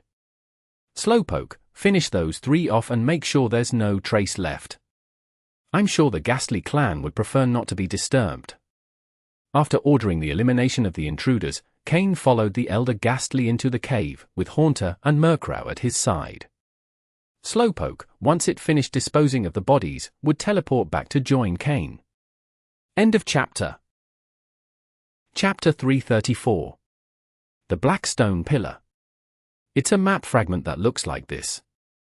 If you find it, just take it, as it won't be of use to you. However, if it stays here, it will keep attracting people constantly, Cain said as he showed the map fragment he had already used, addressing the elder Gastly. "Ah, so that's what it was. It suddenly appeared in our cave, teleported out of nowhere, and we never knew what it was for." "I didn't imagine it was what attracted humans," replied the elder Gastly. After saying this, the elder Gastly immediately ordered other Gastly to bring the item. Since it was something of no use to them and only brought unnecessary trouble, they decided to hand it over to Cain. Haunter, after entering, started communicating with the other Gastly. Although they didn't recognize him at first, after a few words, they realized he was the same Haunter they had played with before. Soon, one of the Gastly handed the map fragment to Cain. "Thank you, Cain, for helping me solve another problem," said the elder Gastly with a smile. Cain smiled and nodded without saying anything. This group of Gastly was where Haunter had been born and raised. It wasn't an ordinary wild Pokémon community that Cain could simply destroy without consequences. If he tried, it would undoubtedly affect his relationship with Haunter in an irreversible way. "If you have anything else to say, Cain, please feel free to. You are a true friend of our group, and if we can help you, we will not refuse," said the elder Gastly, noticing Cain's hesitation. "In that case, I'll be direct.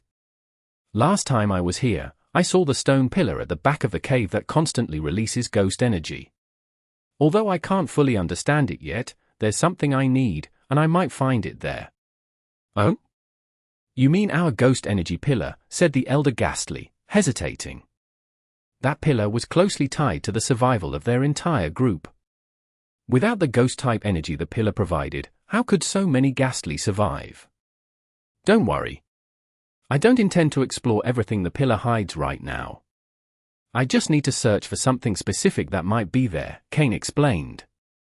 Even Umbra, with all his strength, hadn't dared to fully explore the pillar. Cain knew his own strength wasn't at that level yet. His primary goal was to find a superior quality dusk stone, which could allow Murkrow to evolve. The elder Gastly had already given Cain 2 dusk stones before, though they weren't of the highest quality. However, the dusk stones that appeared here were likely due to the energy released by the pillar.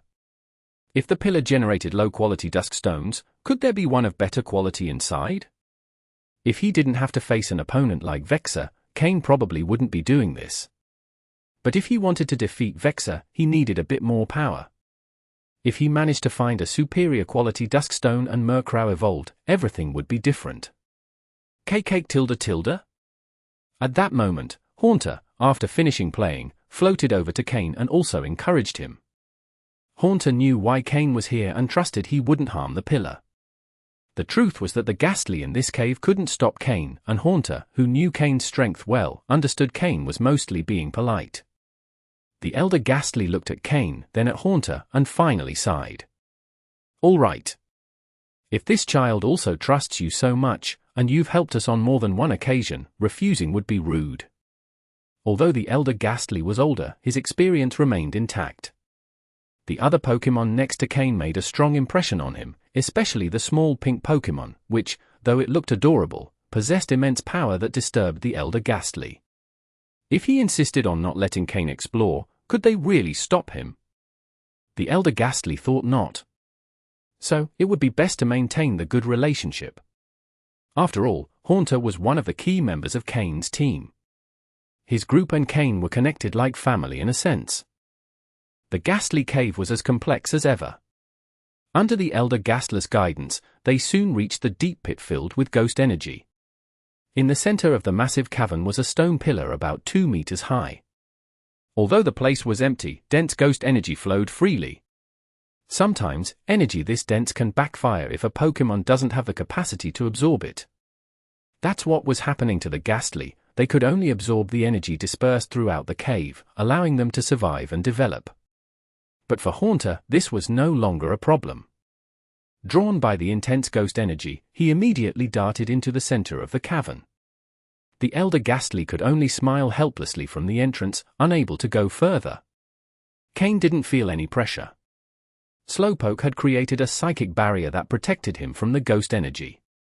Cain slowly approached the pillar, observing the purple energy flowing from within it. He remembered that Umbra had once used his Jengar to absorb all the ghost energy from the pillar, almost annihilating the Gastly group. Now, Haunter could do the same. The pillar's energy was so dense that Cain was convinced it wasn't an ordinary pillar. After a while, Haunter, having absorbed enough energy, calmly returned to Cain's side. Although Haunter was playful, he was always mindful of Cain's concerns.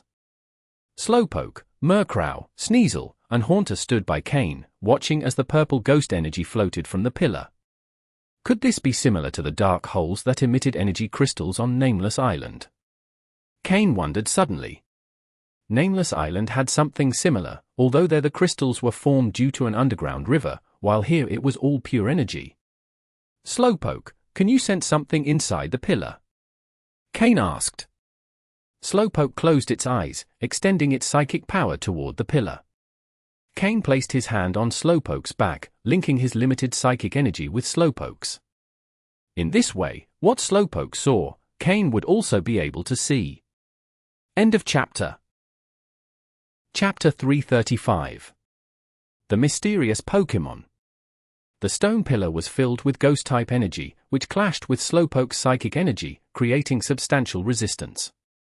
The deeper they went, the greater the pressure, similar to the feeling of diving in deep water. Slowpoke, using all its strength, barely managed to reach the bottom of the pillar. According to the psychic scan, there was a larger space beneath the pillar, where the ghost-type energy was almost completely stagnant. With that amount of energy, if any ghost-type Pokémon lived there, in about 3 or 4 years it could reach the elite level. If it actively absorbed the energy, the time would be even shorter. However, only those who could endure that concentration could survive. For Pokémon like Gastly, entering that area would feel like drowning, and for common ghost-type Pokémon, it would be impossible to survive in that space for long. If a non-ghost-type Pokémon stayed there long enough, it would eventually transform into one, though it's unclear what kind of Pokémon it would become. The deeper we go, the stranger it gets. Could it be that Umbra didn't destroy the pillar because he guessed what lay beneath? Or is it because there's something else hidden that I can't perceive yet? Cain wondered. Cain believed the second option was more likely. If he could detect the space beneath the pillar, there was no reason Umbra wouldn't know about it. There must be something more hidden. Haunter, with your current power level, you shouldn't have trouble absorbing the energy coming from this pillar. Stay here and absorb as much as you can, it should benefit you quite a bit, Cain told Haunter. Haunter nodded with a mischievous grin and floated toward the opening where the purple energy emanated. The energy was absorbed by Haunter without causing the slightest disturbance, like a drop of water dissolving into a river. However, the system showed that Haunter's ghost energy had grown considerably. His body began to expand at an almost imperceptible rate.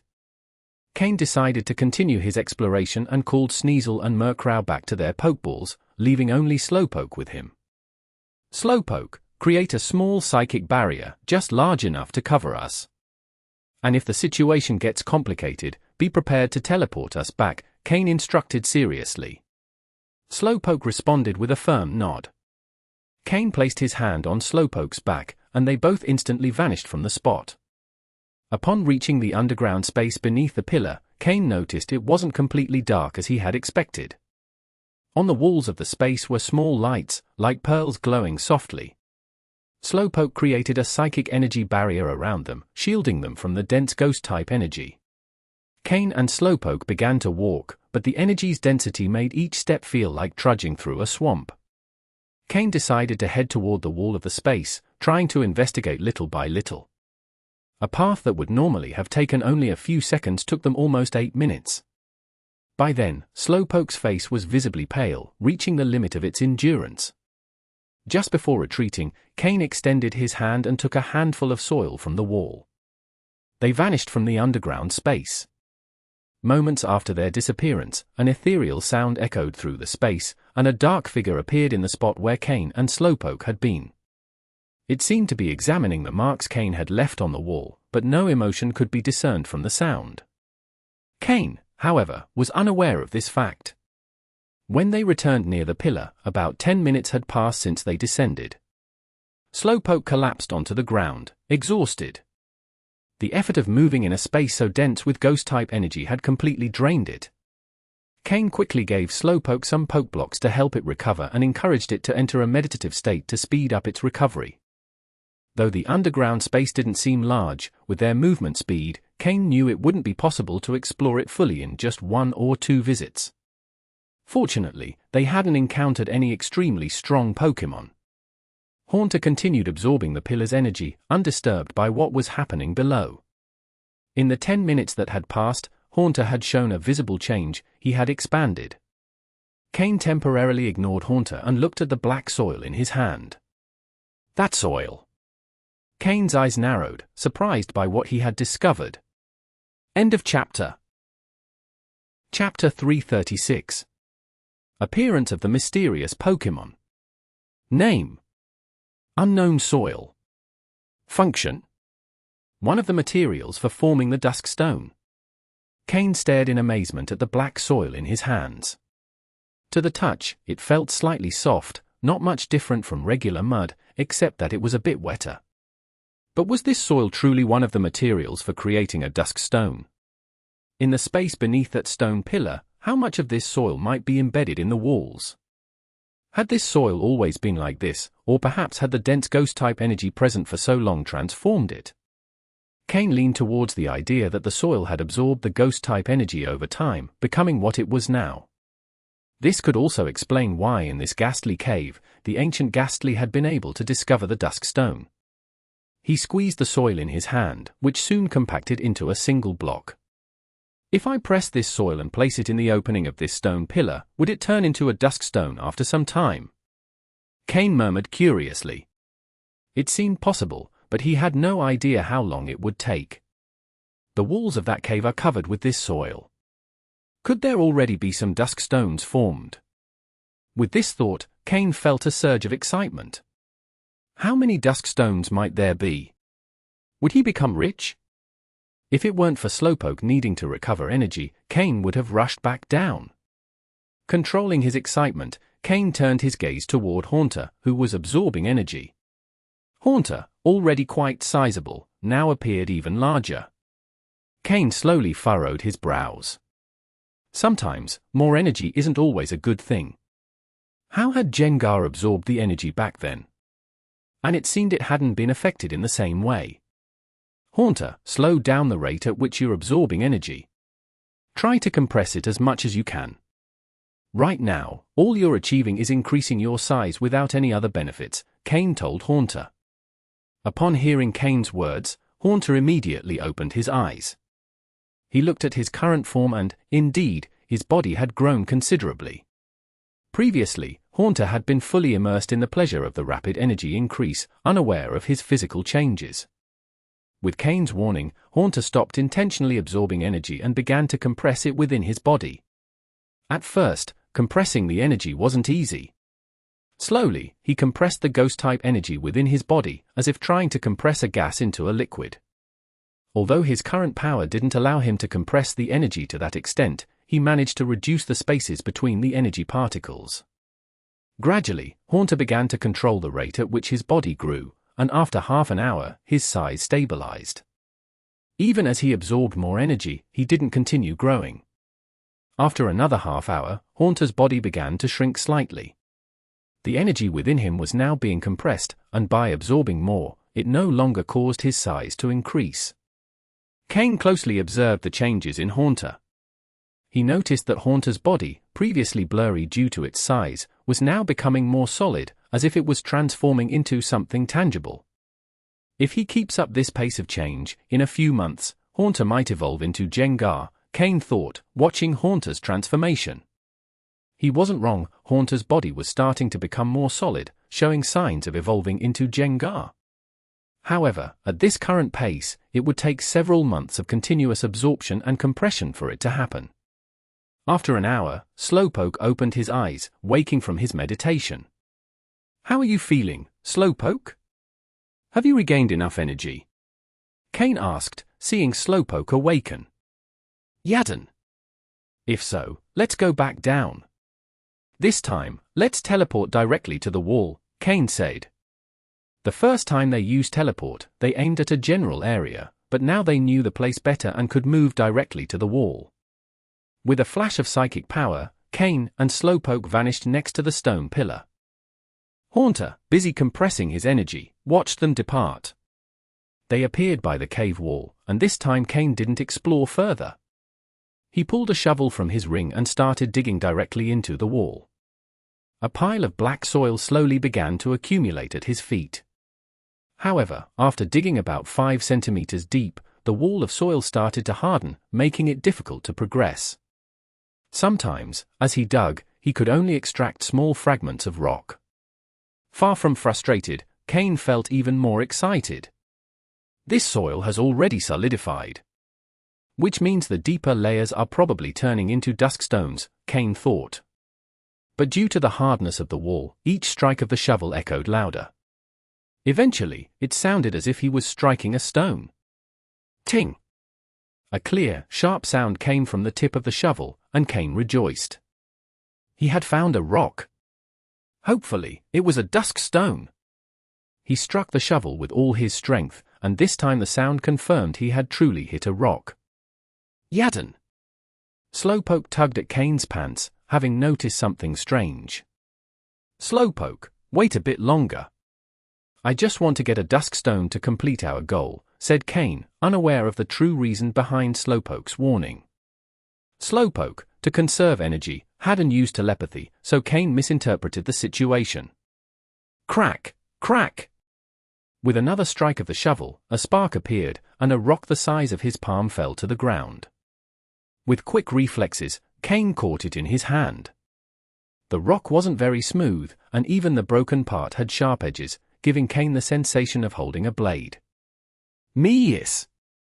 Suddenly, a sound arose behind Cain.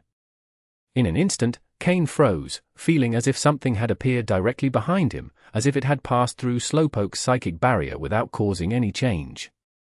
What was happening? Was this what Slowpoke had tried to warn him about? Cain realized too late. After waiting a few seconds, the attack he anticipated didn't come. Slowly, Cain turned around. He saw 2 eyes. They glowed with a soft red light, watching Cain with curiosity. End of chapter. Chapter 337. What are you? Instinctively, he used the system to scan the data of the Pokémon in front of him. Pokémon. Mismagius, dark blue. Gender? Female. Level. 64. Type. Ghost. Ability. Levitate. Held item. Dusk Stone. Egg moves. Destiny Bond, Imprison, Wonder Room, Curse, Skill Swap. Basic moves. Growl, Psywave, Spite, Astonish, Confuse Ray, Mean Look, Hex, Psybeam, Pain Split, Payback, Shadow Ball, Perish Song, Power Gem, Mystical Fire, Phantom Force, Lucky Chant, Magical Leaf. Learned moves. None. TM moves. None. This? Thought Cain as he looked at the data for this Mismagius. Inside, he felt as if a stampede of tauros was running through his mind. Why did this level 64 Mismagius appear here? Had Umbra discovered it last time he was here? Cain was in a desperate situation, with no chance of resisting her. Even though Slowpoke could use teleport, it wouldn't be of any use against this Mismagius. For instance, Mismagius had entered Slowpoke's energy field without making the slightest sound. maybe Slowpoke had sensed something, which was why he tugged on his pants, but he couldn't defend himself. What did a level 64 Mismagius with a dark blue quality mean? In his previous life, Cain had been a quasi-elite trainer, so he knew this well. The level system was actually a classification method Cain had developed for himself. In the Pokémon world, there are instruments capable of measuring levels, but most people don't bother checking their Pokémon's levels. Instead, they judge a Pokémon's strength by its presence and appearance, but Cain, thanks to his system, could see levels more directly. A level 64 Pokémon was already in the initial elite level range, just one step away from mid-elite level. A Pokémon over level 30 could grant its trainer captain rank status in Team Rocket, Cain's current level. We're not talking about a single Pokémon, but 5 or 6 Pokémon at that level, which defines a captain's strength. When Pokémon reach level 40, the trainer usually ascends to officer rank in Team Rocket. Of course, the higher a Pokémon's level, the harder it is to level up, and the gap between levels becomes larger. But it's not only the level that matters, the quality of a Pokémon is also considered. A level 50 Pokémon is considered in the quasi-elite range, and in his previous life, Cain reached that level with 5 Pokémon, qualifying him as a quasi-elite level trainer. Starting at level 50, the growth rate slows down even more, and at level 59, a turning point is reached. Cain didn't know exactly what happened at that point, but he had heard some elite-level trainers talk about it.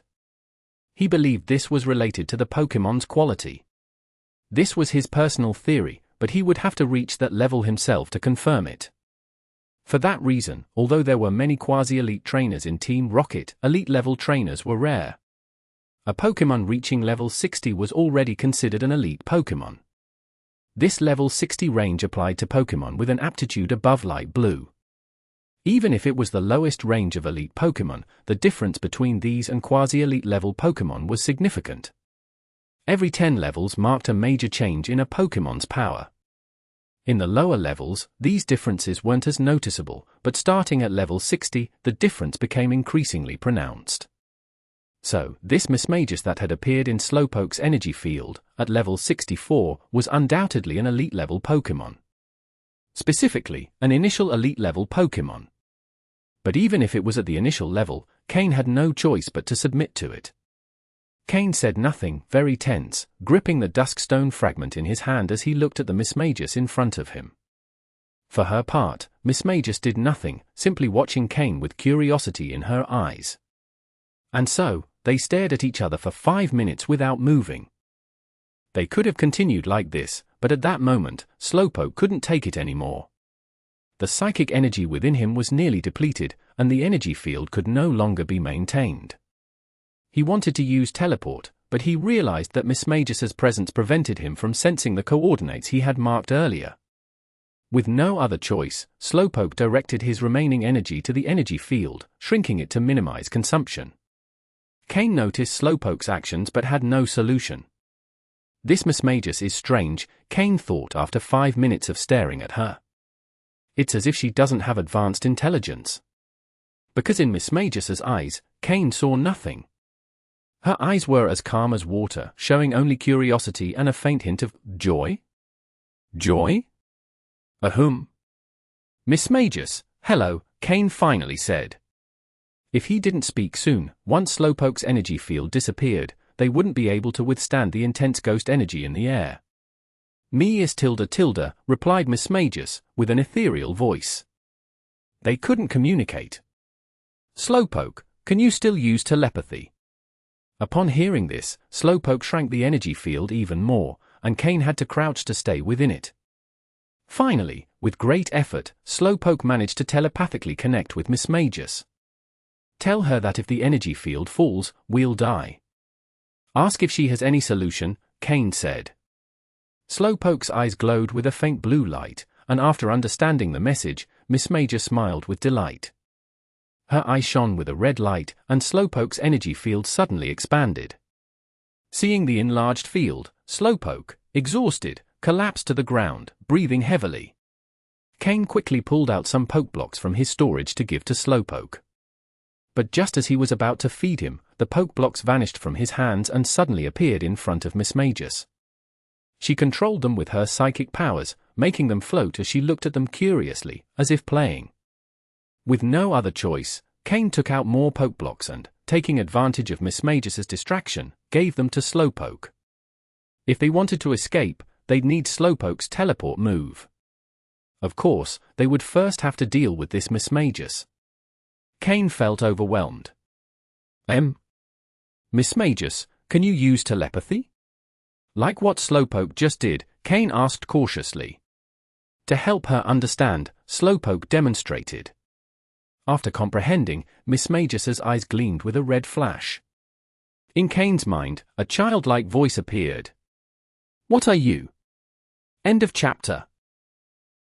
Chapter 338. Pure Mind. If this had been a normal conversation, clearly this was the kind of comment that kills the topic from the beginning. Cain was slightly surprised but didn't pay much attention to it. From the tone of her voice, he could deduce that this Pokémon called Mismagius seemed quite young. It's likely her intellect is that of a small child. I'm a human, my name is Cain, Cain replied with a slight cough, trying to ease the awkwardness. Human? Cain? Then, what am I? He asked Mismagius telepathically, though somewhat clumsily. You're a Mismagius, a type of Pokémon. Like the one next to me, it is a Slowpoke, Cain explained slowly. Mismagius. Slowpoke. Pokémon. Mismagius murmured, clearly having never heard those terms before. I'm a Pokémon? I'm a Pokémon. Mismagius's telepathic communication became more fluent. Though her age didn't seem short, compared to the long lifespan of a Mismagius, she was still a child. And, as Cain mentioned, in a place so saturated with ghost-type energy, even a Slowpoke could reach the level of an elite Pokémon in just a few years. This Mismagius had clearly been here much longer, already becoming an elite-level Pokémon. Yes, you're a Pokémon. How fun. How fun. I'm a Pokémon. Then, what are these things? Mismagius asked as she played with the pokeblocks floating around her. They're pokeblocks, a type of food, like the ones I just gave to Slowpoke. Mismagius's mind seemed so innocent that Cain gradually stopped feeling fear. Food? What's that? Is it fun? Mismagius tilted her head with curiosity. Eating is putting things in your mouth, like this. Cain showed Mismagius how to eat. Imitating Cain, Mismagius slowly brought one of the floating pokeblocks to her mouth as if she'd never eaten before. She started chewing it slowly, then sped up and finally swallowed the pokeblock in one gulp. Eating. Eating is fun. It's delicious. Mismagius looked very happy, spinning in circles around Cain. This was probably her first time eating anything, explaining why she didn't even know what it meant to eat. It seems this Mismagius had stayed here since her birth, never having left. Here, with the abundance of ghost-type energy, Mismagius didn't need food to grow so significantly. Wait, Mismagius is the evolution of Miss Drevis. If I'm not mistaken, it also needs a Duskstone to evolve. Does that mean she evolved thanks to the Duskstone present in this place? Mismagius's existence here likely didn't have a major impact on the environment, as the dense ghost-type energy wasn't something she could generate. She was merely another beneficiary of this place. But how did she survive here when she was young? Cain's questions grew more and more. Why was a Mismagius living here? With her level of mental maturity, it was likely she had never left this cave. So how did she survive when she was smaller? How was this cave formed? Even an elite-level Pokémon like Mismagius was only one of its beneficiaries. What kind of place was this? Did Team Rocket really discover this trial island by chance? Was the high quality of the Pokémon on Training Island also related to this place? What connection was there between this and the strange space on Nameless Island? One truth was confirmed: the more you know, the more questions arise. Cain didn't have the power to investigate these issues for now. Mismagius alone could easily crush him. After eating the first pokeblock, Mismagius quickly devoured the others floating around her. But just as two were left, she suddenly stopped. What's wrong? Cain looked at her with curiosity. Earlier, Cain had been thinking that if Mismagius ran out of Pokeblocks, he might be able to offer her more in exchange for letting them go. Eating is fun. Delicious. But there's little, better to save some for later, Mismagius said in an adorable voice. Though her language wasn't very fluent yet, Cain understood what she meant. She was saving some for later out of fear of running out. In this small space, she had endured loneliness, never leaving. And her mind was so pure that she hadn't considered that Cain might give her more Pokeblocks if she asked, even though she had the power to make him do so. Or maybe she simply hadn't thought of that possibility. Hearing this, Cain smiled. Suddenly, he no longer saw Mismagius as something frightening, even if she was a ghost type, even if she was at level 64, even if she could easily crush him. Everything indicated the innocence of this Mismagius. Don't worry, you can eat them. I have more, lots more, Cain said, pulling out more Pokeblocks from his storage space. But this time, they weren't Slowpokes, they were the ones he'd made especially for Haunter. Since both were ghost types, Haunter's Pokeblocks should be even more appealing to Mismagius. When Mismagius saw the new Pokeblocks, her eyes lit up like crescent moons, and she quickly devoured the remaining 2 pieces, chewing them with joy that resonated in the air like a beautiful melody. Mismagius's laughter filled the air, as pure and beautiful as her essence. By the way, Mismagius, have you seen a stone like this? Cain took out the dusk stone fragment he'd been holding. With the earlier fright, he hadn't had time to analyze it. Name: Duskstone, uncut. Quality: superior. Function: can cause a Pokémon to evolve and significantly enhance its abilities. Description: a mysterious stone that enables certain Pokémon to evolve, as dark as the night. It was indeed a dusk stone and of superior quality. Cain smiled to himself. Though it wasn't of supreme quality, a superior quality dusk stone could still give Murkrow a chance to reach light blue quality. If Murkrow used energy crystals to improve his quality to dark green before using it, the probability would be even higher. Mismagius looked at the black stone in Cain's hand. From her own alternate space, she pulled out a nearly identical stone, but with a strange glow. End of chapter. Chapter 339. The Strange Man. Upon seeing the dusk stone that Mismagius pulled out, Cain's pupils suddenly contracted. Although he hadn't yet received confirmation from the system, Cain was 90% sure that this dusk stone was of supreme quality. Supreme quality is the highest level in evolutionary stones, and they're extremely rare, so rare that many wealthy people wouldn't be able to get one even if they had all the money in the world. When Cain previously asked Stephen for help, he said he could get him a superior quality dusk stone, but a supreme quality one wasn't about money, there simply weren't any evolution stones of that quality on the market. Name: Dusk Stone. Quality: supreme. Use: allows Pokémon evolution and significantly enhances their characteristics. Description: a magical stone capable of evolving certain Pokémon, as dark as the night. Could it be that this dusk stone was the one Mismagius carried with her? A supreme quality stone? It's possible. Cain took the dusk stone from Mismagius's hands, incredulous. Had he really obtained a supreme quality evolution stone with just a few high-quality Pokeblocks? If anyone knew you could trade a supreme quality dusk stone for a few Pokeblocks, surely anyone would make the deal. Mismagius looked with a bit of nostalgia at the dusk stone in Cain's hands, then at the more than 20 Pokeblocks floating around her. In the end, she felt it was worth it. And so, the dusk stone that had accompanied Mismagius for so long ended up in Cain's hands. As if he feared Mismagius would change her mind, Cain quickly stored the supreme quality dusk stone. At the same time, he couldn't help but feel excited. If Murkrow used this supreme quality dusk stone to evolve, Cain was sure he'd reach light blue level. Mismagius, do you have more of these dusk stones? Cain asked again. Although he knew how rare it was to find supreme quality evolutionary stones, Mismagius had been here for a long time, and in this place full of evolutionary stones, who knows what else could be here. Upon hearing Cain's question, Mismagius looked at him, nodded at first, then shook her head. Somewhat confused, Cain heard Mismagius's voice echo in his mind, Duskstone, yes. Mismagius, no trade more. It seemed Mismagius still had more Duskstones, although it wasn't clear if they were of supreme quality. However, she didn't want to trade them. Though Mismagius was childlike in her mentality, she still had the ability to make basic judgments. As delicious as Cain's Pokeblocks were, they couldn't compare to the value of the Duskstones that Mismagius had kept. Cain didn't push her. Getting a supreme quality Duskstone had already exceeded his expectations. Mismagius, we have to go.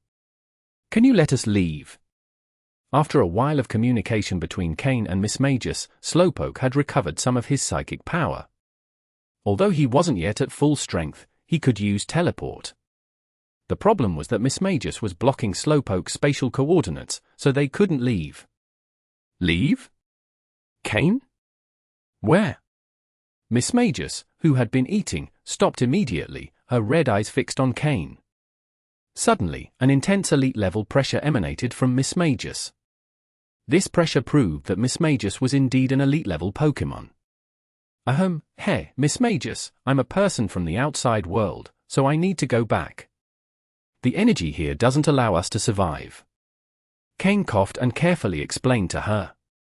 Upon hearing his words, Mismagius stopped her intimidating presence, allowing Cain to breathe a sigh of relief. Being so close to an elite-level Pokémon was a very overwhelming experience. Leave? The outside world? Outside. Mismagius repeated, murmuring to herself. Sensing her ignorance of the world, Slowpoke, who had recovered some of his psychic power, telepathically connected Mismagius's mind with his own. Although Mismagius wasn't a psychic-type Pokémon, she could use psychic energy. Also, after seeing Slowpoke use telepathy once, Mismagius had learned to use it as well. Slowpoke quickly showed Mismagius the outside world from his own perspective and showed her how he viewed Cain and the other Pokémon. Mismagius seemed to be discovering a completely new world, her red eyes shining with curiosity and excitement. Clearly, it was her first time understanding that outside this dark place, there was a world so beautiful.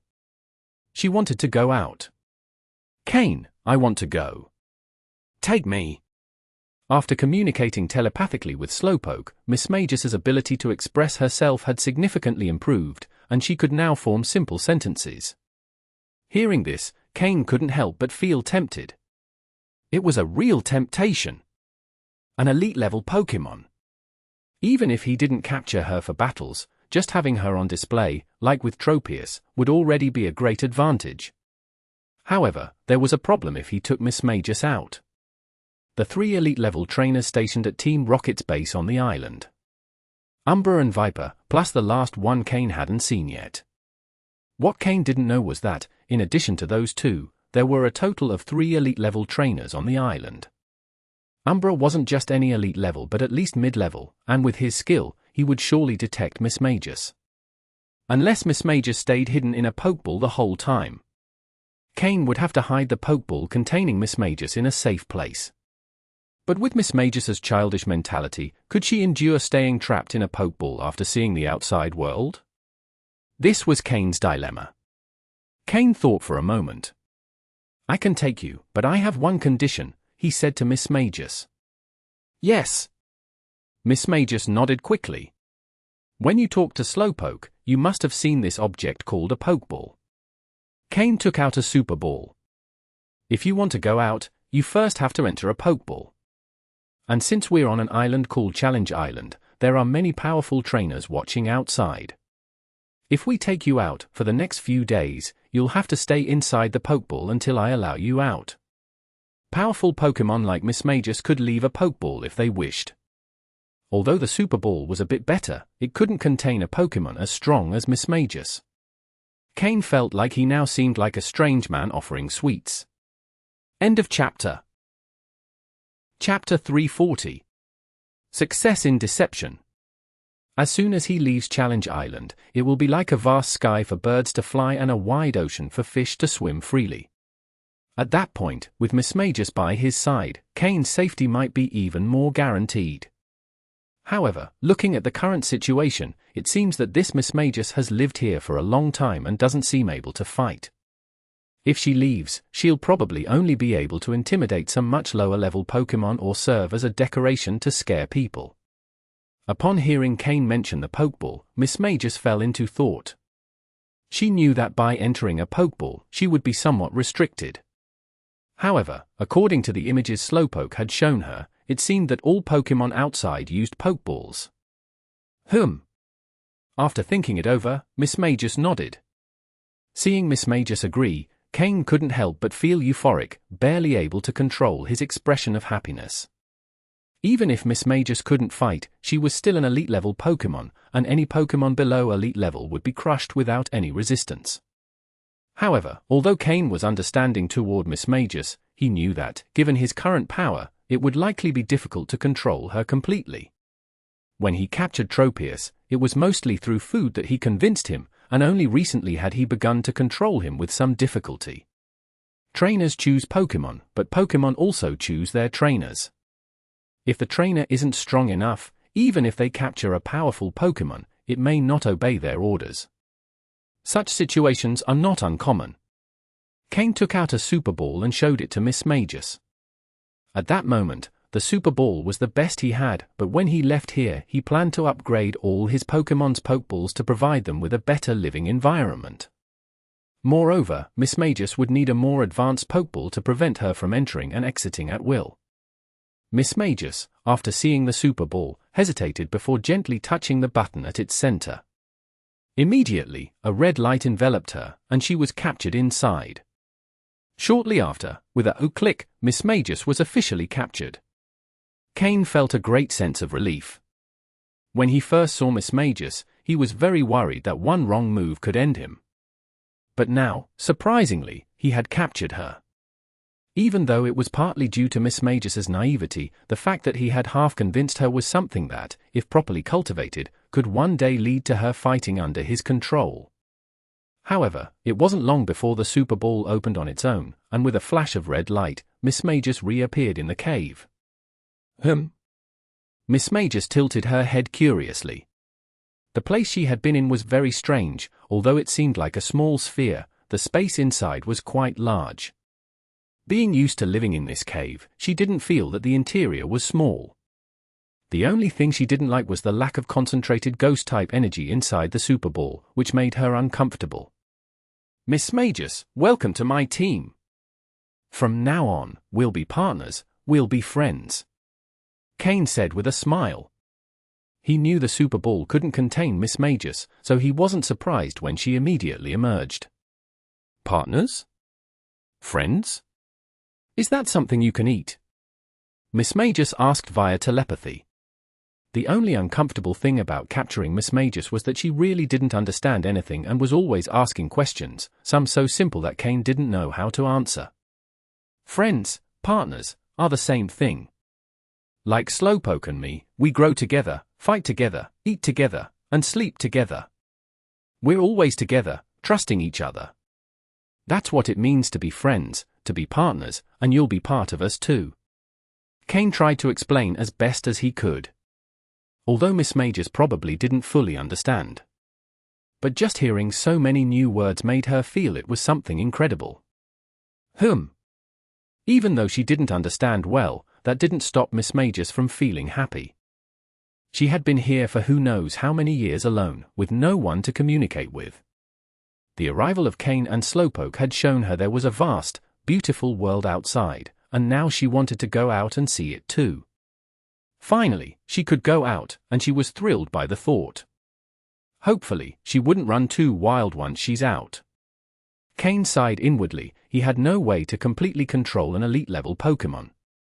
Mismagius, we're going to leave now, but I want to remind you once again, when we're outside, you have to follow my instructions.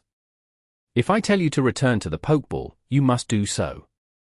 Only then can you continue eating delicious Pokeblocks. Cain used his most reliable trick, food, as an incentive. Seeing Cain pull out another Pokeblock, Mismagius's eye sparkled, and she quickly nodded. Hopefully, you understand what that means. Cain gave a wry smile. However, the excitement soon overcame his concern. This was an elite-level Pokémon. If used correctly, no one below elite level would be able to oppose him. Good, go back into the Pokeball for now. I'll let you out in a bit, Cain said. Mismagius hesitated but eventually nodded. Then, Cain used the Super Ball to put her back inside. Slowpoke, it's time to go. Slowpoke had remained silent the whole time, without making any moves. The aura of an elite-level Pokémon still pressed on him, and being of ghost type, it was like his natural nemesis. Of course, that was just a matter of type compatibility. As for this place, Mismagius simply took advantage of what's here. The secrets of this place are too vast, better not touch anything for now. We might die without even knowing how. Cain murmured to himself.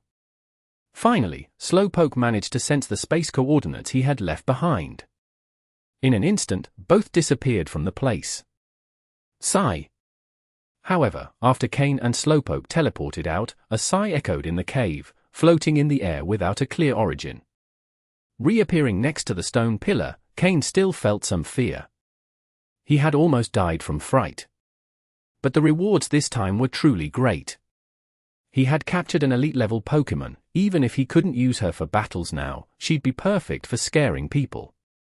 And he had also obtained 2 superior quality Dusk Stones, one of them supreme quality, the one Cain had always dreamed of. With this stone, Murkrow would be able to evolve perfectly, and both its quality and power would increase significantly. For now, Cain wasn't in a rush to evolve Murkrow. He preferred to wait a bit longer and ensure his quality reached the dark green level. After all, he was just one small step away, and with luck, in a few days his quality would improve. At that point, with the help of the supreme quality Dusk Stone, he might even reach the blue level. End of chapter. Chapter 341. Preparations to improve Murkrow's quality. When Cain emerged again, Haunter had completely regained its size. However, ghost-type energy continued to be absorbed steadily into its body. Cain used his system to scan Haunter's data and discovered that its capacity to hold energy had significantly increased. Furthermore, Haunter, who had leveled up that very morning, had gained another level, reaching level 32. Haunter, that's enough. This ghost-type energy has made you gain another level, and you've already leveled up twice today. Gaining levels so quickly isn't very beneficial for you, Cain said. Hearing this, Haunter immediately opened its eyes and stopped absorbing energy. It had felt an incredible improvement, and following Cain's guidance on compressing energy within its body, it had been able to absorb even more. However, Cain had to remind it of the level-ups, something Haunter hadn't even noticed. If it continued absorbing energy like this, it could reach level 40 in a few months, but that would ruin all the training and the foundation it had been building. It would be a bad trade-off. The best way to grow stronger is still through combat or training. It's better for you to return to the shadows for now, Cain said with a smile, seeing that Haunter had awakened. Rising just 2 levels wouldn't be too much of an issue. With a bit more training, Haunter could fully assimilate everything. Together with Slowpoke, Cain headed to the cave's entrance, where the elder Gastly was still watching intently. It had seen Slowpoke and Cain disappear twice but had no idea where they had gone. Now that they had returned and the black stone pillar showed no changes, with the ghost-type energy emanating from it remaining the same, the old Gastly sighed in relief. Haunter absorbing some of that energy wasn't a concern, but Gastly feared that Cain, in his enthusiasm, might destroy the pillar. That would be a disaster. What the elder Gastly didn't know was that the pillar actually regulated the speed at which ghost-type energy was released. If it were broken, the liquid energy accumulated below would gush out rapidly, filling the cave in no time. Without proper control, the trial island could become a paradise for ghost-type Pokémon. Thank you for letting us in, Elder Gastly. I've obtained what I needed, Cain said with a smile. It was the least I could do, Cain. If you don't need anything else, how about we leave quickly? The elder Gastly was visibly nervous. From the moment Cain entered the cave, it had regretted its decision, but it was too late to stop him. All right, let's go, Cain said, understanding Gastly's anxiety and choosing not to mention it. After several twists and turns, the elder Gastly quickly led Cain and Slowpoke to the cave's entrance. The message was clear: the day was nearly over, and they should find another place to camp. This cave wasn't suitable for them. After a quick farewell, Haunter remained in Cain's shadow, focused on digesting all the energy it had absorbed. If not necessary, it preferred not to emerge for the moment. Once Cain left, the elder Gastly fully relaxed. However, it didn't know that the next time Cain wanted to approach the pillar, he wouldn't need its help to find the way. Slowpoke could teleport him directly to the spot without anyone noticing. Even so, Cain didn't plan to return without certainty. Who knows what kind of terrifying Pokémon might appear if he continued exploring. As they exited the Gastly cave, the sky was already partially dark. The western sun was about to sink below the horizon, and within half an hour, night would fall completely. Together with Slowpoke, Cain decided to head into the depths of the Trial Island. Using the fragmented map he had obtained, he saw that the location of the point card was beyond the Gastly cave. After walking for about 20 minutes, Cain decided to stop. It wasn't wise to explore the forest at night. In a clearing, before entering the forest's thick expanse, Cain decided to camp for the night and continue his exploration in the morning. He released several Pokeballs, summoning all his Pokémon. Now that he had more Pokémon on his team, whether for battle or support, Cain had nearly a dozen. Meal preparation was becoming a big task. Fortunately, all the Pokémon knew that if they wanted to eat well, they had to do their part. Each one had assigned tasks, and the one in charge of assigning them was the team leader, Murkrow. In the clearing, there were plenty of wild Pokémon, so food wouldn't be an issue. After the other Pokémon dispersed to their tasks, Cain called Murkrow. "Murkrow, I found the highest quality Duskstone you need for your evolution," Cain said, stroking Murkrow's soft feathers. Murkrow's body had already grown larger than usual. Its long diet of Pokeblocks had made its feathers shinier and softer. Hearing Cain's words, Murkrow's eyes immediately lit up. It knew that its quality was falling behind in the team and that its strength was no longer on par with the others. Cain had assured it that all it needed to do was fulfill its tasks, and he would take care of its growth and strength. It didn't expect Cain to bring a supreme quality Duskstone today. It's not the right time to use it yet. While your physical development is almost complete, your quality still has room for improvement. It would be better if you could enhance your quality a bit more before using this Duskstone, so you'll get better results, Cain said. Murkrow was Cain's first Pokémon, so he understood how it felt. When he caught Murkrow, its quality was already green but in a deteriorating state.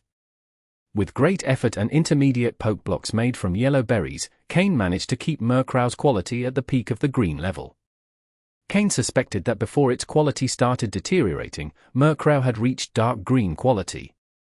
However, intermediate Pokeblocks weren't enough to restore it fully. That's why Cain planned to improve Murkrow's quality to dark green before allowing it to evolve, which could further boost its power. Hearing this, Murkrow nodded without hesitation. It had no objections. For Murkrow, Cain's orders were absolute, a sign of the utmost trust a Pokémon could have in its trainer. "All right, I'm going to increase the amount of energy crystals in your Pokeblocks. Your body might feel a bit strange, but if you endure it, you'll overcome it," Cain said. End of chapter. Chapter 342. Brainwash, Brainwash. The Pokeblocks always used by Cain contained energy crystals. Although the amount was based on the range calculated by the system, Cain usually chose to use a lower quantity. This time, to help Murkrow quickly regain its dark green quality, Cain decided to maximize the amount within the calculated range. He hoped this wouldn't negatively affect Murkrow. After dinner, while the Pokémon rested nearby, Cain pulled out his tools to craft new Pokeblocks for Murkrow. The primary ingredient remained energy crystals, so no special ingredients were required. Following the original steps to make Pokeblocks, he simply increased the energy crystal quantity to its limit. Once finished, Murkrow was watching closely from the side. "Give it a try, Murkrow," Cain said, smiling as he held out a Pokeblock. Murkrow quickly flew over, ate the special Pokeblock from Cain's hand, and, following his instructions, consumed a considerable amount. At that moment, Cain felt a Pokeball in his pocket trembling. When he took it out, he saw it was the one containing Mismagius, which he had recently captured. After some hesitation, Cain released Mismagius. As soon as it emerged, Mismagius let out an ethereal sound and began happily flying in circles. The other Pokémon, sensing its presence, quickly gathered around Cain in a defensive stance. They immediately recognized the powerful energy emanating from Mismagius. Even though they didn't understand why such a strong Pokémon had appeared, as Cain's companions, they were determined to protect him despite the overwhelming pressure they felt. "Relax, it's fine. Mismagius is a new member of our team. There's nothing to worry about. However, she has a childlike mind, so you'll need to get along with her," Cain said with a wave and a reassuring smile. He knew the appearance of Mismagius would surprise his Pokémon, but he hadn't expected such an intense reaction. The only one unaffected was Slowpoke, who already knew about Mismagius. It continued lounging by the fire with a mischievous grin, watching its companions. "I was scared out of my wits when I first met her. Now it's your turn to feel it," Slowpoke thought smugly. Meanwhile, Tropius, who had been resting next to Slowpoke, immediately got up, tense, with the leaves on its body fully extended. The stronger the Pokémon, the more it could sense Mismagius's overwhelming intensity. When Mismagius appeared, Tropius nearly fled in terror. "This is horrifying. This human is unbelievably scary. Summoning a Pokémon of this level without warning. How am I supposed to handle this?" thought the terrified Tropius. Fortunately, as Cain mentioned, Mismagius had a childlike personality and displayed no aggressive intentions. Gradually, the Pokémon began to relax. After playing around for a while, Mismagius floated over to Cain and eyed the high-dose Pokeblocks he had made for Murkrow. "Do you want to eat this?" Cain asked with a smile, holding up a Pokeblock. "Me yes." Mismagius nodded happily. It could sense the Pokeblock contained more energy than anything it had eaten before, and it loved it. With a single bite, it consumed the Pokeblock Cain handed over, showing a satisfied smile. At the same time, Cain used his system to analyze Mismagius's body data. For Murkrow, these Pokeblocks were high dose, but for Mismagius, they had minimal effect. "It's probably just interested in the energy," Cain thought. After eating a few Pokeblocks, Mismagius, now full, began spinning in circles on the grass. This startled the other Pokémon resting nearby, leaving them trembling and frozen in fear. Even Cain's own Pokémon barely tolerated Mismagius's presence. Did our trainer capture a Pokémon this strong? Cain, however, knew that Mismagius wasn't as useful as it appeared. Tropius, at least, could serve as a flying mount. Mismagius seemed more like a decoration or a tool for intimidation. After a while, Mismagius grew tired of spinning and noticed Slowpoke lounging on the ground. Its eyes lit up, and it quickly floated over to it. Using telepathy, it began communicating with Slowpoke. Although still slightly wary, Slowpoke followed Cain's orders and taught Mismagius some basic concepts.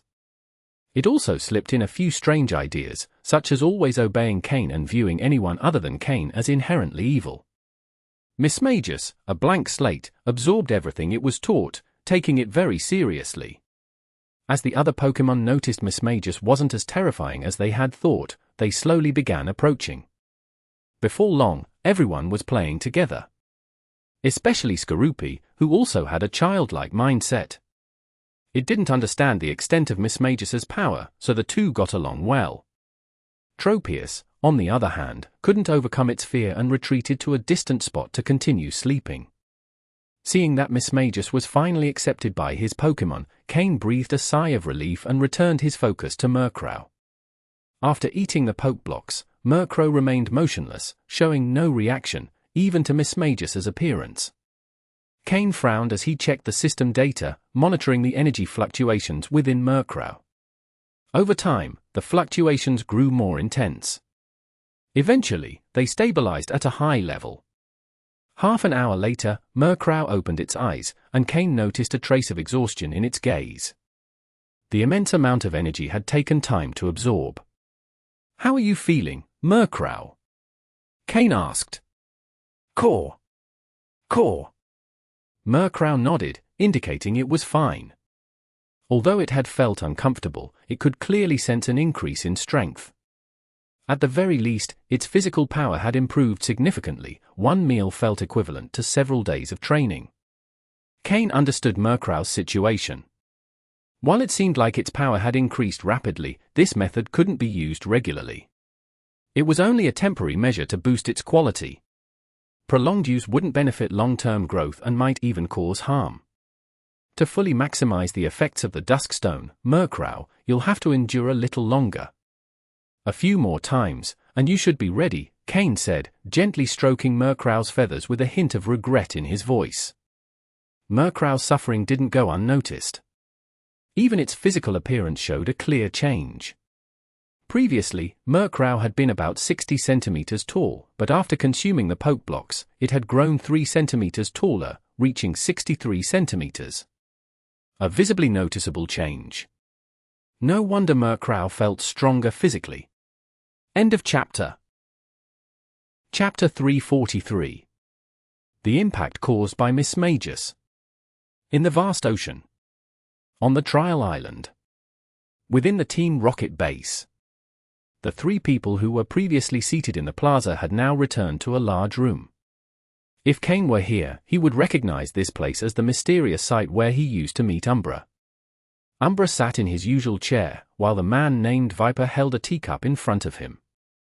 As for Soccer, who had arrived later, he had somehow produced a luxurious sofa and was now lounging on it, half asleep. The 3 of them said nothing, simply waiting in silence. The fact that a trial could keep 3 elite-level members of Team Rocket waiting showed just how important this particular trial was to the organization. This is so boring. Let's do something, Soccer said. Umbra and Viper glanced at him but remained silent. Hey, Umbra, how about we step outside for a battle? They say your strength has decreased a lot. If you fight me, you could prove you haven't lost your edge, and that might stop those people from bothering you, Soccer continued, feigning concern. Umbra remained silent. Soccer had always been defeated by him in the past. Now, taking advantage of what seemed to be a decline in Umbra's power, Soccer was hoping to regain some of his pride, though he wouldn't say it outright. Suddenly, all 3 of them, who had appeared so relaxed moments ago, frowned simultaneously. My Arbok seems to have sensed something, Viper said. An Arbok slowly emerged from a corner of the room, slithering to Viper's side, where he placed a hand on its head. The Arbok flicked its tongue, emitting its characteristic hiss. The sensation is precise, Umbra commented. A Jengar emerged partially from the shadow beneath Umbra, its head peeking out as it made a mocking face at Arbok. Yeah, Soccer agreed. The Houndoom that had been lying down rose to its feet, allowing Soccer to pet its back. It seems an elite-level Pokémon has appeared on the trial island. Should we call the participants back? Viper asked. There's no need. It's just an early elite-level Pokémon, and we don't even know why it's appeared. The little rookies don't have the capability to provoke it. It's likely a native Pokémon of the island that has grown to this level and is simply asserting its territory, Soccer said, yawning as he stroked Houndoom. Umbra said nothing, narrowing his eyes. Could it be that brat, he thought. At that moment, Cain had just finished helping Murkrow absorb the energy from the poke blocks.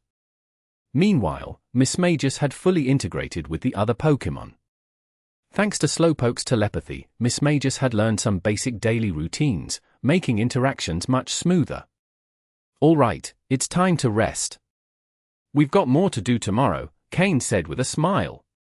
Hearing this, the Pokémon quickly gathered around Cain's tent, finding comfortable spots to rest.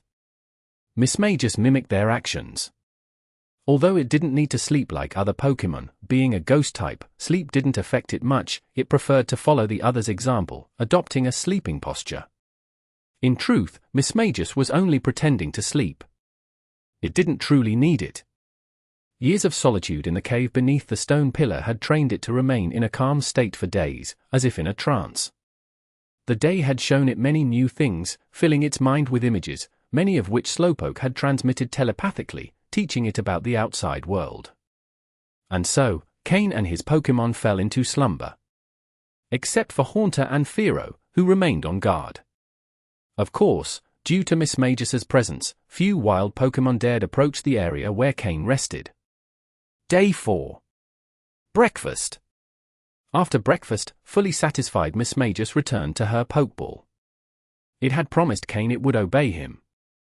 It still wasn't the time for Mismagius to reveal herself to the world. With Murkrow and Slowpoke by his side, Cain continued his search for point cards.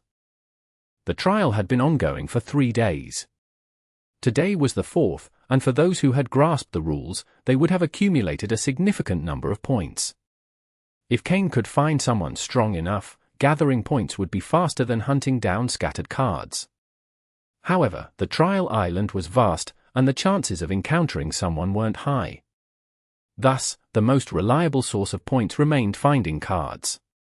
After defeating a Persian blocking his path, Cain obtained his 5th point card, as indicated by his map fragment. Instead of using it immediately, he chose to store all the cards he found in his storage space. Let's move on to the next spot, Cain said as Grimer devoured the defeated Persian. From that day on, Cain began deliberately training Murkrow.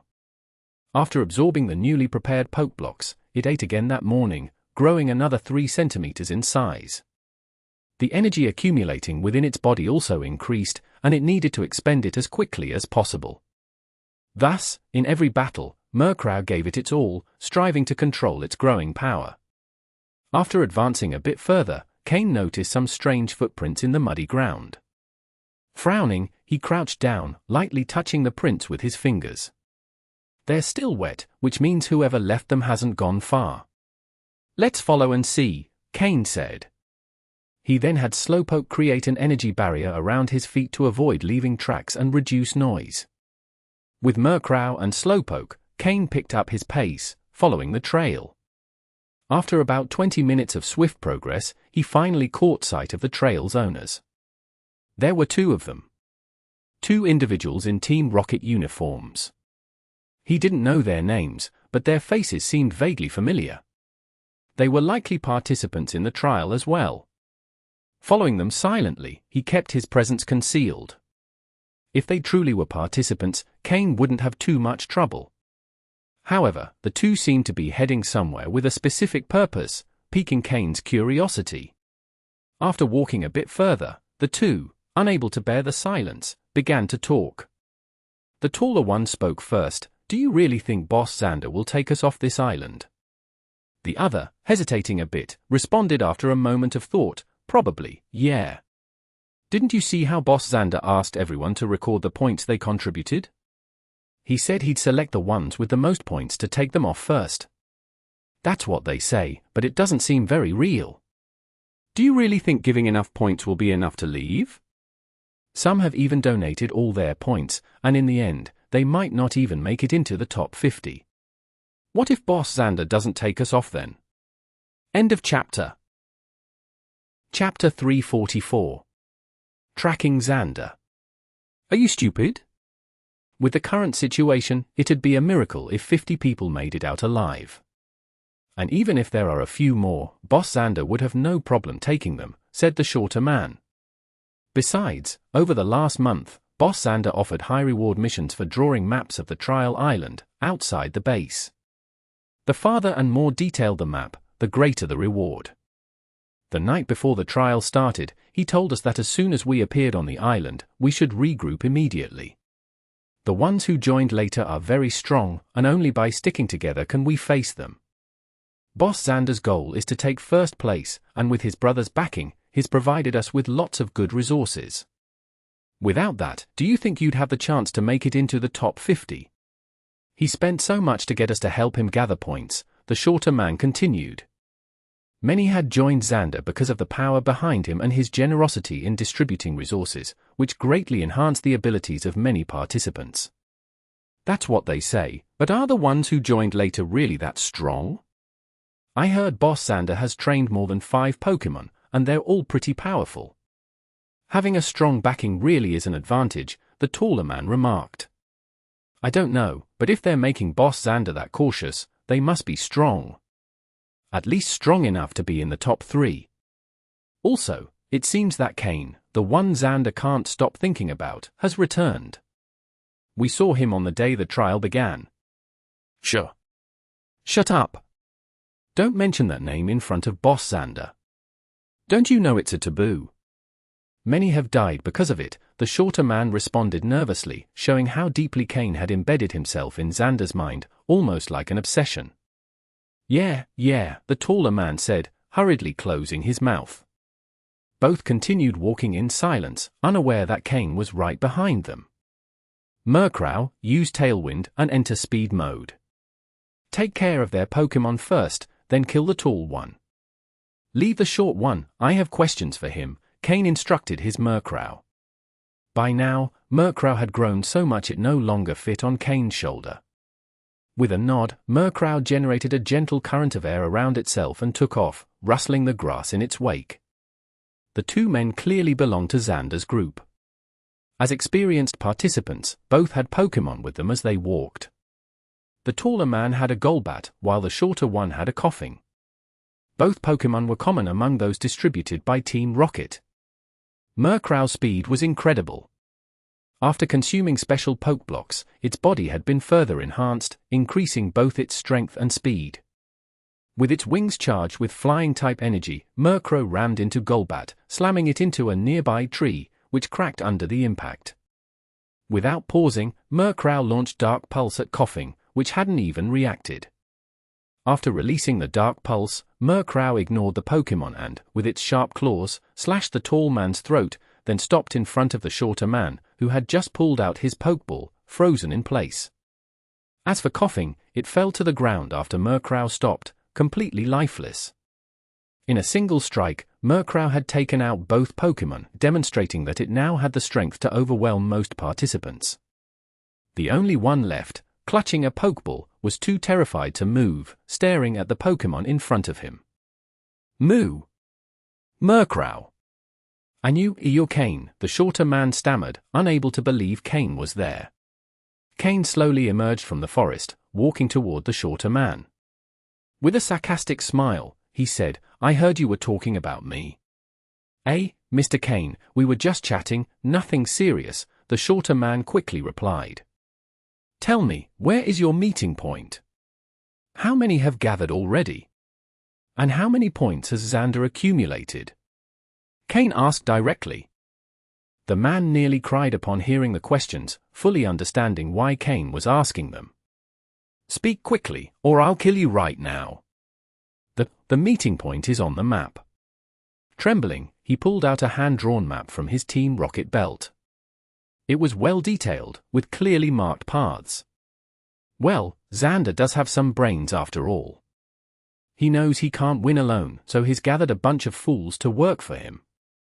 No surprise he's trying to assemble as many as possible, even on the last day, Cain said, examining the map. There are about 20 of us now, and we've all gathered at the location marked on the map. I'm not sure how many points Xander has now, but it must be several hundred since people bring him points every day, the shorter man explained, speaking more fluently as he went. With a submissive attitude, he seemed to have accepted that escape was impossible and decided that cooperating was his best chance to survive.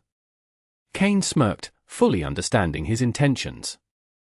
However, he said nothing more and continued asking, "What are you all doing?" Xander assigns different places to groups each day, always in pairs. The locations he sends us to have point cards. If we bring them back, our contributions are recorded, and those who contribute the most supposedly get special rewards. Seems like Xander has gathered many map fragments. Yes. Aside from us, the pawns, Xander has 3 trusted lieutenants, all in the top 10. Their daily task is to collect map fragments and assign us places to retrieve point cards. Wow, this is almost like a mass production line. I almost feel bad about going after Xander now. Maybe I should let him gather more points before I take him down, it'd save me the effort. The shorter man wiped sweat from his face frantically, forcing an awkward smile. He knew he was caught in the crossfire of Titans. End of chapter. Chapter 345. Finding Cain. Still, we have to go. Wouldn't want someone else beating us to it. Right now, he's like a fat sheep, Cain said, laughing. And it was true. What Xander was doing had turned him into easy prey in the eyes of many, especially for those with impressive strength. The shorter man could only nod, too afraid to speak. All right, you're of no use to me anymore. Go join your good friend, Cain said, waving his hand. Under the stunned gaze of the man, Murkrow, who was already prepared, slashed his throat in one swift motion. Someone of that level wasn't worth the effort of capturing for Cain. Besides, the man lacked loyalty, having caved so easily under pressure. Leaving him alive would only cause trouble. Cain released Grimer, which quickly cleaned up the bodies and any traces from the ground. As a poison-type Pokémon, Grimer could completely decompose any evidence, from blood to footprints, making it ideal for outdoor survival operations. After comparing the two copies of the map he'd obtained from the men, Cain found no differences. He began heading toward the marked location on the map. Between the two men, they had only provided 5 trial points, a pitifully low amount. It was likely the 3 individuals Cain had encountered near the Gastly cave entrance had also been sent by Xander, as they'd only yielded 5 trial points in total. Though Cain hadn't thoroughly checked their storage devices, the probability was high. In any case, it was time to visit Xander. He would surely have a much larger stockpile of points.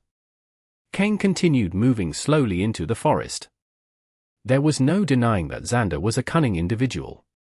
He had strength and potential, but his arrogance had driven him to enmity with Cain, all because he couldn't stand someone being above him. As Cain approached the camp, he began to conceal himself and move more carefully. He put on a disguise designed for better camouflage. Although Cain didn't fear facing Xander, there were about 20 people at the camp. If they all gathered, it could become problematic. It was also possible they had practiced some kind of combined attack technique. Though unlikely, it was better to be cautious. Cain climbed a tree near Xander's camp and observed for a while. The location was surprisingly large for being in the middle of a forest. Moreover, Xander was clearly on alert, with several Pokémon patrolling both in the trees and on the ground. The center of the camp housed a large tent, presumably Xander's. Cain couldn't be sure if Xander was there at that moment. He watched as 2 men left the camp in different directions, but Cain didn't act immediately. Instead, he decided to follow one of the teams. After both groups had been away from the camp for about 20 minutes, Cain struck. He quickly eliminated the Pokémon of the men, leaving one alive for interrogation before killing him as well. Thanks to this, Cain obtained crucial information. Xander was in the camp, but he wasn't alone. A close ally, the 9th-ranked participant from the last trial, was also with him. Before the final trial began, Xander had recruited 5 trainers from the top 10. Apart from the 8th, who had been eliminated by Miyamoto, the 7th, 9th, and 10th remained. The 7th and 10th had been sent to search for map fragments, while the 9th stayed to guard the camp and supervise the others. After returning to the camp, Cain decided not to attack immediately. He followed another team leaving the camp. In any case, those men were destined to die, so the order of events didn't matter. First, he would eliminate the minor nuisances. No team could escape Cain's strategy. No matter who they were, they all fell to Murkrow's swift attacks. Even those in the top 10, without the backing of a superior, were no match for Murkrow's power. In a short time, Cain had already eliminated 5 teams, 10 people. Adding the first team he encountered, he had now eliminated 12 individuals. Without exception, all were taken down quickly. Now, Murkrow was reveling in its victories, its body exuding faint traces of blood from both humans and Pokémon. However, all this activity drew the attention of those in the central tent of the camp. "This is way too quiet," Xander said, sitting in his spot, with a one-eyed Arbok at his side. Across from him sat a man with an unremarkable appearance. "My Arbok can sense an increase in the smell of blood in the air," Xander continued. "I'll go investigate," exclaimed the 9th-ranked participant. "Be careful, Rock. If there's something unusual, the enemy must be strong," Xander warned with a serious expression. Perhaps others didn't know how strong the newcomers were, but Xander knew perfectly well. His own strength had grown thanks to his brother's support, but those who had been trained for years by powerful figures likely had a level of power Xander preferred not to imagine. Especially the closest subordinates of the executives. That was why Xander had been so aggressive in gathering trial points. He knew that in a direct confrontation with those individuals, he probably wouldn't stand a chance. Understood. Rock, a nearly 2-meter-tall man, responded in a deep voice. Rock left the tent and looked around before quickly heading into a forested area. Once Rock was gone, Xander, accompanied by his Arbok, slowly emerged from the tent, observing the tall trees around him with a disdainful smile. He shouted at the top of his lungs, "We're alone now. No need to keep hiding. Come out and face me if that's what you want." His voice echoed through the forest. From atop a tree, Cain smirked slightly. "Interesting. I have a ton of trial points with me. It doesn't matter if you're an executive subordinate, an officer's, or Cain. If you want these points, come out now," Xander continued shouting, showing no fear. After all, with so many points accumulated, it was only a matter of time before someone came for them. If there was going to be a fight, it was better to gauge the opponent's strength first. Just as Xander was about to shout again, Cain leapt from the tree. Murkrow and Slowpoke followed closely behind. As Cain approached the ground, Slowpoke used its psychic powers to allow him to land softly. "Murkrow! I knew it was you! Cain!" Xander shouted through gritted teeth, his eyes bloodshot. Cain had been his obsession for so long, to the point of becoming his inner demon. Or rather, Cain was already his demon. Since his defeat at Cain's hands, Xander had lived in torment. Cain had vanished, leaving him no chance for revenge. His only hope had been to face him in this final trial and reclaim his honor. He had humbled himself, seeking his brother's help, all to gain the strength to face Cain. But he never imagined the day would come so soon. End of chapter. Chapter 346. The second battle against Xander. Cain slowly removed his hood, revealing a smile that, while somewhat sinister, carried a certain charm. "What a coincidence, Xander! We meet again. Cain!" Xander spat the name through gritted teeth. With eyes wide open, Xander stared at him intently, veins bulging and his face reddening. He was all too aware of the mark Cain had left on his mind. If he couldn't defeat or kill him, Cain would become the greatest obstacle on his path to power. And now, Cain stood before him. To Xander, this was the perfect moment to settle the score. Xander pulled out all the Pokeballs he held in his hand. This would end today. They would see how much each had grown in this time. "Come out, Nidoking! Golbat! Victreebel! Ariados! Beedrill! And you too, Arbok!" They were all poison-type Pokémon. It seemed that Xander's brother was also an expert in this type, otherwise, Xander wouldn't have specialized in them so much. What surprised Cain was that, in addition to the newly summoned Nidoking, which had great potential, he also saw the Arbok he himself had gravely injured in a previous battle, now at an even higher level. The rest of the Pokémon, though powerful, weren't as impressive as that one. "It seems your brother has invested quite a bit in you, Xander," Cain remarked with a smile, though his eyes betrayed a murderous intent. Back then, Cain had wounded Arbok, believing Xander would be defeated for good. But he hadn't expected the proud Xander to lean on his brother, who had helped his strength and potential grow even more. This time, he wouldn't let him live. No matter who tried to stop him. "Stop talking!" Xander yelled. "Nidoking, Horn Attack! Arbok, Thunder Fang! Golbat, Poison Fang! Victreebel, Sleep Powder and Stun Spore! Ariados, Sucker Punch! Everyone, attack that human!" Xander wasted no time and struck first with a massive assault. After all, they were in the wild, where only the strong survive. Cain didn't flinch at the overwhelming attack. "Slowpoke, Teleport!" In a flash of psychic energy, Cain and Slowpoke appeared in another location. Cain then released more Pokeballs. If this was going to be an all-out battle, so be it. Come out, Haunter, Sneasel, Miltank, Arbok, Ursaring. Although Cain had other Pokémon like Tropius and Gyarados, he preferred to reserve them for specific situations. Miltank stayed close to Cain, while the other Pokémon launched directly into battle. Murkrow used Tailwind to speed everyone up. Your target is Beedrill. Hit it with Wing Attack. Slowpoke, meditate and then use Psyshock on Golbat.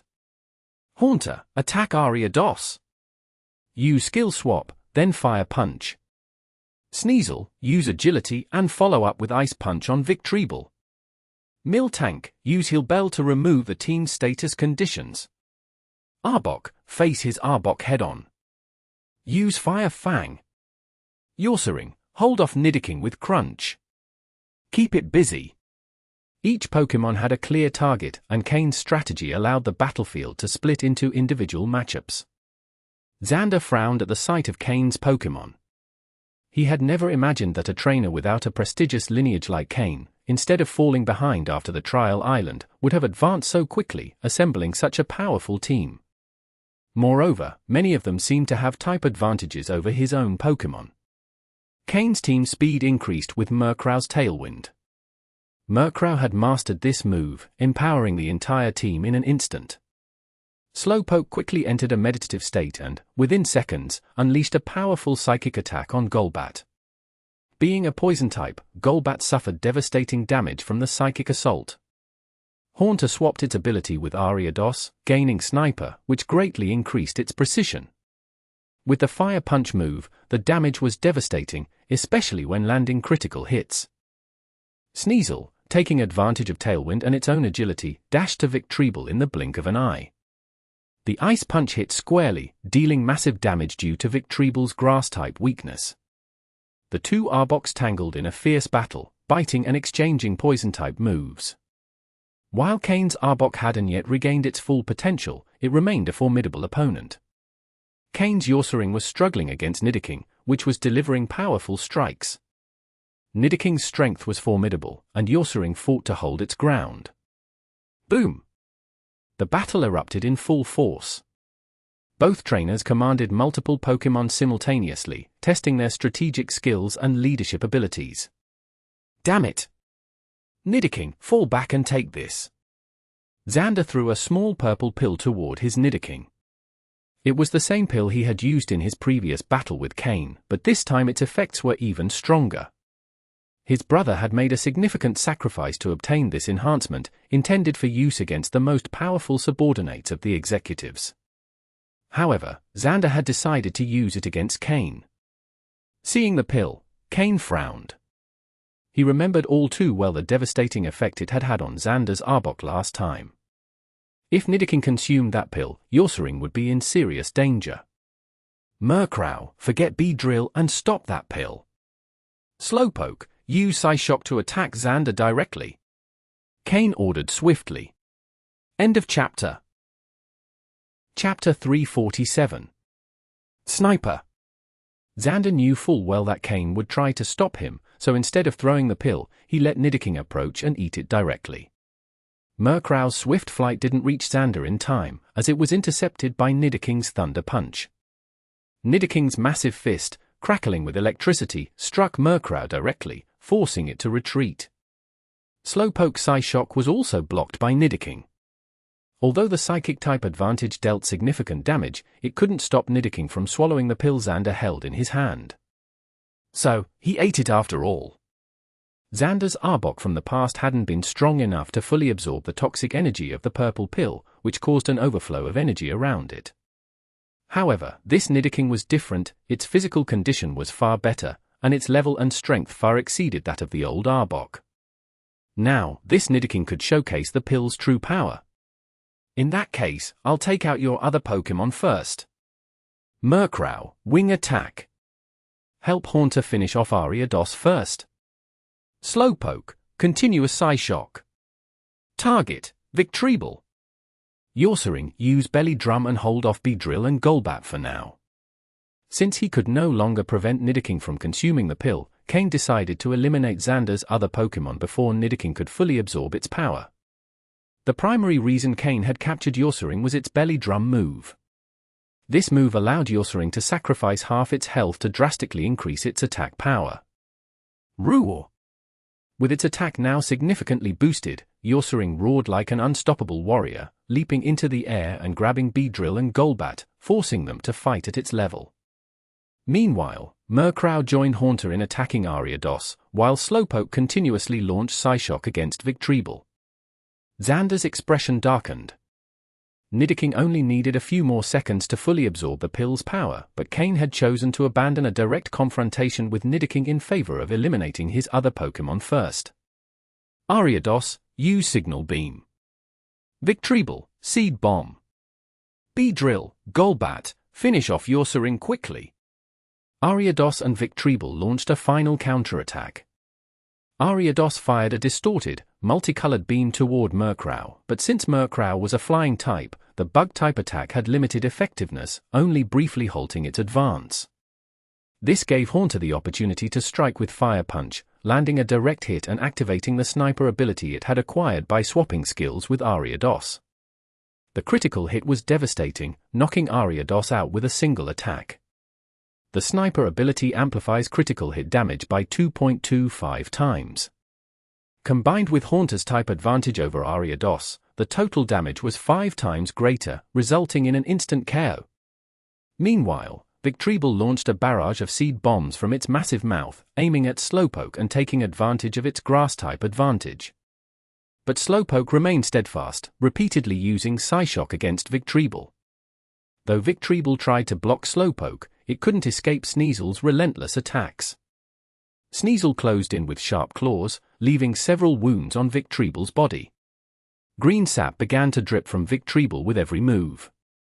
Before the seed bomb could hit Slowpoke, Miltank intervened, using Substitute to shield Slowpoke and absorb the damage.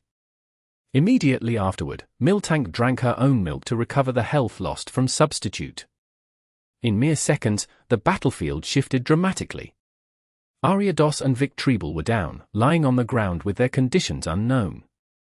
Although Cain had the upper hand, Yorsering, after using Belly Drum, was brutally attacked by Beedrill and Golbat.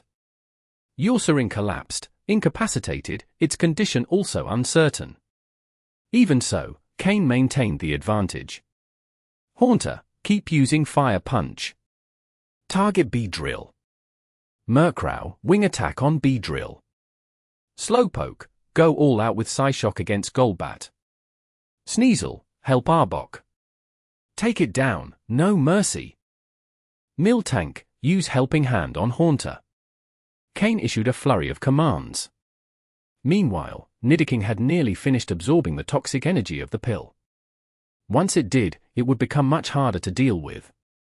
Cain knew he had to eliminate Xander's remaining Pokémon before Nidoking could dominate the battlefield.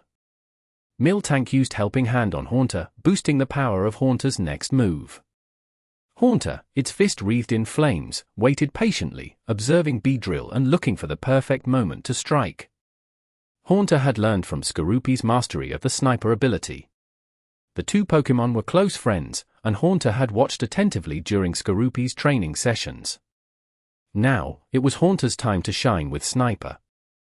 Murkrow's wing attack clashed with Beedrill's twin stingers, sending both Pokémon flying backward. Slowpoke, meanwhile, continued its relentless Psyshock assault on Golbat, which could only dodge desperately in midair. Golbat had no chance to close the distance to Slowpoke. The two Arboks, locked in a close-quarters battle, suddenly found themselves joined by Sneasel. However, Sneasel hesitated to strike immediately, as the two Arboks were so entangled it was hard to distinguish friend from foe. At that moment, Nidoking, having fully absorbed the pill's energy, returned to the battlefield. The already massive Nidoking seemed to have grown even larger, as if it had undergone a second growth spurt.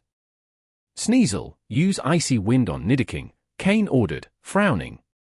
He knew Nidoking's presence posed a significant threat, so he directed Sneasel to attack immediately. With any luck, Icy Wind could slow Nidoking down. But before Nidoking could act, Haunter, boosted by Miltank's Helping Hand, seized the moment. With a precise fire punch, it struck Beedrill at its weak point, activating the sniper ability. The damage was overwhelming, and Beedrill collapsed, following Ariados into unconsciousness, taken down in a single blow. With the sniper ability in play, Haunter had become a true force of destruction. End of chapter. Chapter 348. The Power Boost of Nidoking. At this point, Xander's Beedrill, Ariados, and Victreebel were already lying on the ground. Cain had only Yorsering down, in an unknown condition. Meanwhile, Golbat was being frantically attacked by Slowpoke and looked like it wouldn't hold out much longer. Sneasel launched the move Icy Wind at Nidoking, intending to reduce its speed. Xander cracked a maniacal smile. "Even if all my Pokémon fall, I'll drag you down with me. Nidoking, finish off that Arbok. Free my Arbok." Although Sneasel's Icy Wind move created some shards of ice on Nidoking, having completely absorbed the purple pill, it was utterly unaffected. Its eyes glowed with a purple light as it strode powerfully toward the spot where the two Arbok were battling. Grabbing both Arbok by their tails, it effortlessly pulled them apart. Despite both Arbok being Pokémon with extremely developed muscles and entwined in a tight struggle, Nidoking separated them as if it were nothing. This demonstrated its tremendous current strength. After quickly identifying the two Arbok, Nidoking dropped Xander's Arbok to the ground and held Cain's Arbok in its hand. Cain, seeing the changes in Nidoking, shouted urgently, "Murkrow! Haunter! Sneasel! Quickly, save Arbok!" At that moment, both Murkrow and Haunter were already completely free, and Sneasel had also managed to break free. Xander grinned cruelly. "Nidoking, hit it with all your strength. Arbok, stop Sneasel and Murkrow from interfering." Xander's Arbok, just freed from the fight, gave a terrifyingly cold look and lunged directly at Sneasel, blocking its attempt to rescue its companion. Before Murkrow and Haunter could intervene, Nidoking, under the terrified gaze of Cain's Arbok, swung it like a whip. Crack! Crack! Nidoking whipped the Arbok against the ground as if wielding a whip. Seeing Nidoking's behavior, like a destruction machine, Cain couldn't help but feel stunned. He hadn't expected the purple pill to increase Nidoking's power so much. Even though his Arbok hadn't been specially trained, it was still a level 33 Pokémon. Moreover, it wasn't a low-quality Pokémon. Cain's Arbok was at the top of the green tier, just a bit short of reaching dark green quality. This showed just how terrifying the effect of the purple pill was. Pokémon. Nidoking, dark green, abnormal state. Finally, Nidoking released Cain's Arbok's tail, but the latter was nearly incapacitated. Nidoking, ignore it. Use Earthquake. Xander grinned cruelly, not hiding his madness as he gave the command. His plan was to incapacitate several of Cain's Pokémon. Roar!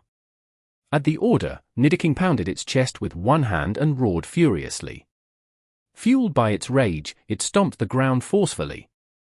Immediately, cracks appeared in the ground, and a violent earthquake began spreading from Nidoking in all directions. The Arbok lying at its feet took the brunt of the impact. Arbok instantly lost its ability to fight. At this point, both Cain's Yorsering and Arbok had been defeated. On the other hand, Xander's Golbat, which had been under continuous attack, also lost its ability to fight. Dark blood trickled from its wide mouth as it lay motionless on the ground. There's no doubt that Nidoking's power boost is overwhelming. But this is the end. Cain smirked faintly. Although he'd lost two Pokémon, the others were still in good shape, and his main team remained active. In contrast, Xander was left with only a berserk Nidoking and a gravely injured Arbok. Slowpoke, retrieve Arbok and Yorsering to see if they can still be saved. Then use Psyshock on the one-eyed Arbok to disorient it.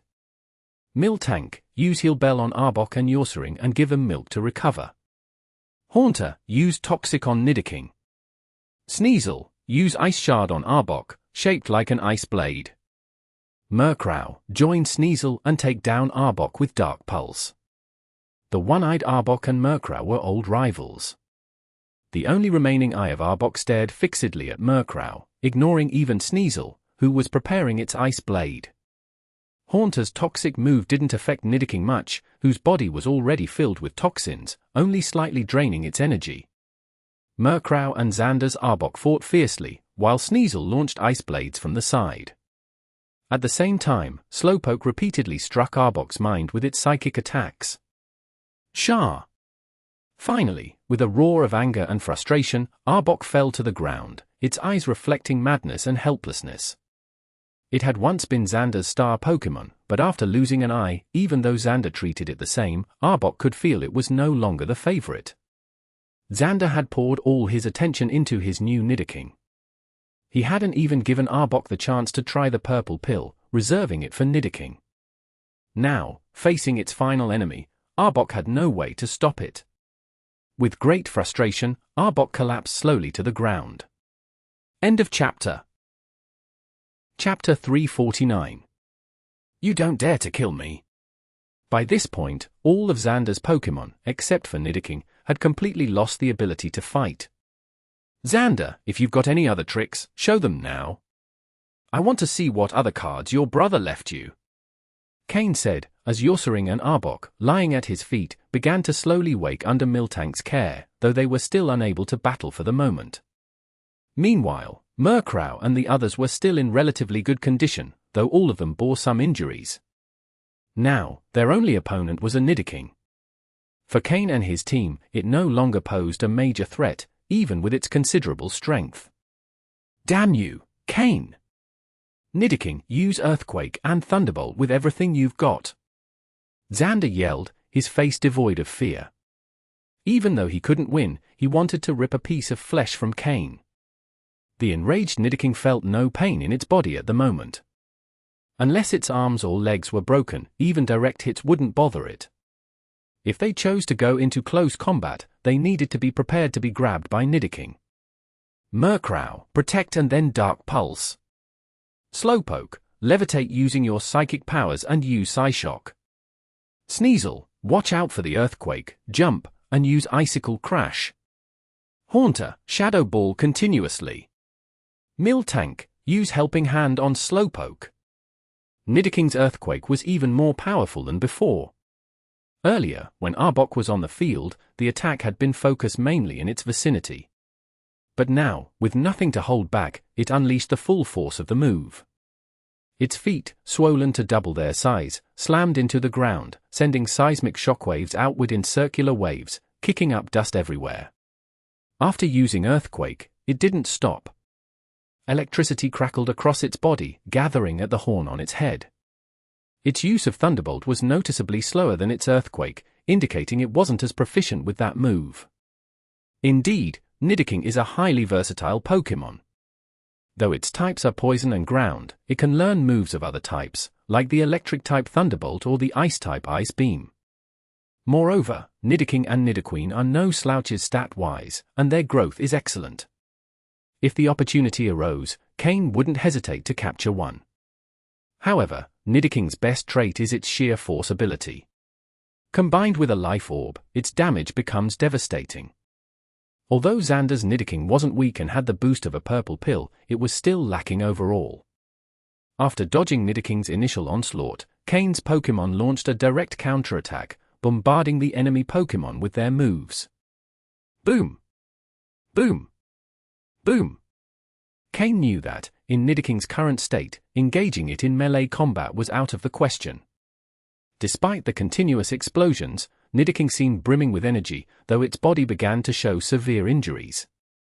However, with no sense of pain, it didn't notice. Nidoking! Hold on! Go straight for that human, use Thunder Punch, Fire Punch, and Ice Punch. Xander yelled, teeth clenched, seeing Nidoking's injuries. Cain's strategy was clear, wear it down. But Xander changed tactics, go straight for Cain, forcing his Pokémon to intercept. Humph! Xander, you're truly desperate, Cain said with a cold smile.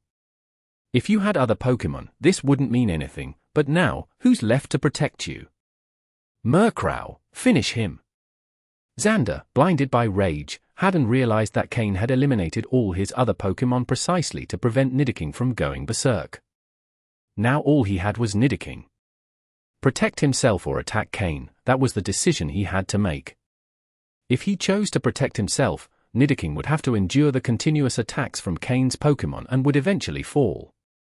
But if he risked everything, Murkrow would take Xander down directly. Nidoking, don't worry about me. Kill him. Kill him. Kill him. Xander screamed, frantic. Even so, he retained a sliver of reason and shouted, Cain! You can't kill me. You don't dare kill me. I already told my brother that if I don't come back alive, it's because you killed me. He'll come after you. A near-elite level expert. You can't handle him.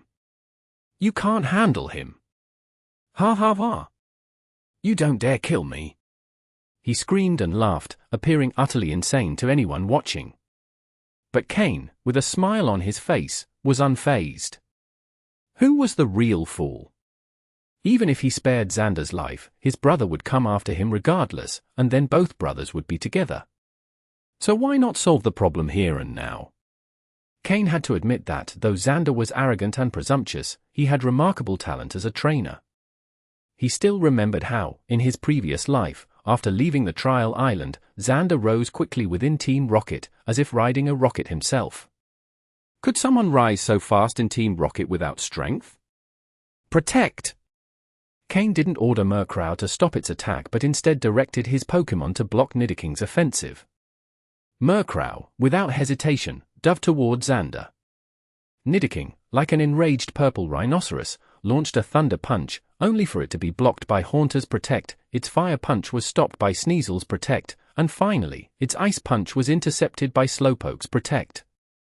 After these three powerful punches, Nidoking's explosive energy was spent. Finish it!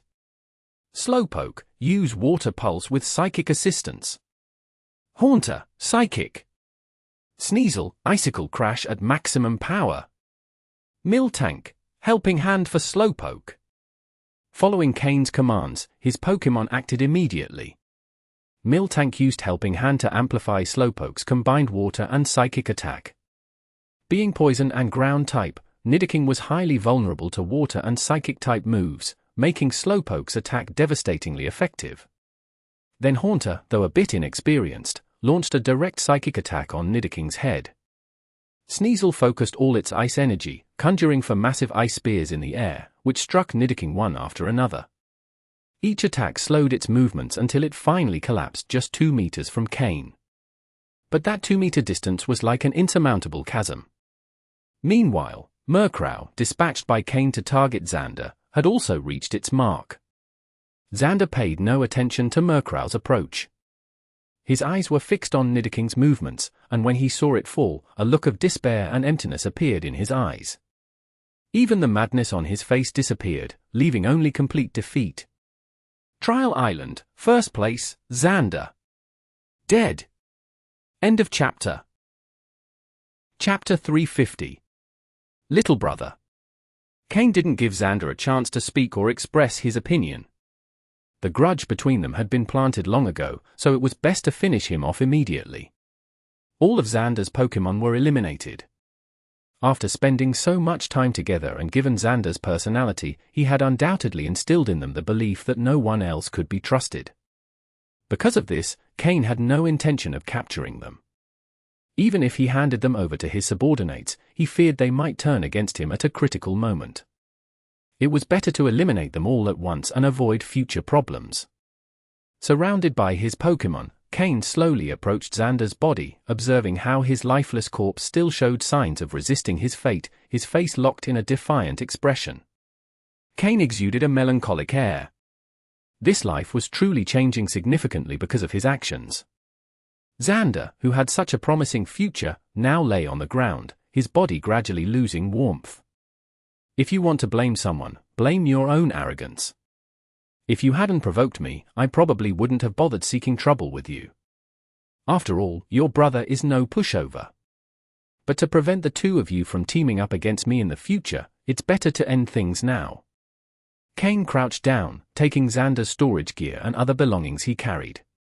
Grimer, clean this up. Cain commanded, releasing Grimer's Pokeball to handle the remains. This Grimer, originally of green tier quality, would undoubtedly improve to dark green tier quality after devouring the remains of such high-level Pokémon, as it only needed a slight push. Grimer obediently and eagerly devoured the Pokémon corpses on the ground, including Xander's remains. With its corrosive effect, Grimer even dissolved the dried leaves and soil around the area, lowering the ground level by about 2 centimeters, erasing all traces.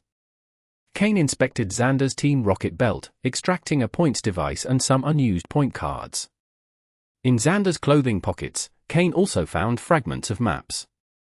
However, the red markers on the maps were already dimmed, indicating they had been claimed by someone else. Cain quickly calculated Xander's total points. Through the combined efforts of over 20 individuals, they had accumulated points at an incredible rate. Xander alone had nearly 500 points. After doing the math, Cain concluded that Xander had exactly 497 points. "Hey, could you hand over those things you're holding?" said a playful, adorable voice suddenly. Cain snapped to attention, looking in the direction of the voice. Atop a nearby tree stood a young woman, around 17 or 18 years old. She had orange hair and wore casual clothes. Despite her youth, her figure was striking. She wore jeans more suited for a vacation than the Island of Trials. However, her shoulder bore a red VAR tattoo, marking her as a Team Rocket member. Cain hadn't seen her among the trial participants, but her ability to approach unnoticed by his Pokémon indicated she wasn't lacking in skill. What surprised Cain even more was the JYNX beside her, holding a completely frozen person. The frozen figure was faintly recognizable as one of Xander's followers, Rock, ranked 9th, who had fled before Cain arrived. The corpse in JYNX's grasp starkly contrasted the young woman's sweet smile. She didn't seem as innocent and charming as her appearance suggested. "Aurelia," Cain murmured, calmly stating the young woman's name. With skills like hers, she had to be Aurelia, one of Ariana's trusted subordinates. "Oh my! So you know me?"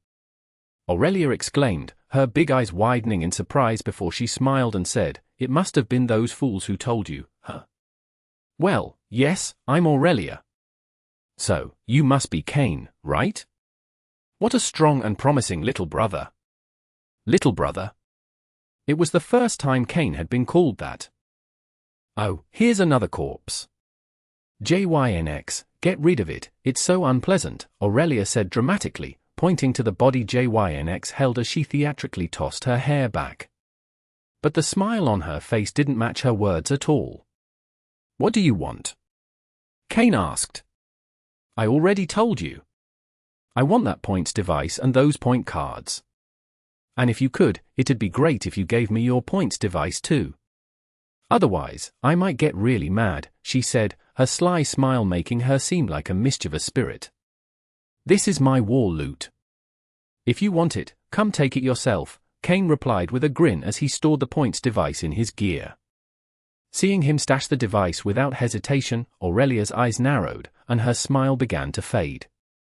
"You should know this was a fat sheep I've been raising for quite some time. And you dare to kill it while I was out having fun. I'm a little upset about that, you know." Cain frowned. A fat sheep?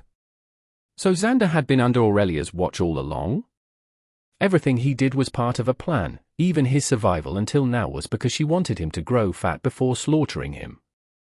And now Cain had harvested the fruits prematurely. If Xander had known he was just a sheep being fattened up, he would have lost his mind. "And you say it was yours? Do you have proof of that?" Cain retorted with a wry smile. Did she really think she could fool him like a 3-year-old? "You." Aurelia puffed her cheeks, looking adorable even when upset. "What's the matter? Want to fight? I'm ready whenever you are."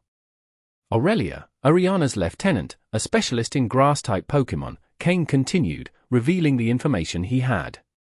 Although Aurelia had a JYNX at the moment, her specialty was training grass-type Pokémon. Cain released a Pokeball, sending out his Tropius. Roar! Tropius let out a powerful roar as it emerged, displaying its imposing presence. "If you want a fight, go ahead, try me," Cain said. When Aurelia saw Tropius, her initial reaction was surprise. As a grass-type specialist, she was undoubtedly familiar with Tropius.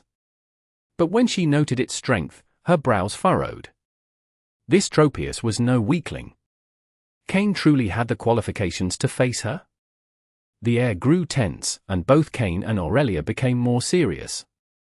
A single wrong move could spark a battle between them. How boring. Never mind then.